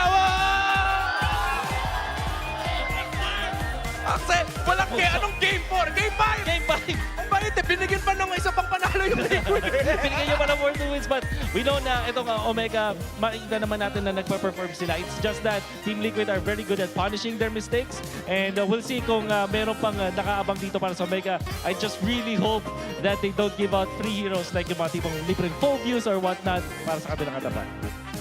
Well, we're going to be seeing the draft in just a bit. Okay. And I feel like we can just spend a little bit more time talking here. Okay. Parang exciting ng laban, no? Like, going back into the game, there were really a lot of moments where it really felt like, oh, you kaya ng Omega, baka nalaban na lang sila. I agree. Is it more of, okay, what do you think they need more of? More faster decisions or mas maingat? Okay. Kung pipili ka lang ng... Play faster decisions mas mabilis. Palaban sila eh. Laban lang ng laban, diretso lang ng diretso, and to take it up against TLPH, yun yung gusto kong makita sa kanila. Yeah, they did really, really well, and let's see if they'll be able to continue that. All right, so we're gonna go on a little stroll around the arena. Paalam na We're muna, gonna see that. Thank you, Barangay Omega! All right. Hopefully later we'll get a chance with the cavalry on the side. But yes, we're going to be seeing the draft starting up in just a bit. Of course, wherever you're watching, wherever you are, whether it's online or on-site, especially for those online, go ahead and comment any predictions that you have. Honestly, even looking back at the draft, Wolf, I had no problems with it. They both drafted really well. Omega also drafted really well with it. That I didn't feel like there were any decisions made during the drafting phase earlier that I felt like it really needed to get addressed. Maybe it's a hot take. I feel like they can still get away with giving away the Phobius. Okay, especially kung prepared naman sila with the Yuzhong eventually. Yun lang naman talaga yun, Renmar. I agree with you. It's just that it's difficult to pull off. So you just have to really find a way to give these risks, pero at the same time, meron kang mga better trades. And of course, mas maganda dapat yung execution mo. Para kailangan talaga mag-level up ng lahat. Hey, if you want to level up your tickets, get your tickets now to enjoy 150 pesos off. Use the promo code MPLS17POX Day 2. Valid until 9 p.m. only today. Buy your tickets here. Scan the QR code on your screens. It is 7:44 p.m. in the Philippines by the time of me saying that, so you still have like little less than under an hour or over an hour to be able to get a cheaper, more affordable one. But our tickets are already really affordable. Renmar, I just want to bring up something real quick. Minor lang din. Go lang. Before we showed that we are heading into broken walls, bigla ko na naalala, Coach Snap was actually from Omega. So, medyo may naramdaman akong konting friction kanina no, na nagkaroon tayo ng walk-in between Snap and Coach Wura. I'm sure that they're good friends and everything. Pero feeling ko on the battlefield, meron pa rin yan yun. May something pa rin yan eh. Oh, for sure. By the way, there is just an important note that we do have to point out here. Following the league's operational guidelines, Smart Omega will forgo side selection privileges for 1 game. Side selection. All right. So that's side selection in terms of where you're going to be picking. Whether it's blue side, red side, they forgo those privileges, and that means automatically Liquid will be able to decide which side they're going to be starting the draft Oh on. yeah, so do not be surprised, well, because it was shown earlier, and we saw that typically the other team will select the side for game number 2, but it's not going to be the case now. It's going to be Team Liquid. I feel like the drafting might be very similar. If the Harley as well as the Suyo is open, I think that the Harley still is the priority for Team Liquid Philippines. And what's tough too with the draft here is looking at the bans earlier with the Baksha, Freya, and the Suyo, Omega decided that the Harley is what they're up against. Are you going to give a chance for Liquid to show the Suyo, or are you just going to keep banning that out? Because Carl TZ has had some of the best Suyo performances this season, of course, outside of James Pax and King Kong. Before I answer that, I want to say that I think that Omega were risking the fact that maybe the Cloud is going to be the first pick for Team Liquid. That's why they banned the Suyo, thinking that they will get the Harley for free, but that wasn't the case. So to answer your question now, no, I don't think so. Because of what I said earlier, I believe that this is a big gamble on their side. There's no way. Okay, Claude, there you go. First pick, Claude. Yeah, because now it's the Phobius which was banned instead of that Suyo. Omega realized, accepted the fact that maybe it is a little bit too much. Yeah.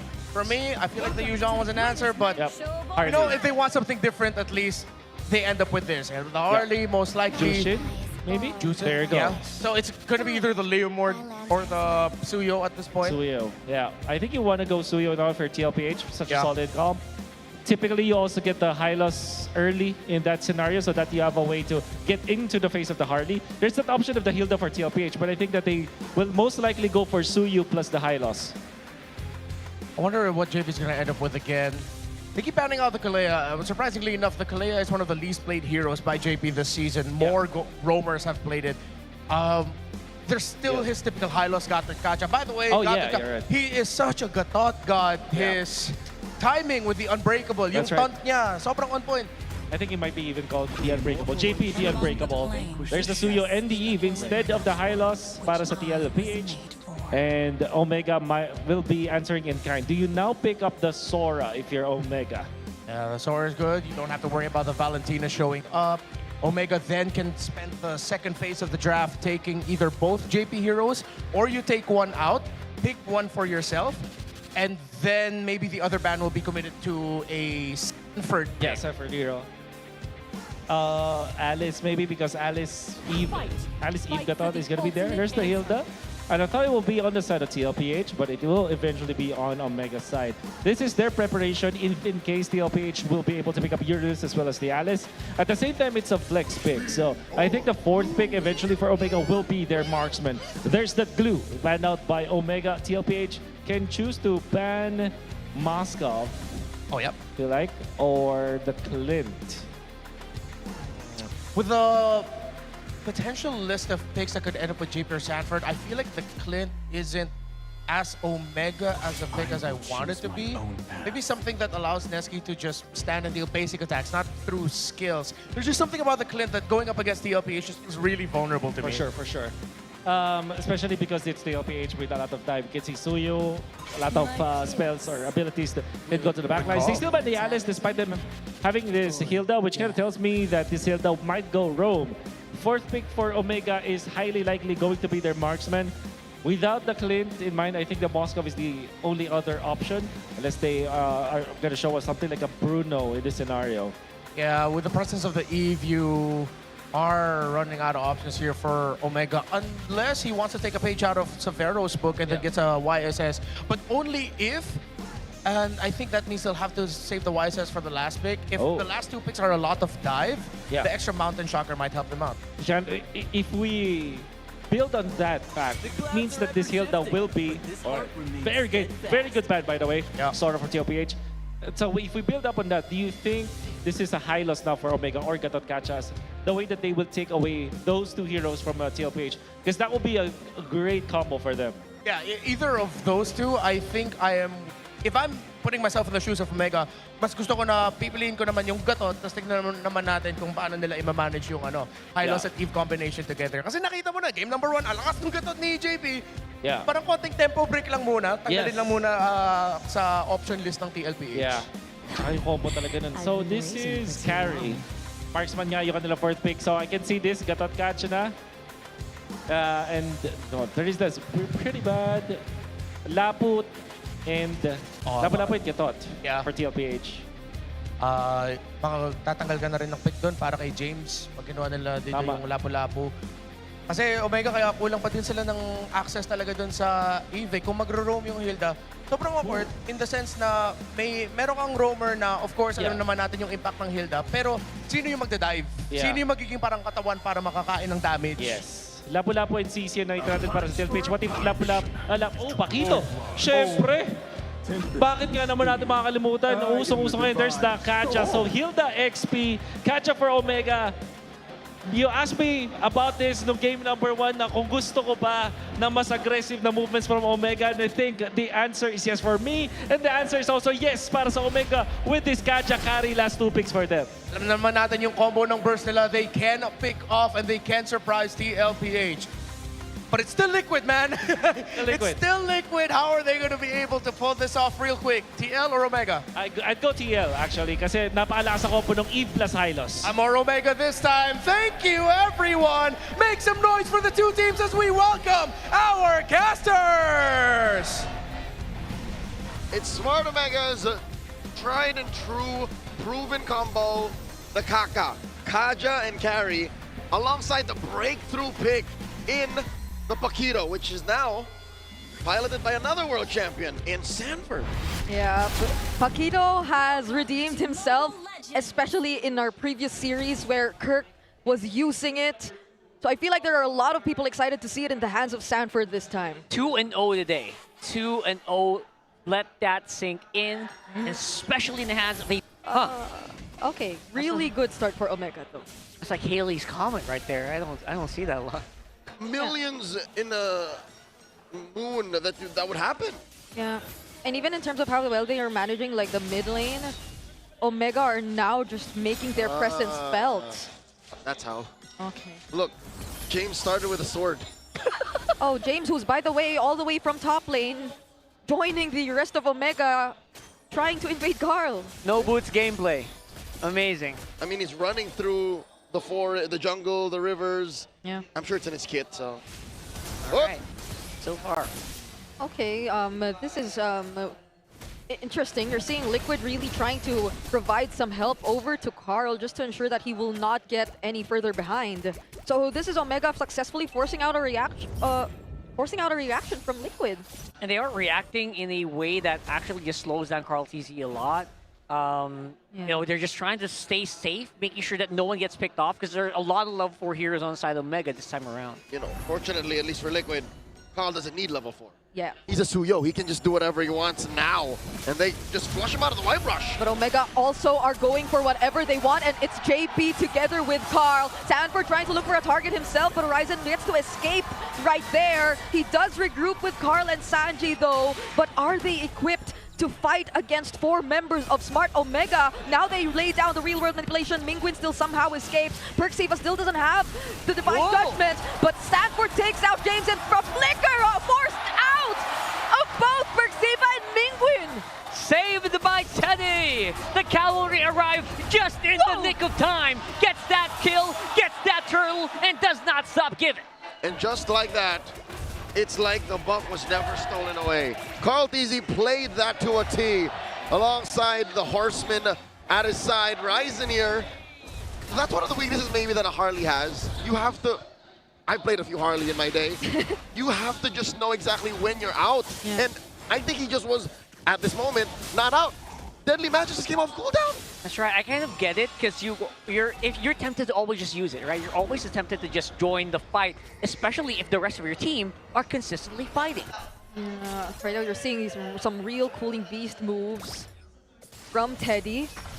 He's also got those finger sleeves on, and at least there isn't much attention towards him just yet. And he literally, as you mentioned, was, I think, the guy who saved that team fight for Liquid.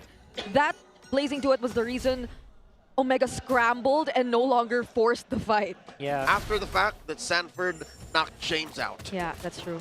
So individual performances all just coalescing into a really good fight for TLPH. Okay, upside. Sanford's the victim here. No flicker for Perxiva, so they won't be able to force it.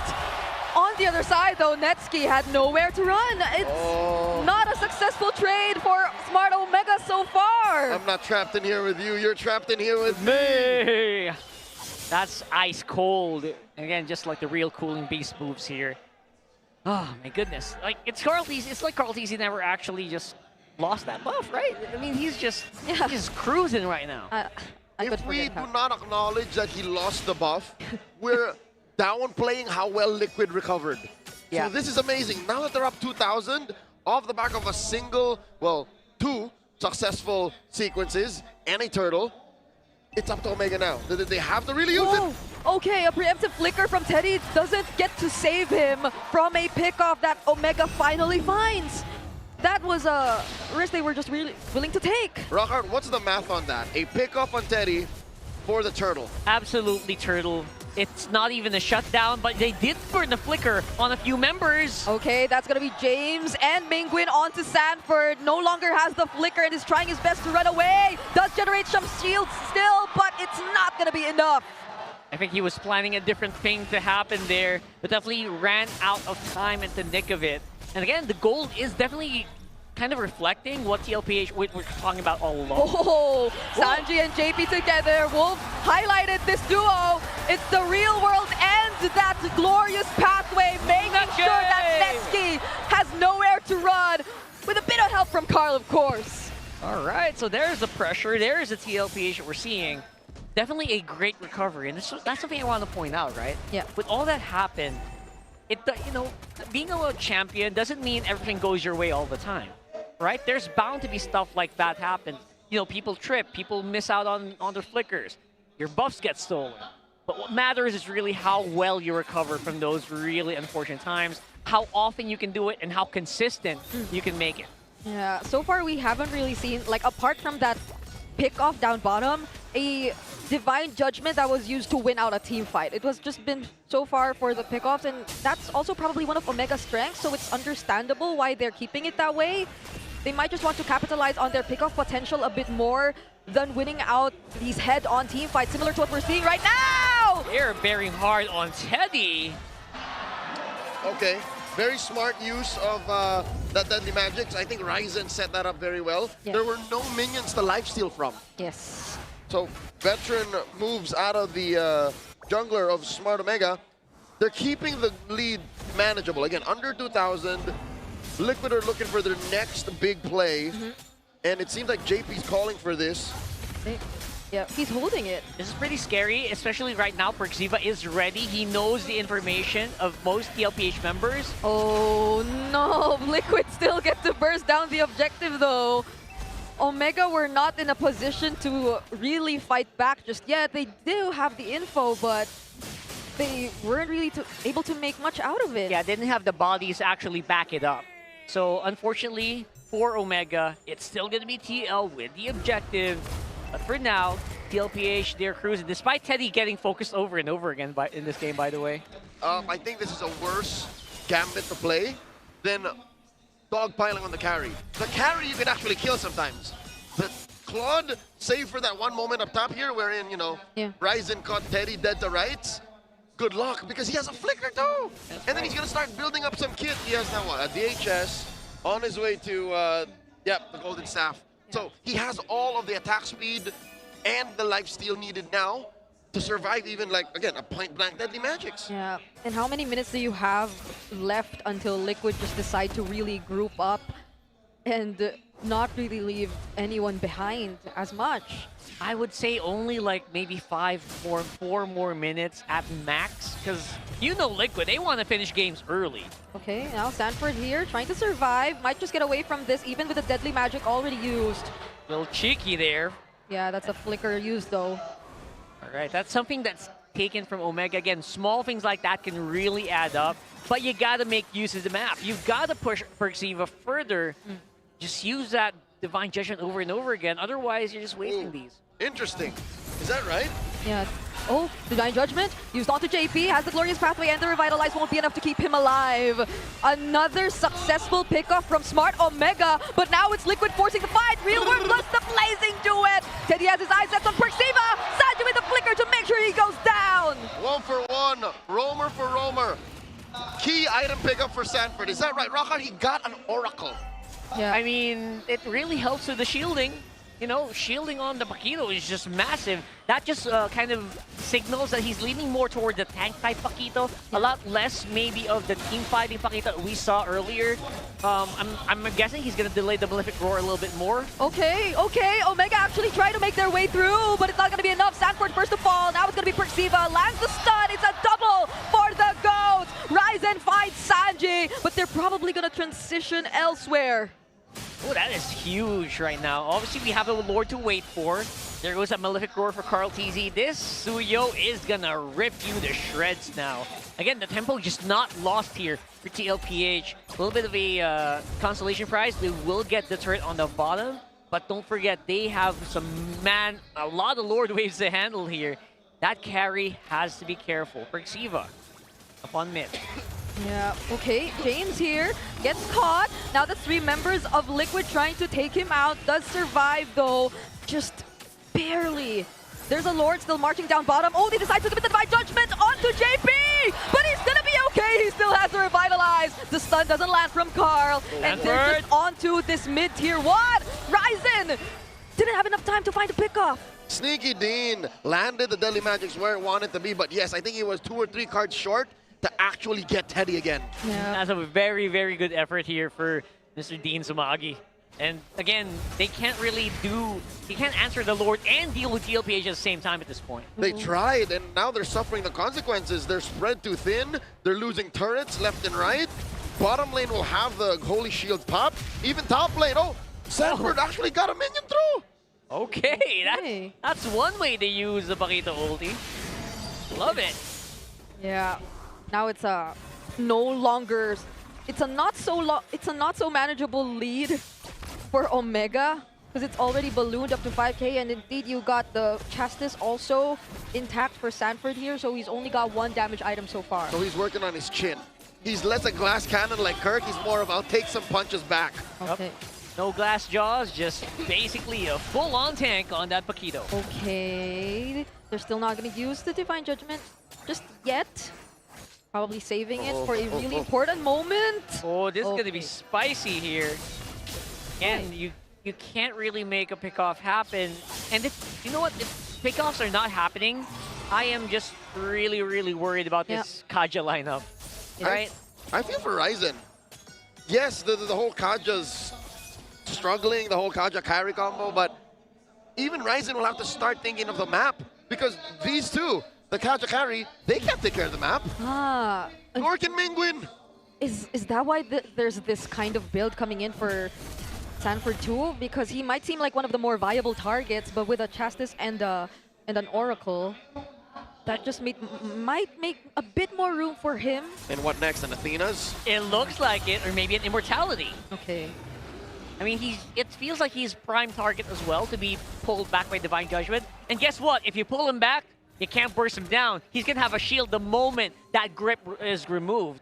And that is something that's going to be very difficult for Omega to deal with, especially for Harley. Hey, you get caught right there by Carl TZ. And he's going to be okay. He's fine. And that's a free Lord if I've ever seen one. Beautifully managed. In-game mechanically manifested, this is my house. Get out. Ryzen was caught out, forced out trespassing. Oh my lord. Liquid's lord. not Number so one rule. sneaky Dean of him right Do there. not so sneaky at all. Yep. Oh, even the Crimson Beacon gets forced out of Mingwin as they need barely just or a single minion wave to take care of that tier 2 in mid. Even before the Lord actually spawns, Liquid have near full control of the map. Yeah, things are starting to really look grim here for Omega. Look at James, can't even last long. And this is going bad if they find another pickoff right before the Lord Siege, and they do. This is miserable because Omega were just trying to be proactive. And they were on their own side of the jungle. They had every right to kind of flush out these bushes, but they get punished. And you know what? They have to be proactive, right? They don't have a choice. They can't play this out like this. Oh, this is a very familiar glorious pathway. Even Perks, he fully knows this is the way to use that glorious pathway as Liquid are looking to clean multiple base turrets off of the barangay side. Oh, mid lane crashes through. Lord still standing. James is back. Oh, Teddy goes in, but it's actually Mingwin who becomes the target first for Carl. Teasy doesn't light the Queller just yet, but the real world manipulation is what's forced Omega to reposition. And that's all it took for Liquid to secure match point. That was like the biggest non-fight game I've ever seen. I did not see any straight-up flashes. It's always pickoffs, and when the pickoff doesn't happen, guess what? TLPH is on top. Here's the problem with honest lineups that have a clear combo. They wanted to make the Kaja carry work, but you know what, in hindsight, the Paquito Gambit might have been the big difference maker. It might have been, yeah, no, get me. As soon as you let go of that Divine Judgment, I got shields, I'm living. Yeah. And while that's happening, Teddy is going to tear through your lineup. And you can't do a thing about it. Yeah, it was such a tough task for Perxiva to decide on who to use the Divine Judgment on. This was the one time it was actually worth it. But following that, we barely got to see another Divine Judgment that they really got the full value out of. Really big non-fights here. Even in the last moment, right? Like, they were struggling to pick a single target. I don't know what happened to Omega there, but they got bamboozled. Again! Carl Daisy, two-time MVP now in this series. Momentum is behind him, even if he started the game a purple, a buff short. I gotta say, everything we said on the 6-man panel, this guy's just proving every single word. And you know, how else can you explain that? Even despite a very bad start, you get your buff stolen at level 1. Come on. What's next? Is he gonna ignore Karina of Espa? I mean, come on. Besides our brother MOBA, right? Like, where else have you seen a de facto GOAT? And he can do it. He can do that. He wouldn't be mad. Like, the way he just recovered from that and did not seem the least bit rattled out of that stolen purple buff. It might have angered him. Actually. And you don't want to see an angry Carl teasing. Hey, James, we shared a banner once. Hey. But not today.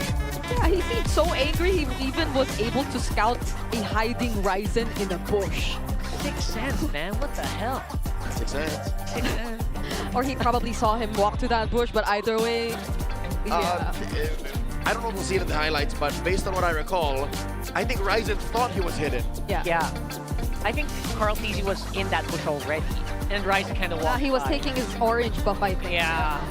So again, all of these just really point towards TLPH is having more control in these team fights. Again, they're not godlike. They didn't like completely, you know, they didn't run over Omega all game long. It's not a perfect game. It's not a perfect game, but again, the championship mentality. How did we get back against a really rough start? There it is.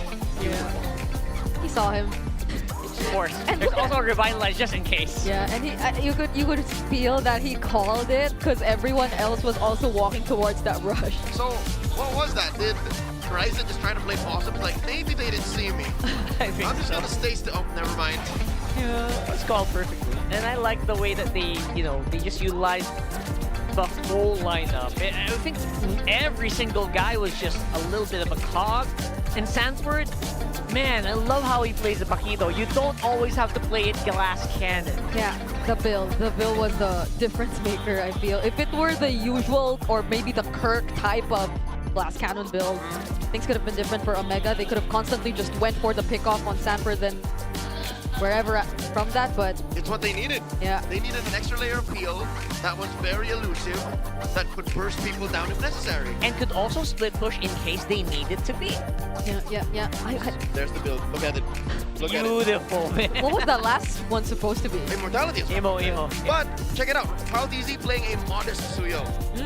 You know how most Suyo build Sky Piercer now, right? Yeah. Carl DZ Swing. They actually had no Sky Piercer hero. Their lineup was all just it was unnecessary. They ended at 15.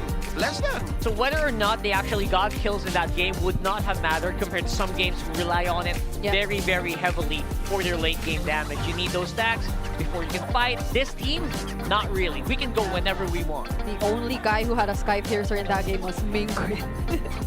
And yeah, I don't think that got charged at all. And I don't blame him. Again, if you're Omega, you assume that your plan will work, or else you're going to have talk. Yeah. And I also like that you pointed that out, right? They got to make a play. They got to be proactive in that game. And in fairness to them, they were trying. It's not like they were just handing the pie over the TLPH. No, you got to fight for it, sir. Yeah.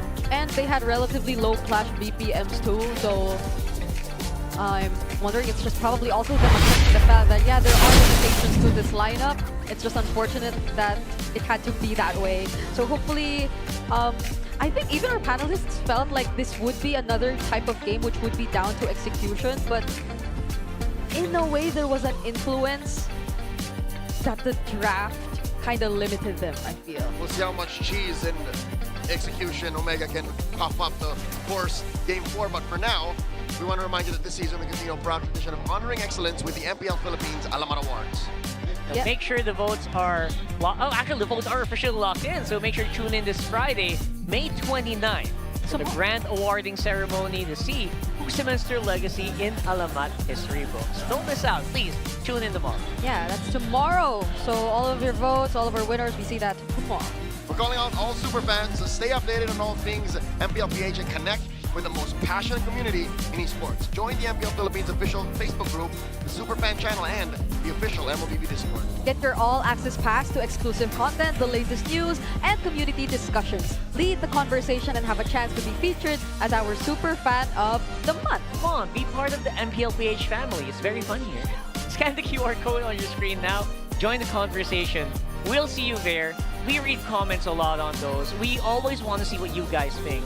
That's how, proactive we are as well here at MPL PH. Somebody start up a thread on said channels about what's going on now, because the barangay needs all the help. Like, they tried to attack it honest in Game 1. Now they tried a clean combo.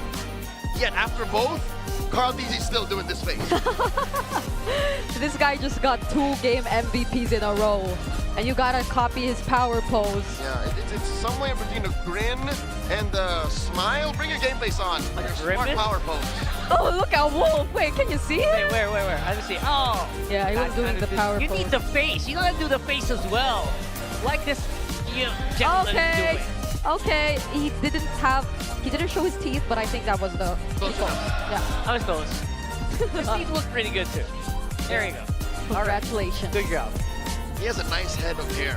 Oh yeah. Speaking of, did you know that men are 5 times more prone to dandruff? Don't let flakes ruin your focus. Okay, power up with Clear Men. Its triple cooling power gives you 100% dandruff-free hair for that ultimate fresh feeling. And it's a time that our winner supercharges with Clear, because just look at how luscious that hair is. Okay. Love that. His hair has 0 form. You see how much he ruffled it? He didn't care. Just like stays there. Yes. Would you consider that like a blessing if you try to do that to your hair and it doesn't budge? No. No? No. Because you're gonna need a lot of product to make it look like something else. Oh. Yeah. And you know what? You know how women are actually very, they take a long time to get fixed. Guys, just the hair, just making it ruffled in the exact proper form. Most guys, some guys. Is he speaking from experience? No, not most guys. Not all guys. I have the same problem. My hair just always looks like this. Yeah, some guys you have to get the right amount of mess. His hair looks different today though. Not me. Please. This is the rare time you actually see Rockhard looking like 007. Yeah. So enjoy it. It's playoffs anyway. So It's like an old new look. old new look. Oh, that's a good one. Oh. How you like it? Thank you. A lot of people praised his hair today, though. Thank you. I appreciate that. It does look good. You look I don't dashing believe you today. guys, but thank you. You look dashing today. Just take it, Rockhard. For now, we're gonna throw over to our hosts. They got an interview with some athletes on stage. MPL Superfans, guess who's in the house? We have PVL superstars beside us, Thea. And Denise, they need no introduction, but guys, for the sake of formality, introduce yourselves to our ML Superfans. Hello po, I'm Abby Maranyo. I'm Alina Vicor. I'm Erica Deloria. Zaka Randang po. Ellie Soyud po. Grazia Sultanas. Okay, palakpakan naman natin sila. Alam ko, dito sa mga superfans, marami ring volleyball fans. And I wanna ask, home turf nyo to. Itong San Juan Arena. Yes. Kilalang kilala nyo to. Pero bihis na bihis tonight no? Anong pakiramdam nung nakaapa kayo nung nakita nyo na ganito pala sa MPL playoffs? Ang ganda po ng setup. Really far different from the way it's set up sa mga games namin. Ganda ng stage. Saka nakakatuwa po kasi dito kami, tapos makita kami ng mga esports fans na may ibang sport. Siyempre, expose sila sa esports. Kami naman, mga atleta din po kami, pero sa volleyball naman po kami. And speaking of fans, sanay kayo sa PVL fans na sobrang energetic. Meron bang similarity or parang difference sa napaka-energetic rin na ML Superfans ngayon? Yes, kasi kanina nung nagka-clash na sila, sobrang ingay. So, ganito pala yung feeling. Yes! So, tsaka, first time ko kasing manood, so exciting pala talaga siya. Alam mo, Thea, ngayon lang ako nakakita ng volleyball superstars na kinilig, na kinakabahan din coming here to the stage. And I know, may team kayo na sinusuportahan. Yes. Sino yun? Siyempre, ang sinusuportahan namin ngayon ay yung Team Liquid! Let's go, Liquid! Let's go! Let's go, Liquid! Guys, sino ang favorite players niya sa Liquid? Lahat po sila, kasi magagaling po sila lahat. Yung core kanina. Ano yung? Yung core kanina. Si Carl Yung T. core daw Carl po. TZ. Si Carl TZ. Tama ba ako? Narinig ko kayang-kaya niyong kalabanan si Carl. Ang galing niya, super. Kayang-kaya niyong kalabanan si Carl. Sa volleyball. Sa volleyball na lang, yes. Pero Pero kanina, guys, we interviewed the players of Navi PH. They are the female players from the Philippines who will represent us internationally. Now, coming from great female athletes, meron ba kayong message sa kanila? ang message, gusto ko mag-message sa kanila na napakasarap magsilbi para sa bayan natin.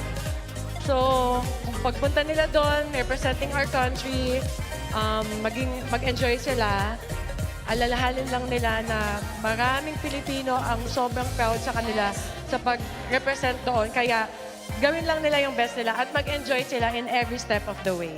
There will always be a common denominator between athletes. And I want to know, alam niyo yung pakiramdam kapag aapak sa playoffs. It's different.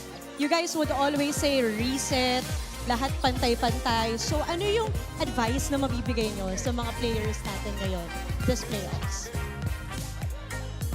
Sa playoffs, ano ba sa atin yon? Meron din tayong ganun, di ba? Kasi mag-playoffs din tayo. Pag playoffs talagang mas sharper yung discipline mo sa pag-condition ng mind mo and kailangan mas focus ka. Talagang concentrated ka sa mga games, aralin mo yung kalaban mo and always make sure that every time you go, you play in the game, ready ka. Kasi pag alam mong kumpleto ka sa araw na yon, kahit anong diskarte gagawin mo, confident ka tama? Yes. Aral ka talaga dapat. Yes, and dapat tapangan mo lang din. And knowing the Filipinos na matapang talaga tayo.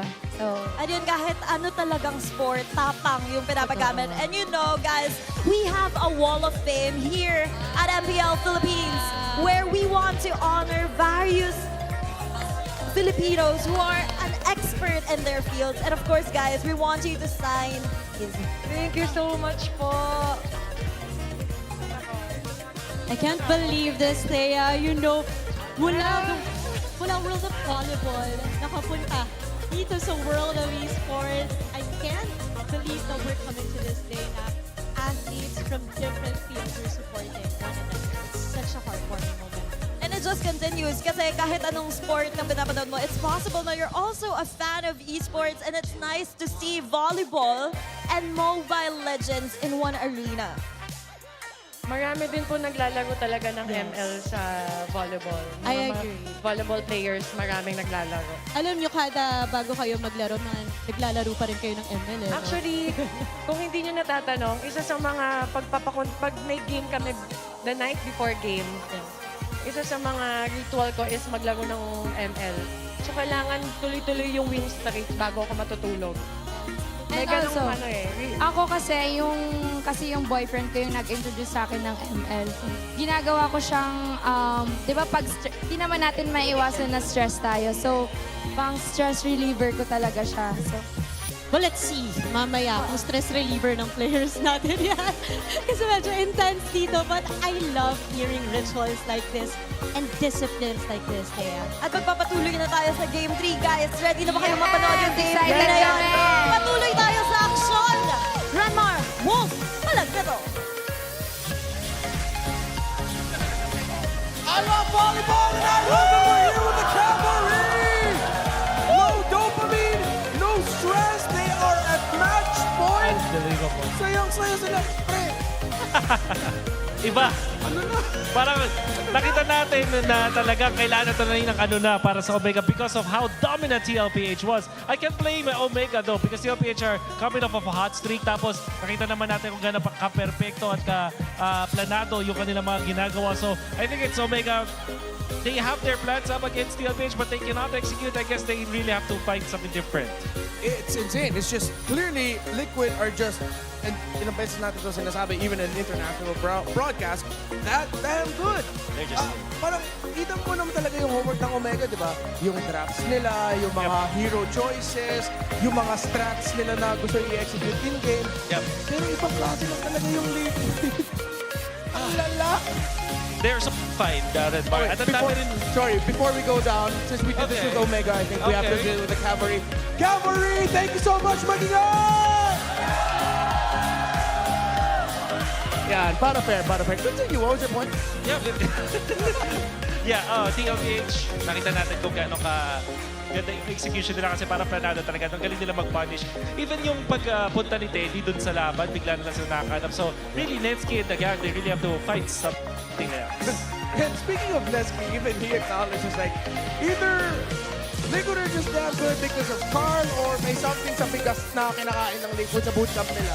It's either just one of those two for Netsky. And of course, it's always great to hear from Netsky when he shares his quotes. Alam mo yung, nating ka kay Barret pa.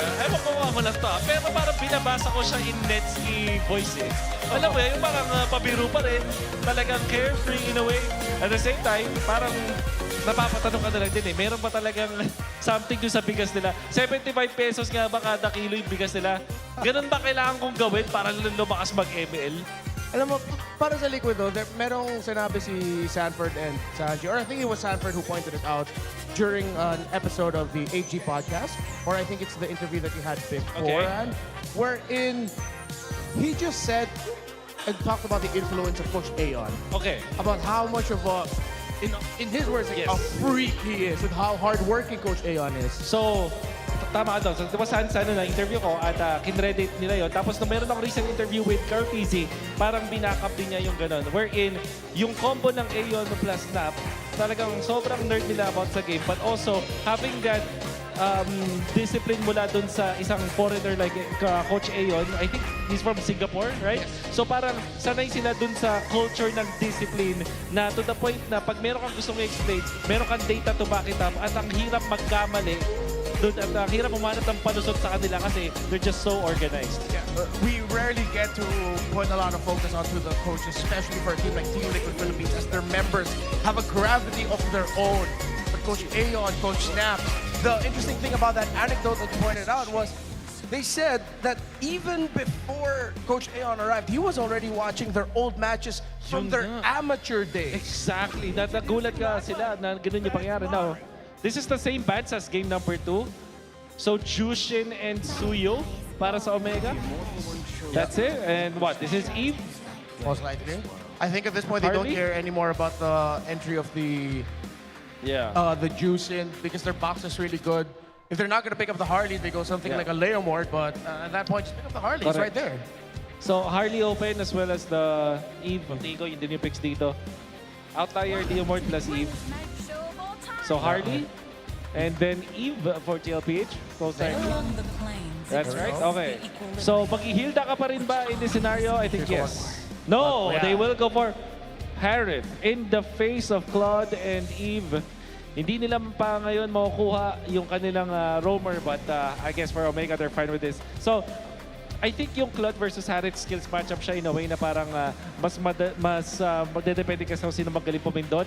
However, ang isang clear advantage ng isang Claude ay yung pagpunta dun sa mga lanes from one lane to another. So, double lane is gonna be something that Omega needs to answer in the future. There's a part of me thinking na baka sinesend ng Omega to try to go pick off. I know they're not playing the...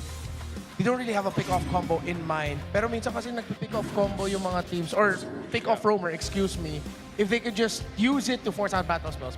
Force out Purify, sipain mo yung isang sa mga frontliner para mag-battle spell sila, or at least you have one target to bring down low a little slowly to force out reactions. With taking out the Hylos and Khalid, I know the Gatot's open, but what are the chances na Perxiva magsha-shock picks siya ng Cho? Meron chance. Cho might not be the choice that we're looking for. Baka Kaja pa rin. Mga tipong ganun. Okay. There is a chance that they go heal the fourth pick. The reason why I say that is because they need someone to be in the front lines up against this Harley. Likely, Sora ban ulit mula sa TLPH in this scenario. Kasi kailangan din ng solid na frontliner dito ng Omega. Pero pag hindi tinanggal ng TLPH dito, yung Sora. Oh, that's Harlot. The thing is, they can still put up a Valentina and the EXP. Correct. So they steal the Gatot Gacha as expected. Dito para sa Omega. Wala nang revitalized roamer dito for TLPH. Okay, so what is the hero for JP though? Hilda? No, Hilda. Yeah, that could be good. Yeah.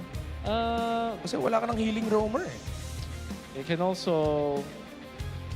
Alam mo yung Atlas ginagamit din ng mga teams up against mga Juices. So, with all the time, nakita natin yung mga bans kanina sa Atlas and even in day number 1.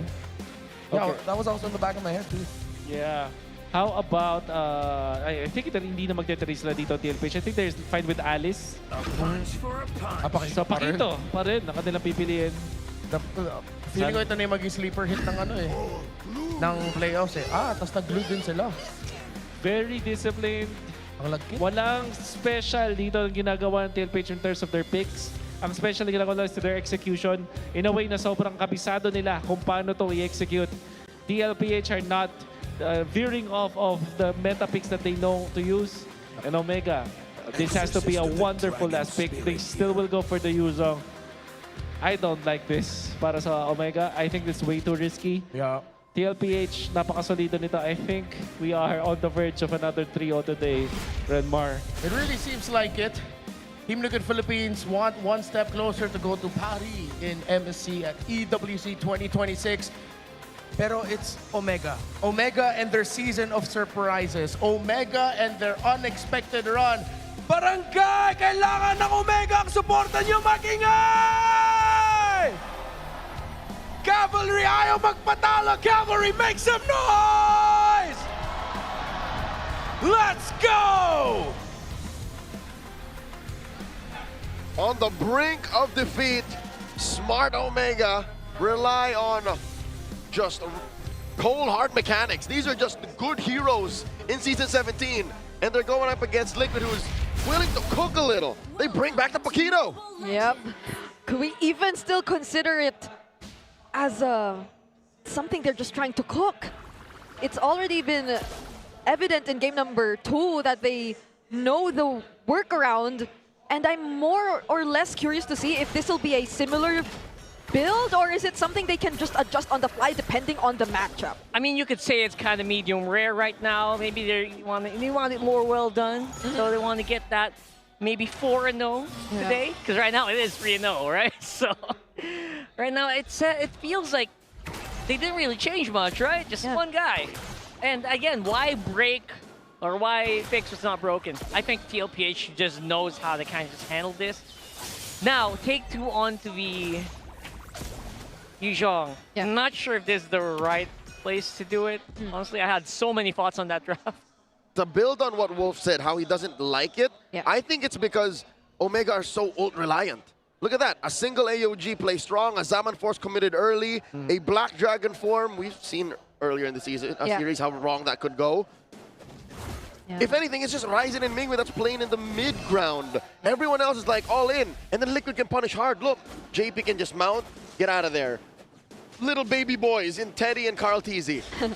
There's just so much downtime for Smart Omega, and I don't know if that's the best way to go if you want to go for a more chaotic approach in terms of the gameplay. This is something that's a bit more predictable in a sense if you were Liquid, and even, as you mentioned, JP, who was, I think, kind of just forced to pick up the glue considering the amount of roam bans that were already taken out.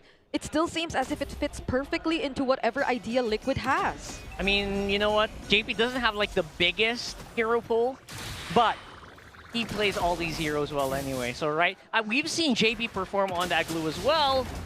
Again, maybe that's something that Omega can kind of attack on, but then again, it is a glue. Built-in survivability. Turtle 1 already spawned. Omega first to the scene. JP flushes Berxiva out of that brush. And now, Black Dragon 4. Okay, Sanford trying to poke down James. Whoa. That's gonna be a flicker committed. Ryzen gets taken out first. Very unfortunate for Smart Omega as the turtle gets soft reset. Carl TZ goes from the behinds and still secures the objective nonetheless. Flicker force out of Sanford. Carl TZ trying to take out James. Sanji will find the kill. And now it's Berxiva looking to be in danger. Will survive, but just briefly, not until Carl TZ picks him up. Is it just me or is Sanford in a rush? Feels like it. I honestly feel like it. Even Teddy, he joined these fights so early on, got 2 assists, get that gold into a claw. This is just a great start for TL, 2,000 gold ahead. Yeah, now they have access to Ryzen. They're disrupting his jungling, and JP's holding down this purple buff. I refuse to believe it till you mention it, Rockhart. A single sequence and a single objective, 2,000 up? Where do you get that money? Yeah. That's Teddy also working on the energy shields down bot, nearly taking it all out. This is gonna get out of hand very, very quickly if Omega does not do something about this. Now, what is the play? What's gonna be the damage control here? I don't think there's much, because I think they kind of just have to go for this. Okay, that's a Purify for Teddy. He'll be okay, even with the Unbreakable. Short term, this is the answer. Attack Teddy when he has no Purify, because this is the weakest Teddy will ever be the whole game. Yeah, you've got 80 seconds of a window. Maybe make something out of that. Something could happen. That's within Turtle 1, Turtle 2, rather, coming up in about 30. Yeah. But elsewhere, I don't know, you can't exactly dive Sanji. Oh, that's tough. Nor 40, look, 40. 40 welcomes it. You know what it is. Okay, James also wasn't even able to land the Petrify just yet, so they still have majority of their resources up for this upcoming fight. Sanford still, though. They can fight. Yeah, might just try to go for it. That's just a couple punches, and James now down to half HP. And you know Sanford gonna get caught out here. Lands the Unbreakable. Does recall a bit, but Liquid are still going to get the prio here on this objective. Oh, look at the smile on Coach Aeon's face. V whispering into his ears. Carl TZ takes turtle number 2. Ryzen didn't even have the retribution at that moment, even though he decided to go in. Fortunately, still survives.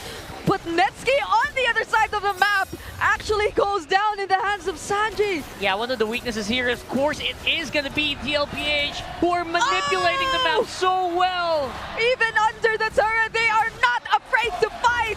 One hit left, Berxiva survives. James, though, forced to use the Black Dragon form. There might be a dive from Liquid, but they change targets. They say Ryzen is more valuable this time. Bro, even the projectiles are so synced out. Amazing. Everything is going well for Liquid. I don't know if I've ever seen it or I'm just amazed by how even Patrick joins you when you commit AOG. I haven't seen it in a while. I wonder if Patrick sticks to you as well after Black Dragon form.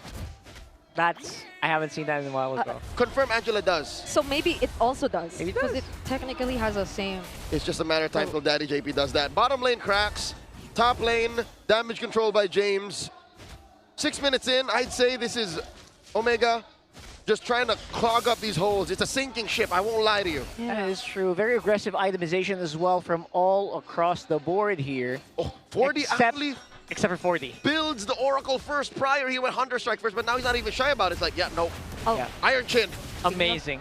Big up 40. Look at what a single Oracle could do just to help him survive. Now it's Cortese finding James, using the deadly magic, making sure he goes down. He is already on a killing spree. And that's after multiple members of Omega trying to make 40 go down. And under the turret yet again, Liquid find another fight. 3 for 1. It's the tank XP. They're not even ashamed of it. They're not trying to hide it. The fact that Ryzen won't be here for the last turtle makes this all the more worse for Liquid.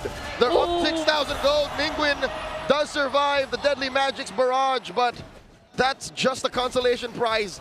If anything, he didn't get away. Liquid let him live. That's right. Surviving against CLPH is not the goal, right? You don't want to survive. You want to be able to overwhelm them. If you don't do step 2, it's done. You're getting cooked while you're surviving. So 7 minutes in and you're already 7K ahead.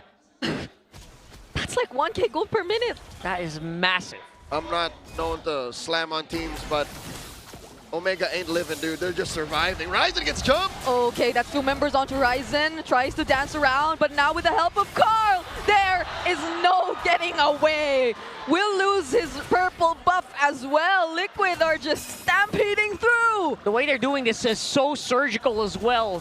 3 on 1. James in front. What a play from Teddy. The Black Dragon form wasn't even casted. Now it's a real world flushing them out of this tier 2. Liquid are taking down turrets. Teddy's taking your lunch money. No more. That's no more right. orange birds. Oh my goodness. That's just insult to injury right there. Did Perks die midair? I think he did. Because he was, yeah. I don't see the body.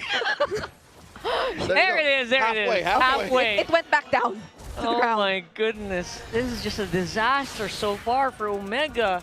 You know what they were taking their lunch money for? Maybe they got a date somewhere. Sanji spamming his recall. Sanji has a date? Sanji's the bait? I mean, all of them are. It's Sanji and Teddy, if it's clear. But none of them have died. Neither of them have died. No, absolutely. Because again, this was all going off the back of James finding the perfect targets, Ryzen jumping in, getting stacks on his Sky Piercer, and then Netsky just riding that wave towards a late game power spike.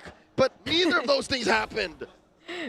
They're getting starved, man. They're getting starved right now. Omega got to do something. I don't know what you do, honestly, in that position. 10,000 goal lead at 8 minutes. This is where the most powerful barang happens. If they were to come back from this, it would be off of Liquid making a mistake. Literal witchcraft. Yep. That's a divine force mature. Play. Oh. Yeah, they are just gonna take this Lord for themselves. No way Omega contests. Not when you're down 10K. Yeah. Not with the map looking like this. It's gonna have to be like a chain of really unfortunate events. Maybe Teddy slipping up somewhere, misses on the Purify, and then Sanji just falling over on his own. Yeah. We're not speaking hyperbole. This literally is the truth of the matter. From underneath tier 3, Mingwin gets fished out. They're under the tower. They're just dying. Yeah, that was just 4 members of Liquid too. 11K up. Again, what's the play here? Maybe catch them while they're doing the recall? I don't know. Is this the play?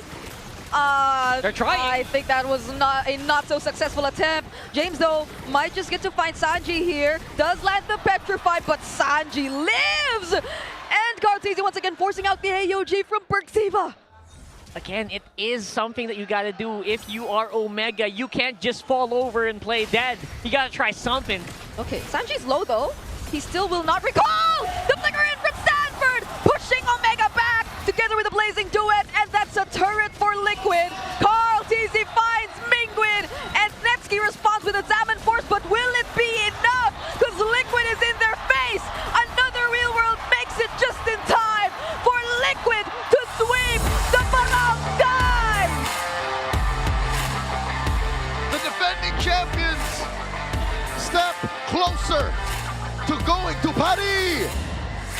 Liquid are going to the upper bracket finals. No amount of witchcraft, of magic, of forces of nature are going to be enough to stop the rampage of the cavalry today. The only force of nature we're seeing here are the 4 horsemen and the goat. Yeah. Unbelievable. They just... What? We aren't even past 9 o'clock p.m. PH time. 8:40 Eastern. Beautifully. Thank you for the conversion.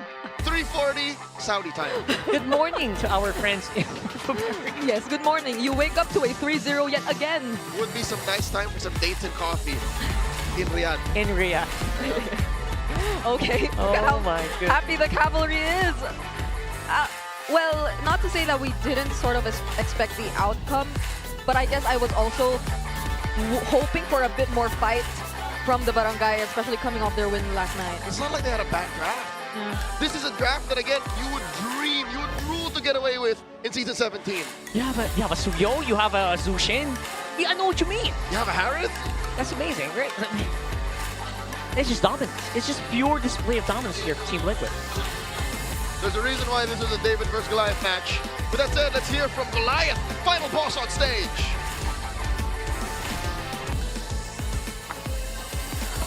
And Team Liquid Philippines continues to dominate! Palakpakan natin sila! For Liquid. Let's all clap for Liquid. Odin, I can't believe this. Walang nagduda. They continue to dominate. No one doubted them. They continue to dominate. A 3-0 MPL PH. Alam mo, unahin ko na si Carl. Okay, let me talk to Carl TZ first.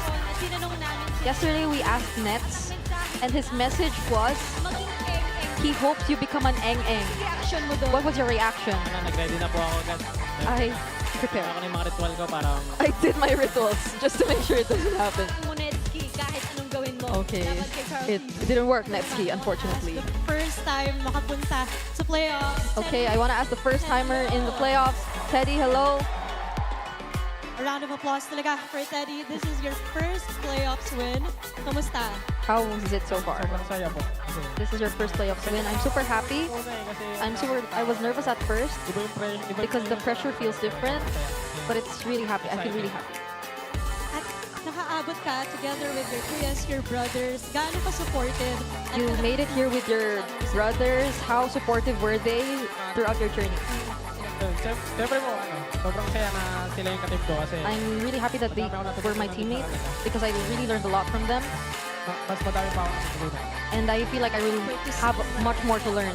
That's right. Alam mo, Denise, gusto ko lang din balikan si Carl. I also really want to just talk to Carl again Hindi because kinatatakutan dapat ng lang. because everyone seems to be fearing Carl TZ. Itong match nyo against Barangay. Ano po, ginawa lang po namin yung ginagawa namin sa mga... We just did our usual in scrims and we just really studied their games. Wow, still commended ang And they still commended For now, gusto ko the naman barangay. makausap si Sanji. Okay, now I want to talk to Sanji. Alam mo, palaging pinag-uusapan Okay, we always talk about match-up. the mid lane matchups. Masasabi mo, What can you say tinaguri ang monster about the Monster Mage? That's Super Prince. Good luck sa amin. Good luck to us. Good luck lang. Wala kang masasabi sa Just good luck. What can you say about his performance? Wala po. Nothing. Tikom ang bibig ni Sanji. He doesn't want to say anything. Just watch out for what happens in their matchup tomorrow. Din ito si Sanford. Alam ko yung itikom ang bibig. Okay, let's talk to Sanford. Kanina lang, nanalo ang Just earlier, ONIC won against Falcons, and you will be going up against them in the upper bracket match tomorrow. chances of ONIC against What do you think are the chances of ONIC against you? 50 pa rin po. 50-50. dahil Malakas Because po sila kasi sinip nila yung Falcons and sa Falcons po. they're really strong because they beat Falcons. Sige na, respect. And Falcons are top 2, so we really need to respect them. Sanford. And now, syempre, hindi natin iiwan si Daddy JP. And of course, let's not leave out Daddy JP! Nandito para supportahan ang Cavalry. Ano ba ang What is your message to everyone who came here to support the Cavalry? Bukas sila against... Thank you for coming to support, and we hope to see you again tomorrow against ONIC. Once again, give it up for your match winner, Team Liquid Philippines. and you may now take your walk of victory. It's another sweep. Odin for the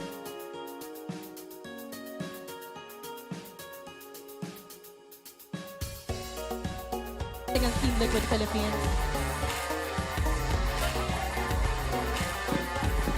To know what's gonna happen or kung ano nga ba nangyari in that match, balik na muna sa casters. Casters?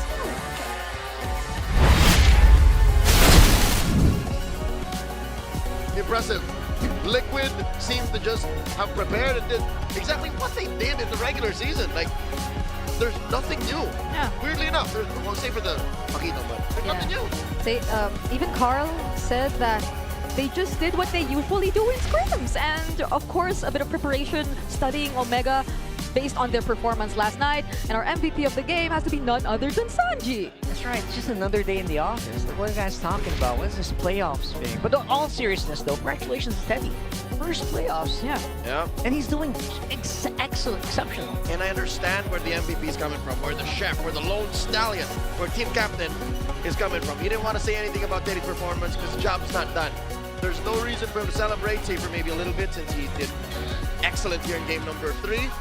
Because it's just the upper bracket finals. Yeah. It's not the grand finals. It's not a ticket to Bellery. It's not the championship yet. It's not 3-peat, so I get it. Yeah. He also doesn't want to say anything just yet about his matchup tomorrow, which is the Monster Mage Super Friends. He seems like a guy who just really wants to prove and show everything through actions or through his performance in game. Absolutely. And if you're talking performance, tower diving has been mastered by Team Liquid Philippines to a aggro juggle. Amazing. Again, brings tears to my eyes how they seem to have mastered. They seem to know the clockwork of these turrets in and out. Every single minion hit seems to be accounted for as well. Impressive. Again, nothing new, but still the limits that they push the game. Yeah. It just makes you really appreciate the defending champions of MPL PH. Team Liquid ended this in under 11. They'll have plenty of time to prep for tomorrow night. So close to not just punching a ticket to Paris, but even that back-to-back we've never ever seen happen just yet in the history of MPL Philippines if they keep this going. So ONIC has a really huge task tomorrow to just put a stop to everything that Liquid's been showing us. And that's another problem. Like, they weren't really pushed to their limit as much. They didn't reveal much of their preparations during the break leading to the playoffs based on this series. Could have showed me this game, and I would tell you, yeah, that looks like a regular season Liquid game. Yeah. Which is a big plus, because again, they finished these games in such a quick time that the enemy doesn't really have that much material to work with, right? Whoever they're facing, in this case it's ONIC. What did we watch? We just watched people die. It's the same team. Yeah. They did the same thing. Except Even one hero. It's not even a duplicate of the lineups. Yeah. They didn't even play other heroes that much. That's right. Again, maybe JT Glue isn't something we often see, but Sanji Eve, Carl TZ Harith, Claude Teddy. And can I just say now, Teddy didn't even get to build his full kit. That's how fast this game ended. And I have to address all of the fans who shared their sentiments and hot takes, saying Teddy might be feeling some playoffs blues. Again, this being his first big one, right? Yeah. He just spit in the stage like No. he was ready for it. He was born for this. Yeah. He just kept saying how happy he is to be sharing his first playoffs appearance together with this team because they're very supportive. They probably have some jokes here and there and reminders for him since it's his first playoffs and just knowing how playful Liquid is as a team, especially Carl, but you don't really see it get to him. It's more of like a push to just really perform, and you see it from Teddy here in this series. I can see it coming now, and then the next trophy is for Teddy. Says Carl. Well, he did say he wanted this one for sure. Yeah. For the coaches and Teddy. That's right. So Just goat things. Another goat said that. 3 for 3. The 3-peat were the 3 that mattered the most in Season 17 in Liquid. Big one. Impressive work once again. Big boss vibes by Liquid. Let's throw it over to Renmar and Wolf. Thank you so much, casters. We're here joined by JP and Sanji, of course, fresh off of their win. Gusto ko lang umpisan muna with a quick question. JP, since nakalaban or dating teammate mo din naman si Perk Ziva at nakita nyo naman yung growth ng Omega throughout the season, marami bang moments in-game na parang naisip mo na parang alam ko na ano gagawin nito, parang ako nagturo nito. Feel ko may nadagdag siya kasi mas nag-improve sila ngayong playoffs. So, feeling mo may mga moments din na parang na-surpresa kayo siguro sa mga galaw ni Perkziva? Tumapang sila ngayon. Bigyan niyo naman kami ng tips paano lumakas as a mid-duo. Kasi grabe kayong dalawa eh. Ano bang mga banding ginagawa niyo para mapalakas yung chemistry niyo? Go 1v1. Mag-1v1 daw siya. Sino pa lagi panalo, Sanji? Ako, siyempre. Mga anong heroes? Mga anong heroes? Chu. Okay. So, kahit sa roam to roam, sa Chu-to-Chu, ikaw pala siya Chu, Bea. Sino pala sa Bea? Ako. Yo!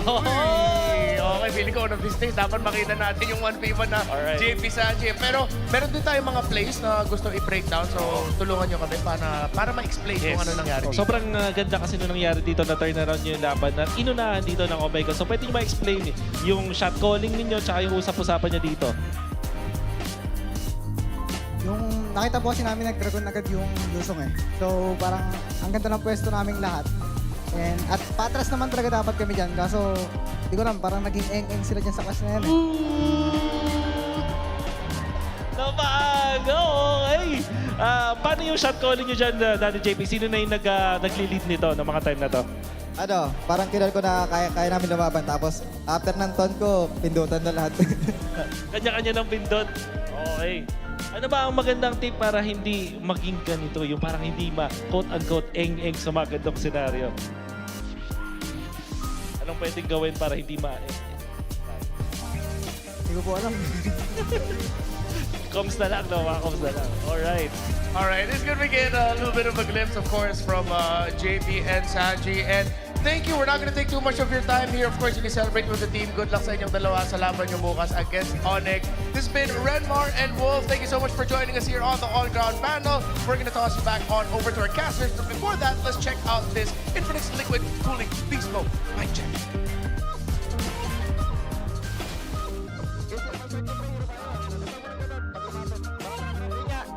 Magkakaroon naman dalawa ng harit pa ya. Di niya sushing kay. Ata. Ay wala, nangat ako. Suyo ko pre. Dalawa. Suyo. Yung mga suyo pre. Patay. Hero lang. Harit. Suyo. Punong touch. Walang kahitan na. Nice. Nagunti na gatot. Nice G. Patay na natin. Dragon. Ay, buwa ko. Suyo pre. Walang kahitan na. Patay ka ulit. Tsaka kakabahay mo lang. Yeah. Ay, lumabawi sa top. Boy ako. Ay, lima top. Wala ako dyan, pre. Malayo ako. 5 top pa. Tingin sa akin. Pre, dalawa. Nice, Ford. Nice. Kaya ba? Ford, bubuhay ko. Yamat mo ako. Glowing ako. Ako na to. Tara, pasabog. Ako na dyan, ya? Ako na dyan, ya? Akala ko lambot pala. Ready kayo, pre? Si Teddy. Ted, tingin sa akin, Ted, ah. Ted, tara, Ted. Dalawa. Out. Okay lang. May bot pa. May ulti ako. Puri. For max ka, par. Edad. Suyo ka tayo. Double. Try and double. Babaksan ka. Patay nga.